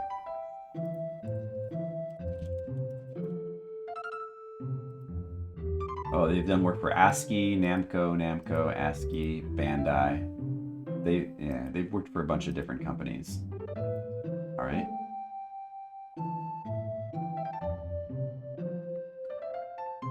All Pro Basketball, which is called Sanbei exclamation points Pro Basket in Japan. July 21st. ICOM, and published by Vic Takai. Alright, that sounds right.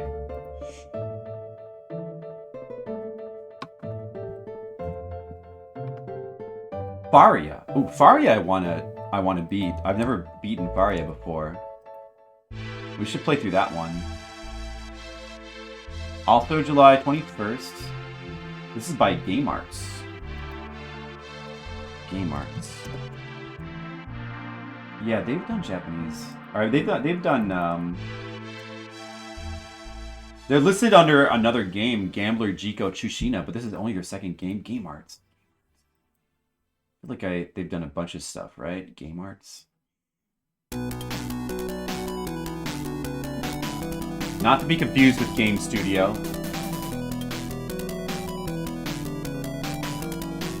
Oh, this is a cool song.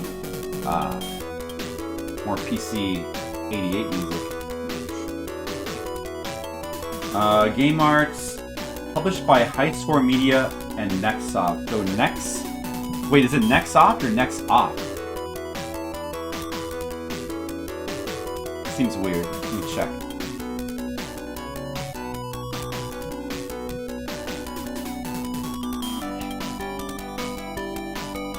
It's spelled Nextoff. Okay.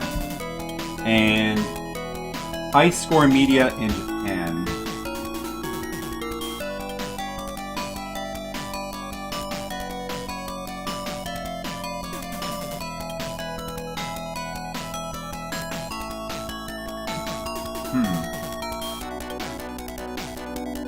Should there be a dash there?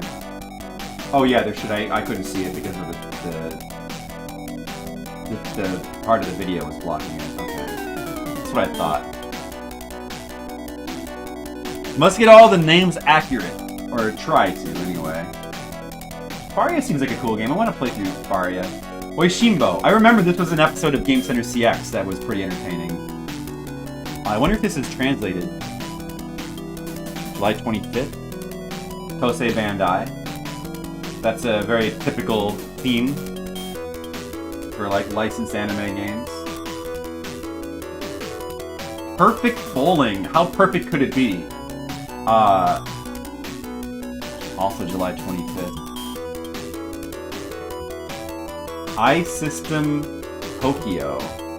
Published by Tonkin House.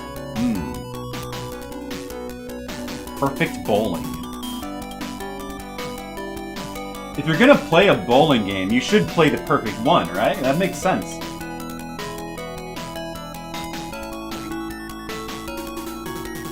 Yeah, iSystem Tokyo Tonkin House. I don't think we've had iSystem Tokyo listed before. We might have had Tonkin House listed. No, that's their first game as well? Interesting. The first listing of this publisher and developer.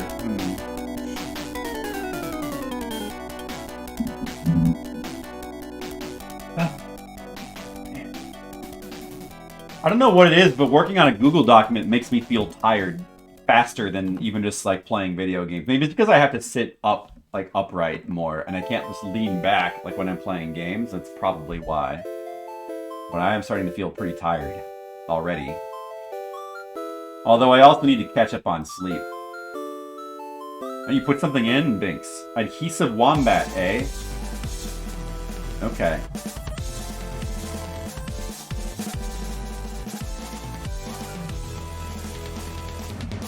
Doing accounting. Yeah, it's true.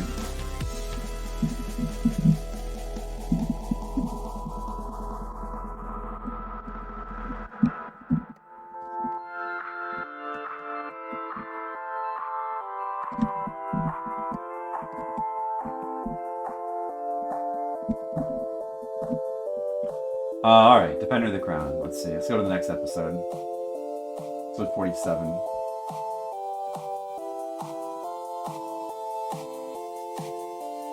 The longest Chrontendo episode, he says.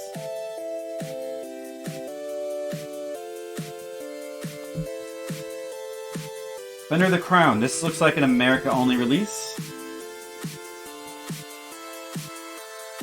A bunch of these might be.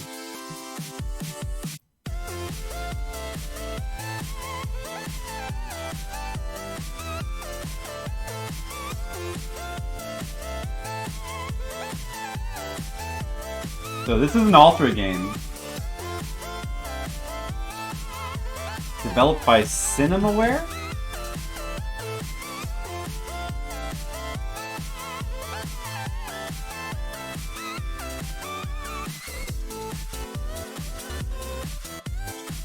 I'm gonna look it up. I think the NES version has its own entry.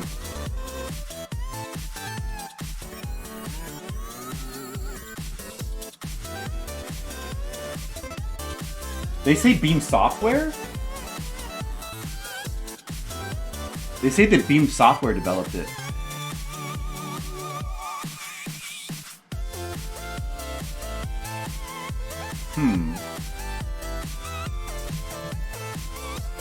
I wonder if Cinemaware developed the original PC version, but not the port?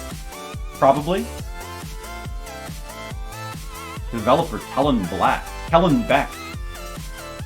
Okay.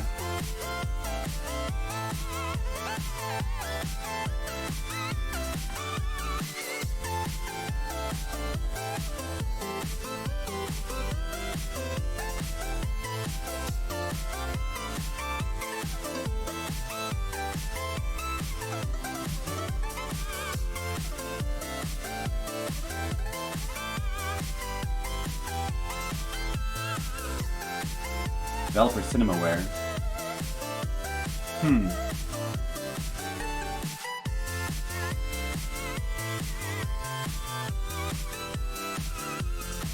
They list all these platforms. Cinemaware couldn't have developed it for all of them. Even different publishers as well.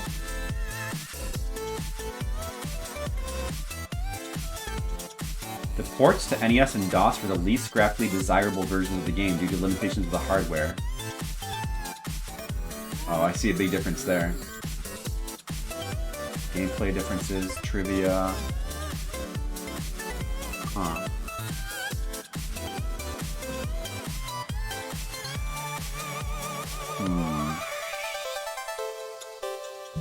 Kind of found who developed the port for NES. Try that. Cinemaware.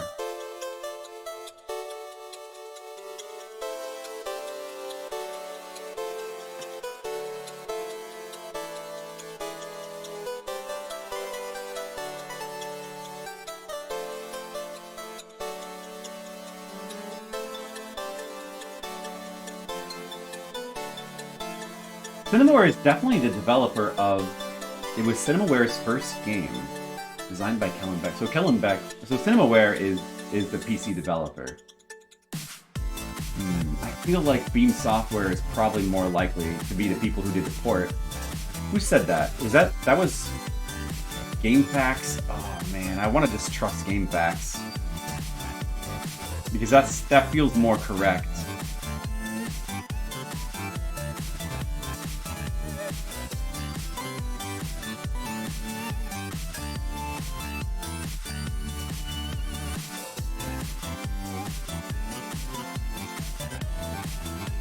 What does it say?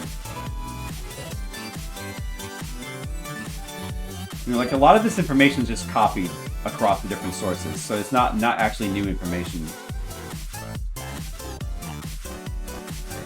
You can tell. This says developed by Beam Software as well, whatever this site is.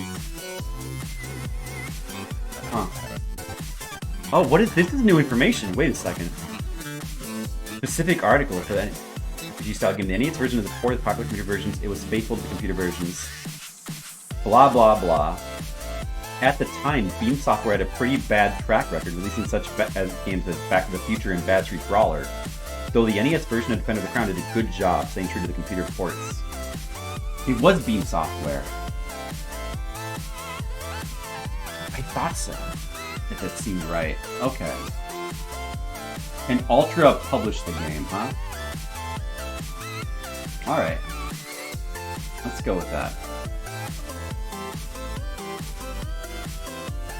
Cobra Triangle. Rare Nintendo.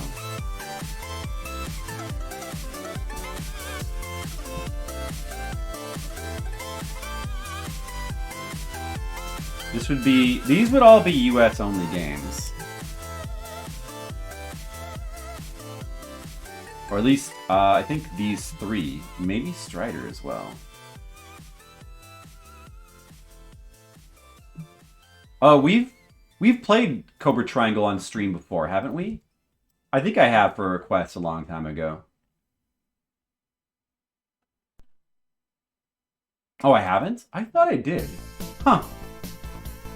I kind of have a memory of...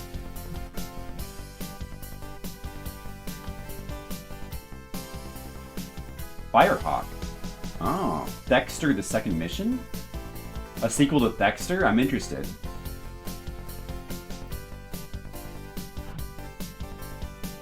Where was I? Oh yeah, Thundercade. Right.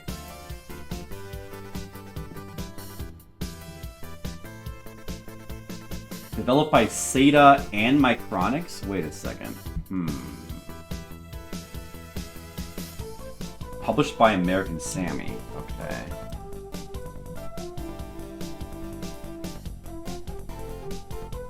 Sega and Micronix?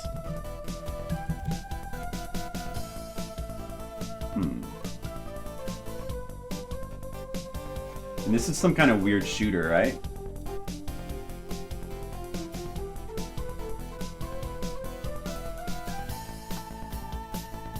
This says Micronix.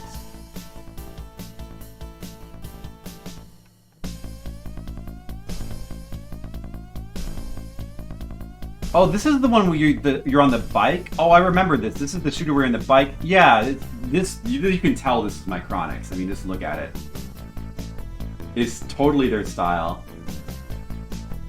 Maybe slightly less janky than some of their older games, but it's totally their art style and this jankiness.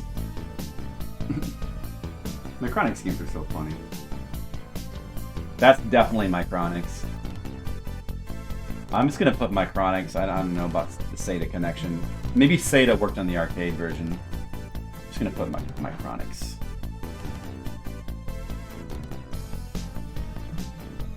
So that only has an American release. That's interesting. No Japanese release for Thundercade.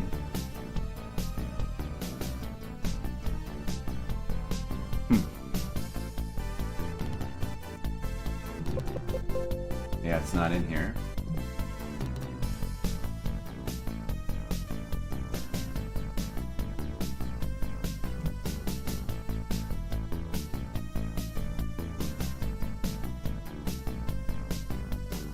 Interesting.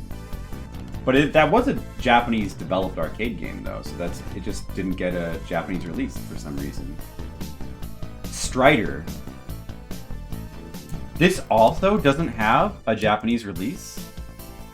Huh.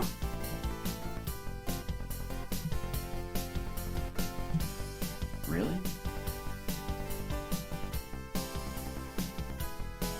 Oh, it's listed as an unreleased game. Strider, Hear You. The Japanese version was never released. Ah. Oh, wow, I didn't know that.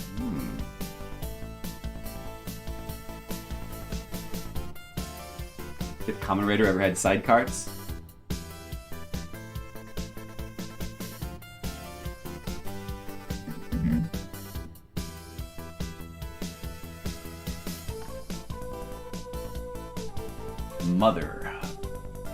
Mother for the NES, for the Famicom. Excited to play through that game. That's gonna be fun. Oh, actually, we gotta beat Strider as well, and Cobra Triangle, and I don't know. We might try to beat Thundercade. I don't know, maybe Thundercade, maybe not. But definitely Mother.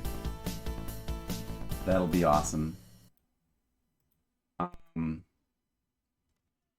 They have Pax Softnica listed here, but I think I'll just put Nintendo. I mean, let me see what GameFAQ says.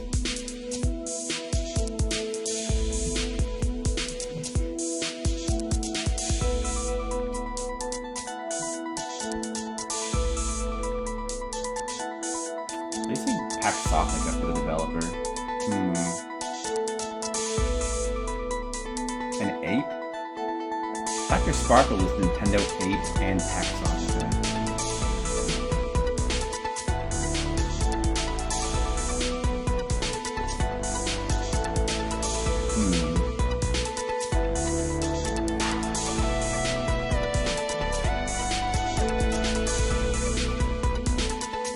There's bound to be more information about like a big game like Mother or Earthbound. Found one developer. They list Ape as a developer? They list Ape and GameFAQ lists Pax Softnica? Like, what's up with that?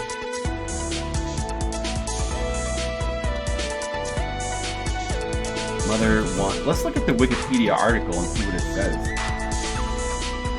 We try to search. Because GameFAQ and search unless they fixed it, from what I remember, their search function is like semi-broken. There's like something weird about it. I do that for a specific reason.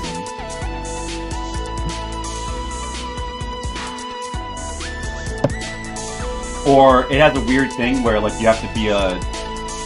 We're fine for you? I don't know. I just remember there was something weird about the search, so I stopped using it.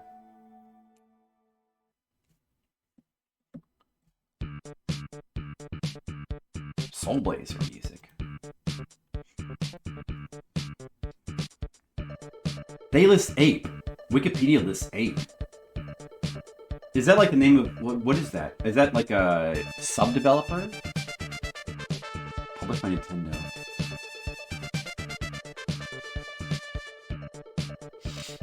Writer and director Shigesato Itoi pitched Mother's concept to Shigeru Miyamoto.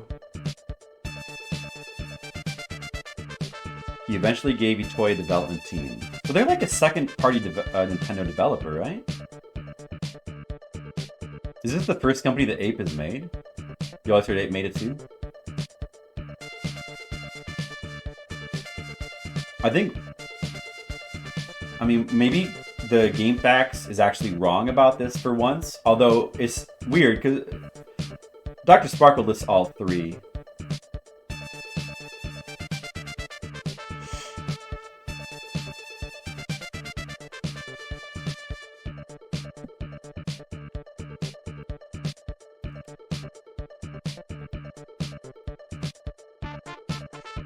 Mother was developed by Ape and published by Nintendo.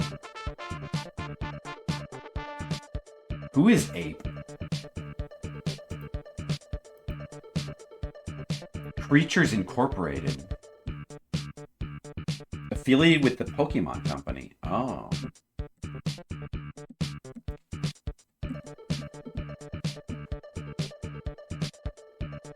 The successor to Ape is Shigesato Itoi's company.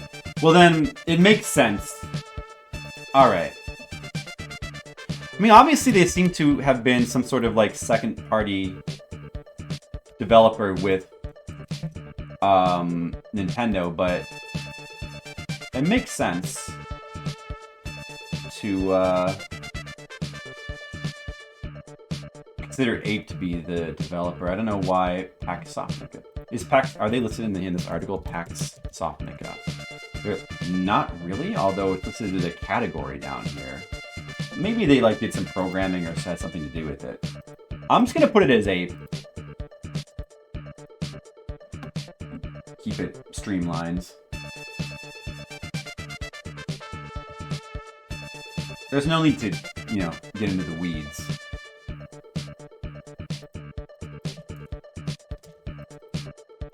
This music is so good.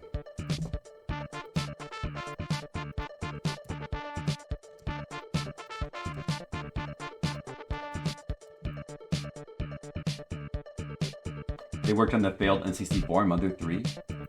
Is there any, like, prototypes or evidence of that existing? Or, like, even just, like, videos or anything? Just curious. Ikari and Namco. Alright, that sounds right.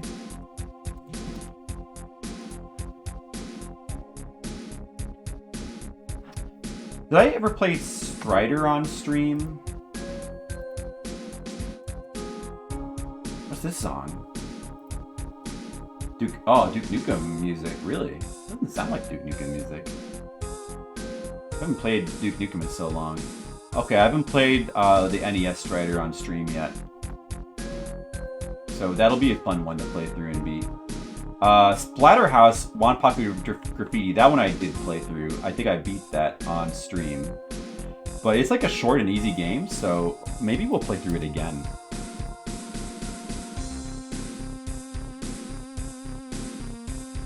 Wouldn't mind that.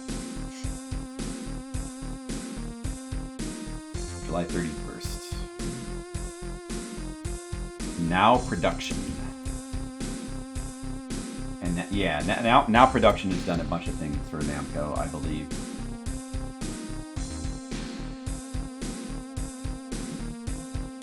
This one is Bobby Prince? I see, nice. I like Bobby Prince music. This one's gonna make his massive spreadsheet. Well, any more so, I should say. Any more than we already have to. Because they're like fully committed to doing... I mean, look, see, the thing is, I've made all of this already. So I'm pod committed to making the rest, you know? Too late. There's no turning back now. Q... Oh, they listed as, I see, Twin Cobra. Known in Japan as Kyoku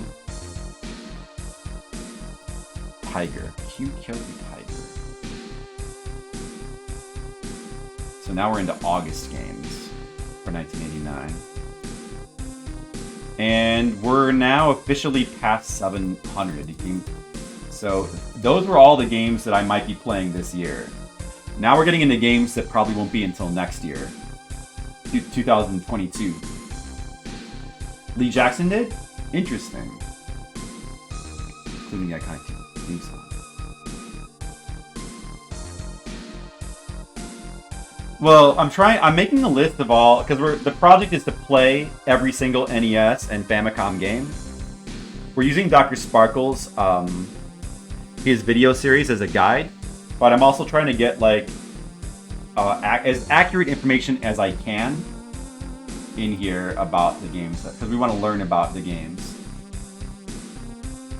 Alright, I'll just put already beaten for this one. I might beat it again. Splatterhouse. Twin Cobra, I don't know. These probably won't be beating any of those, not really sure. This is August 4th. And it has a developer listed as Toaplan Micronics. I'm positive that Micronics did the... I mean, I'm pretty sure that I remember that Toaplan did the arcade and Micronics did the... So I'm not even going to bother to check. But there's two publishers as well? American Sammy must have published the American version. Yeah, because American Sammy is not surprisingly, American developer. American Sammy and CBS Sony. Alright. Ooh, Pilot Wings music.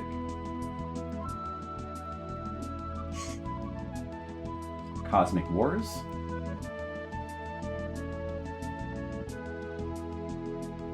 One day, we hope so. It will never happen, but it's your hope. Never say never, because you never know. Things have happened before. It seems unlikely, but you never know. Yeah, it is possible. It is possible. Alright, Cosmic Wars. This is a Konami game. Interesting. We haven't seen a Konami game in a little while. Also August 4.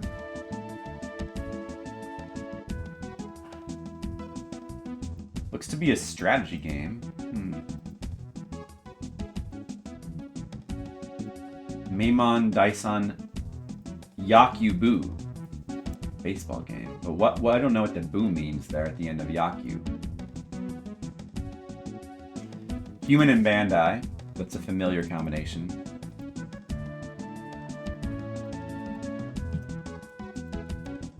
I like these ones where it's easy, where you just get like one developer, one publisher, and it's just like a familiar team that you've seen working on like many games. Which is like, you know, like, yeah, that information's probably exactly correct. The song is so nice. You own Cosmic Wars. That is funny. Ah, it's a strategy game in space. Yeah, it's a Konami game too, so it's probably good, right? But it's probably hard to play in Japanese.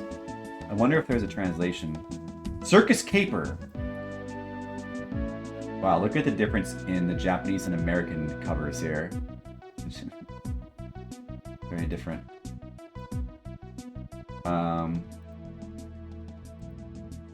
Advanced Communication, we've seen their name before as well.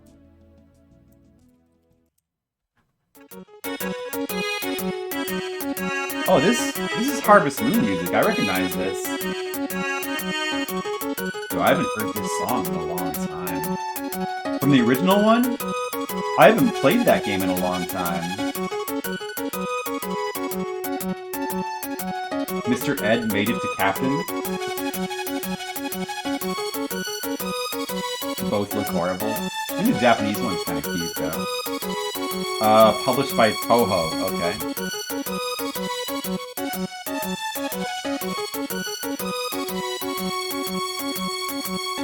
Okay, you want to see what the game looks like? It looks like this. Do you still think it looks horrible? Look, it's got a creepy clown. I don't know what that's about. You can just play as different kids, see? It's exactly as good as you think it is. It looks amazing.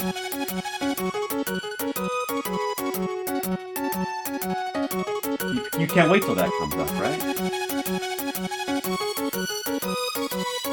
It does look amazing. See, Demo knows. Demo, you should play that. You should make that your first stream game. That'd be perfect for you.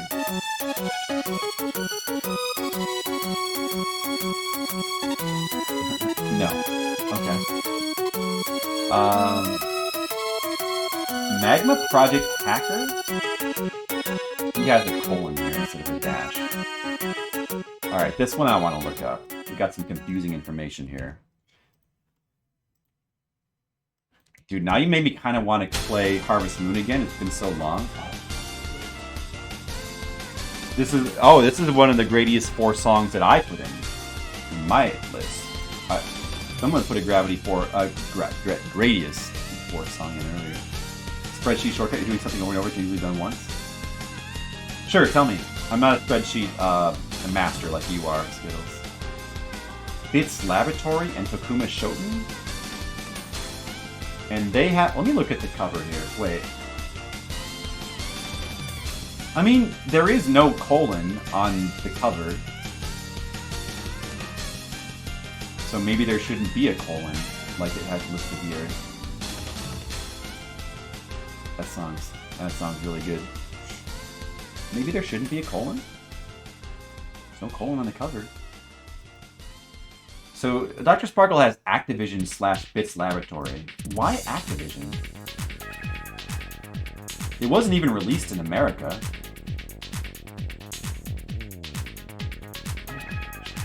Maybe there's a prototype version that Activision worked on? Or something?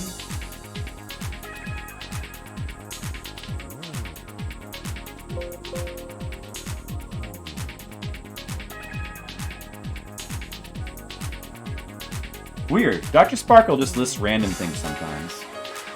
I'm sure that information must come from somewhere.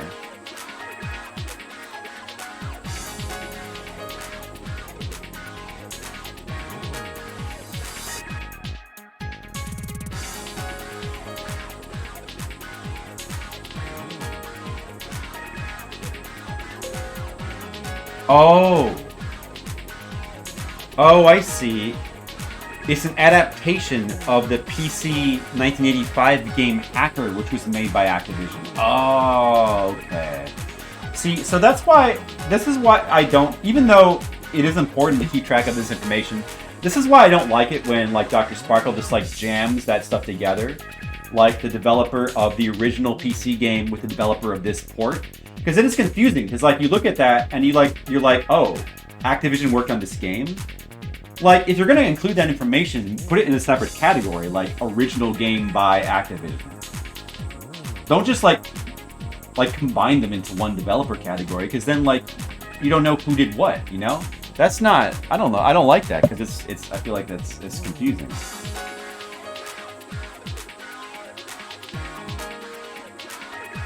So it's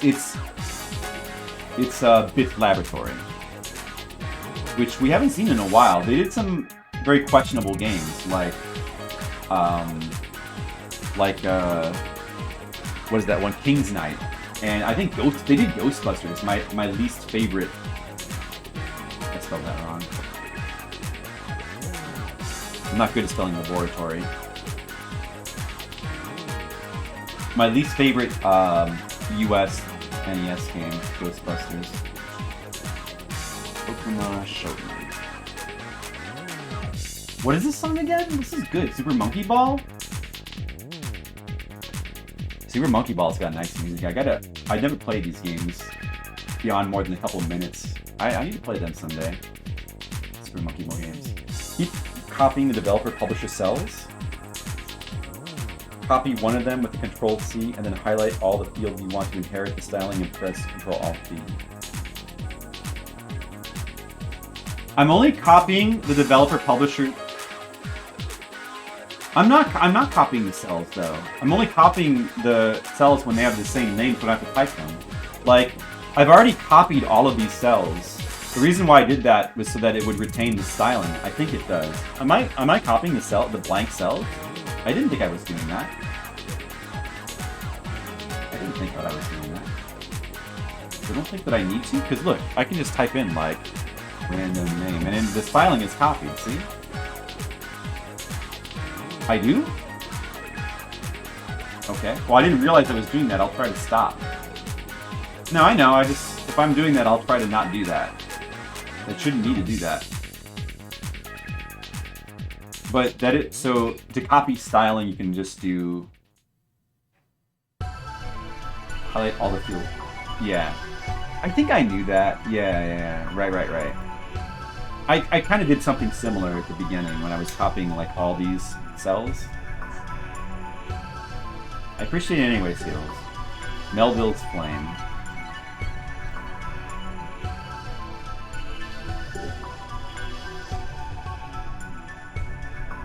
Interlink. Gakken. Didn't they do that weird diver game? That's, like, super weird? And weird? Did I mention weird? I think that they did. And I had them as the developer as well, although this was their first Famicom game. They may have easily farmed this to somebody else. But this, I mean, maybe that one was by Interlink too, for all we know. But this one was farmed out to Interlink.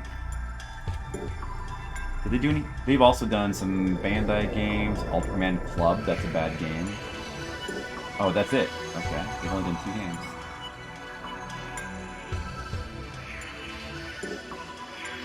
Diaper game. I said diver. Skittles, that does not count as a quote. I said diver. Diver game. The game with the diver where you're diving into the Titanic. Not diaper.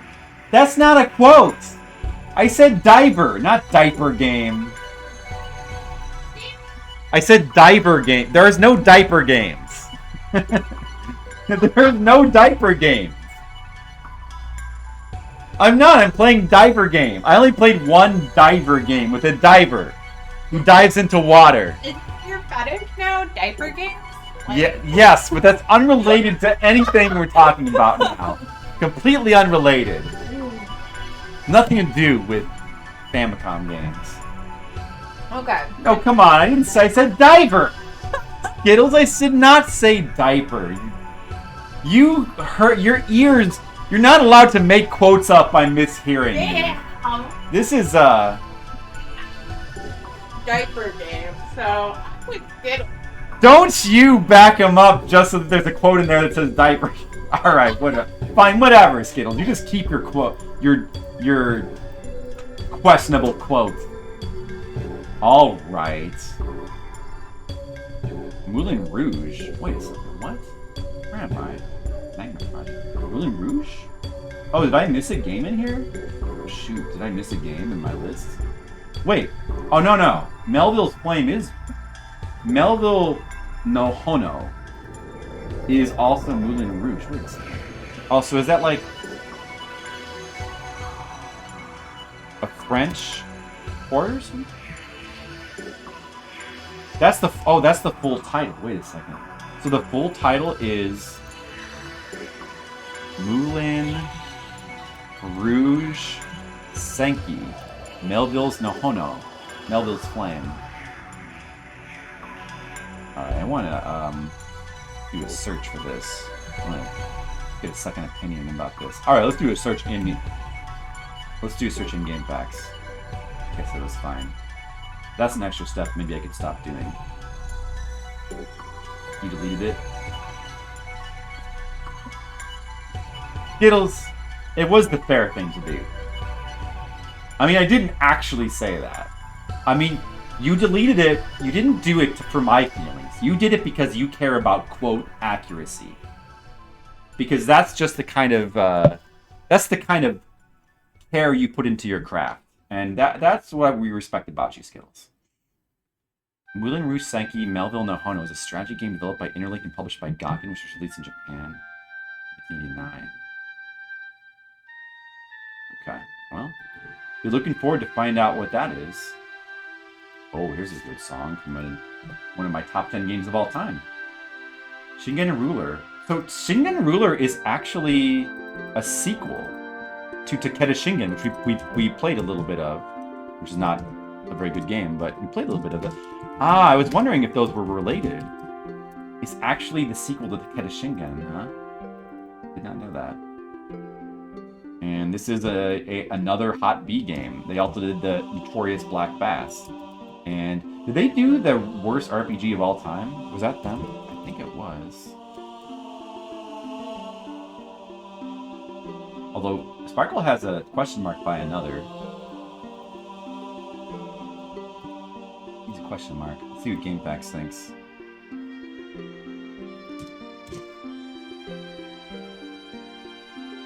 Yes, Quotebot and Target will always be higher than the rest of this damn stream. That's good, Skittles.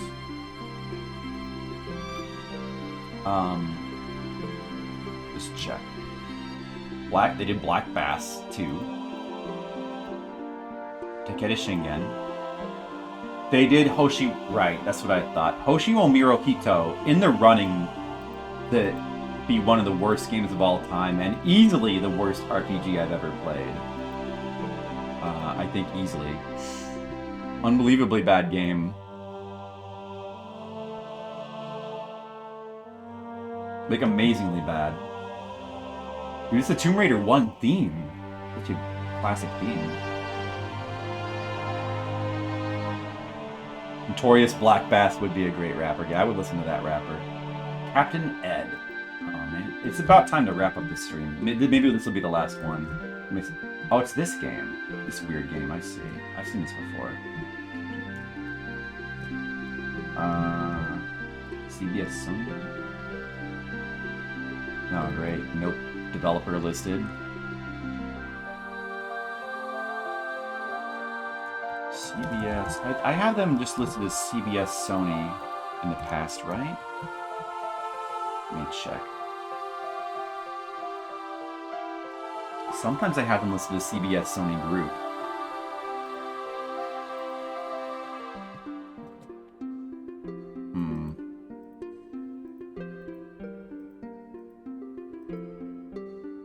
Is it CBS Sony Group, or I should probably put CBS Sony Group. Game facts. Do you have anything about Captain Ed? Developer Graphic Research. Ah, I've heard that name before. Okay, that seems like it makes sense. We've come across them before.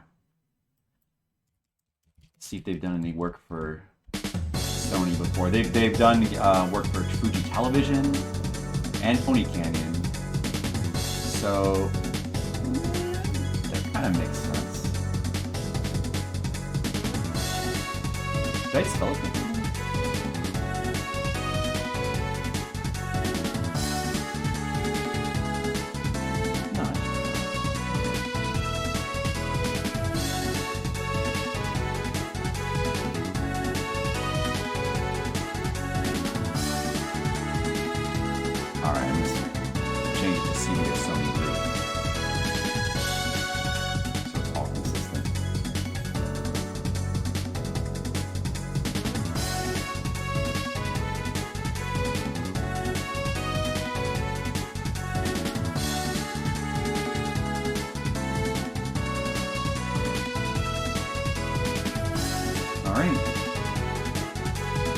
What information did we get? Alright, that takes us up to 709. So we have the next 100 games, at least as far as the Google document goes. We have the next 100 games like fully entered all the information. Well, no, not all of them. I still have to go through and look to see which ones have translations, starting with 615. Oh, 617, I guess. So I still need to do that, but otherwise we get all this information in here, and we also have the names of all the games up to 834, the current Dr. Sparkle, the current Chrontendo episode. So now we have a firm understanding of the limits of Fliptendo right now. Right now we can go up to game number 834. So there really is no reason to rush with Fliptendo. I think we will try to do 100 games this year and 100 games next year. And after 2 more years, I'm sure Chrontendo will have released more content. And then hopefully we can get into the 900s, and then we'll be pretty far. So we'll make a decision as to what to do then. But now I'm going to stop for tonight. I hope you guys enjoyed the Google documents and the music. I still have to make all the actual layouts. I don't have any layouts yet, so that's going to be a lot of work. Maybe that could be another stream. Yeah, you're welcome, Demo. I hope you enjoyed the spreadsheet. Will you finish in the 2020s? What, Jennifer? Alright, Jennifer wants me to show you a video for some reason. I don't know, Jennifer. Alright, let me look at your video. Let me just preview it first. Alright, Jennifer really wants you guys to see this video, so I'm going to show this video. Unfortunately, with stop the awesome Persona song. So guys, we're going to end the stream with this video. I hope that you enjoy it. Please, everybody, watch the video. Here we go.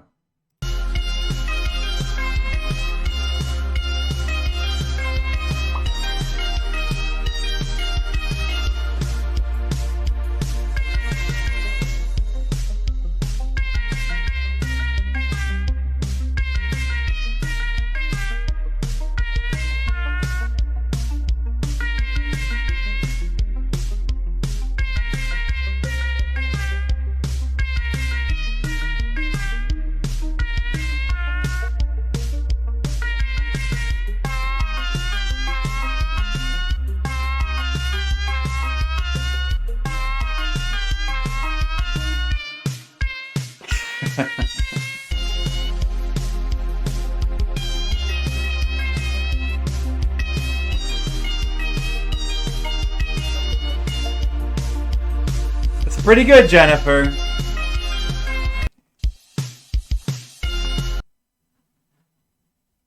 Thanks for watching, guys. Have a good night.